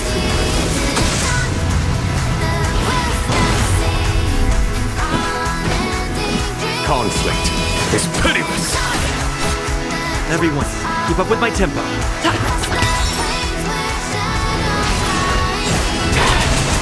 Insolent! By this solemn desire for order. Stop it! We want to achieve the paradise we promised. But the order is not the only choice.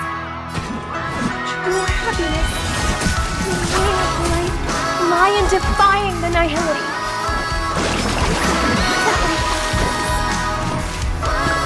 I'll take the lead. Ha! Blasphemous! There's no time to lose. Conflict is pitiless. Everyone,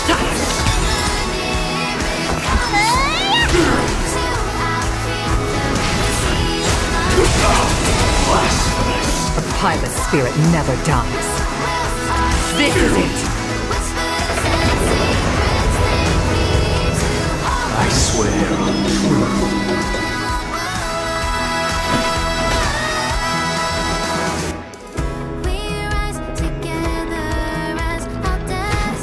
Here is thunder! Insolent!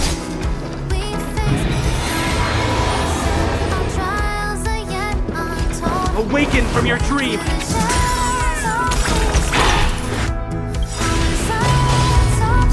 Let's play our own melody.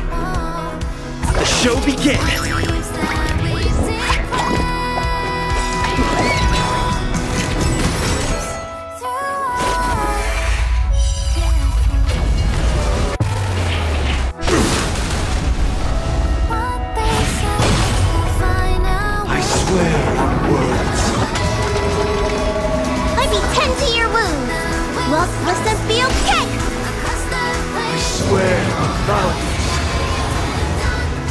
Stay the course. Gale force! I swear on rules. Listen to our song.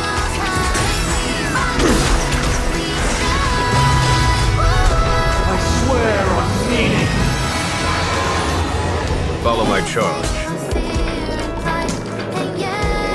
The wind is rising. Cloud kites, formation! Bolt! From the boom!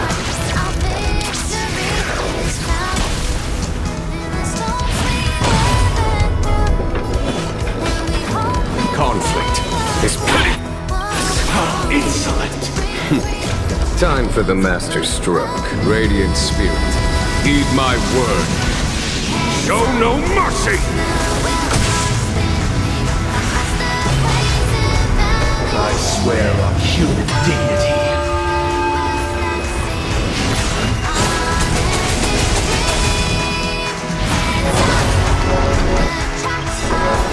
Time to show you. What's in your prescription? Great teamwork.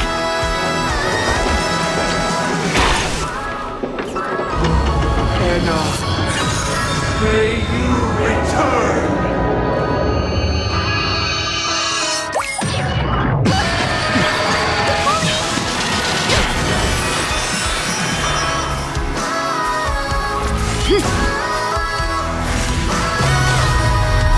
I'll take the lead.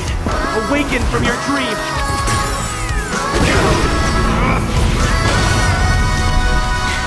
A foregone conclusion. Here, this thunder! Blasphemous!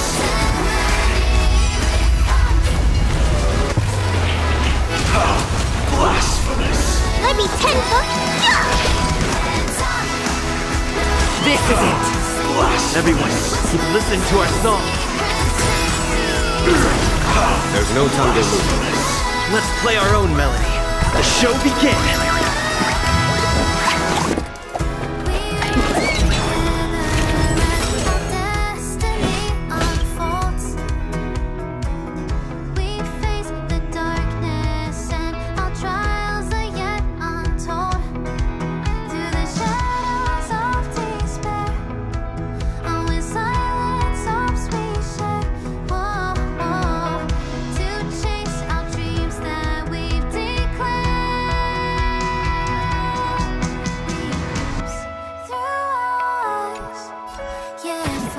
Bide your time, but don't waste it.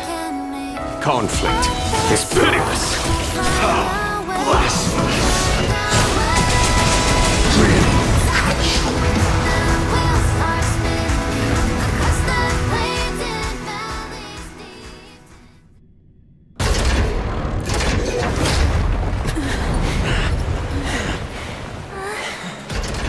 So,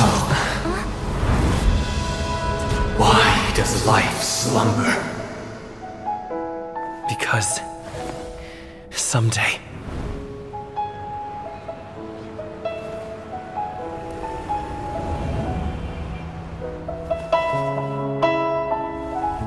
we will wake from our dreams.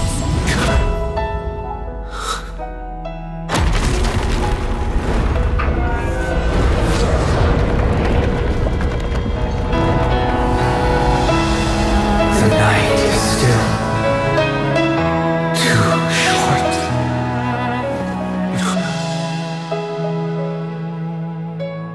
Brother, the dream is over.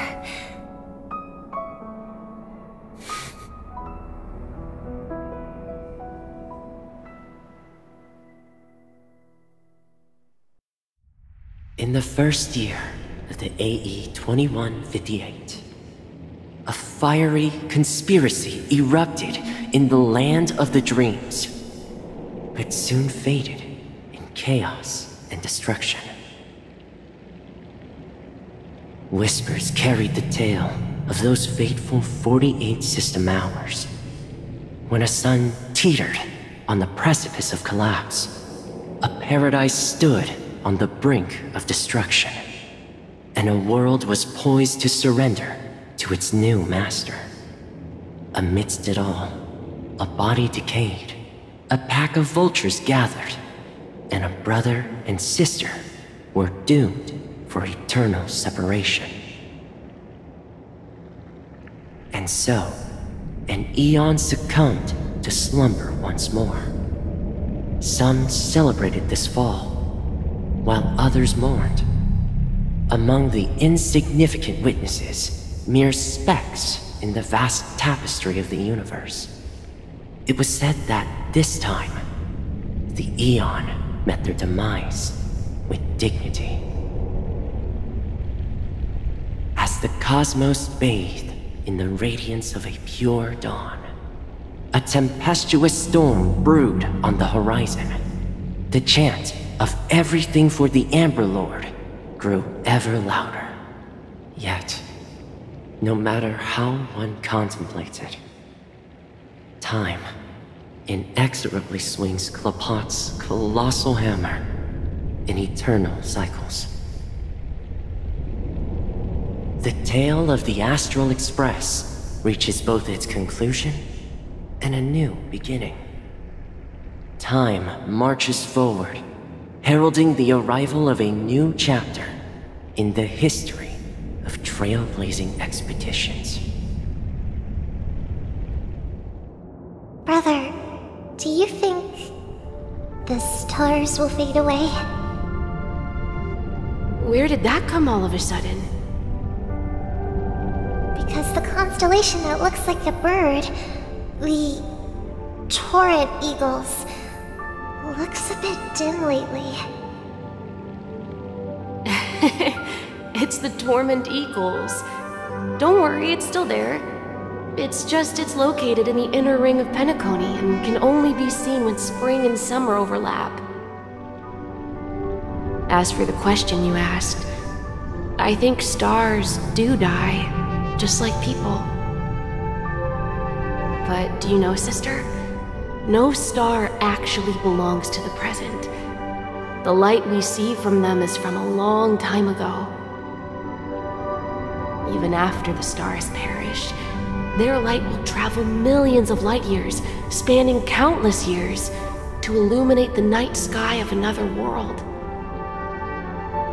In our paradise, I believe there will be a star like that, shining with the same light. Its radiance will last forever, and its name will be happiness. No, not not just 1 star. We should have 2 stars. Or maybe even more. Yeah, you're right. It's a deal. It's a deal then. This is our promise, and nothing will sway our ideals. Yeah, you bet.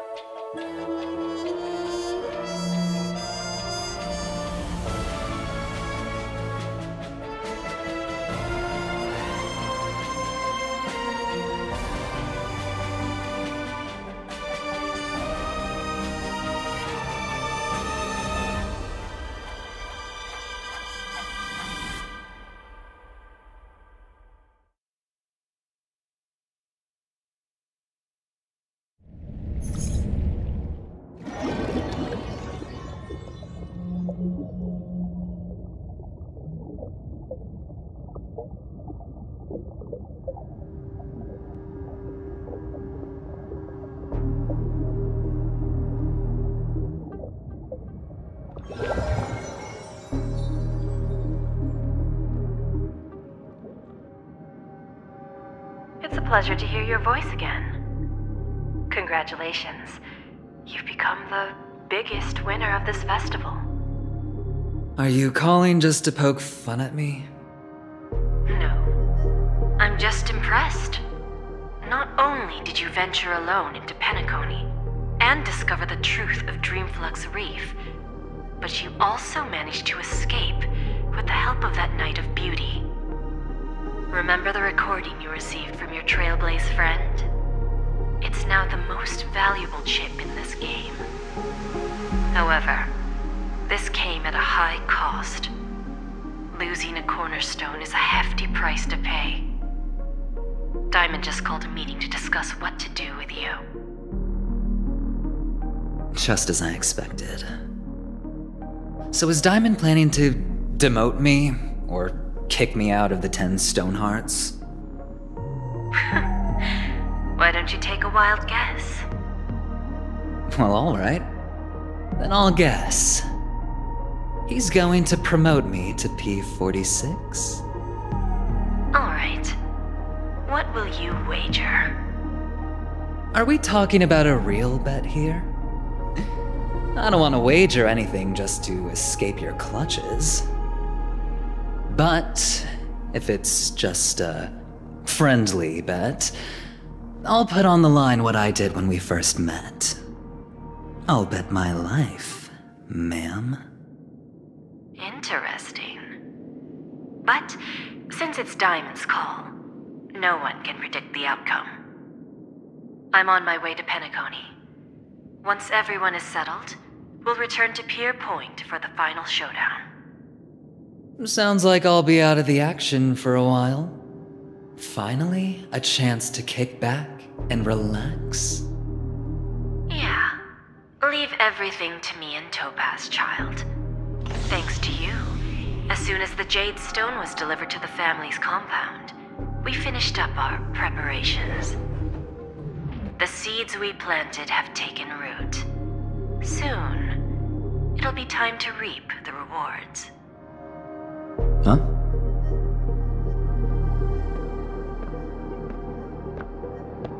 Let's wrap it up for now. Looks like I've got a visitor here.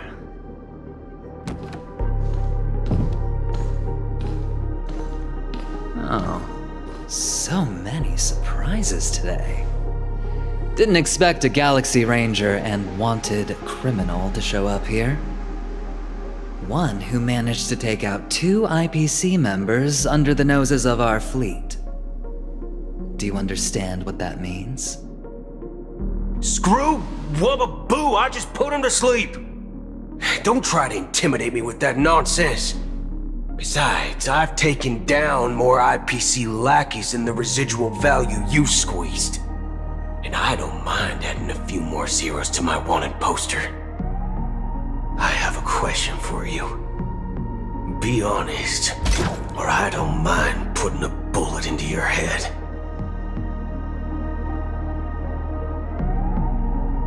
Tell me, where is Oswaldo Snyder?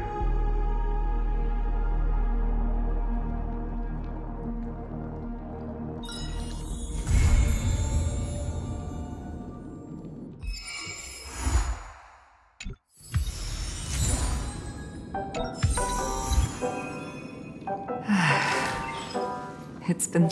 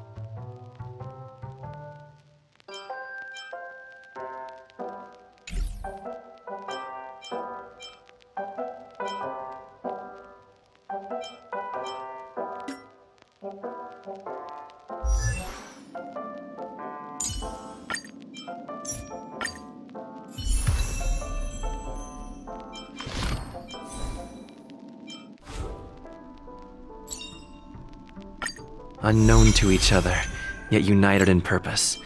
We make the same choices.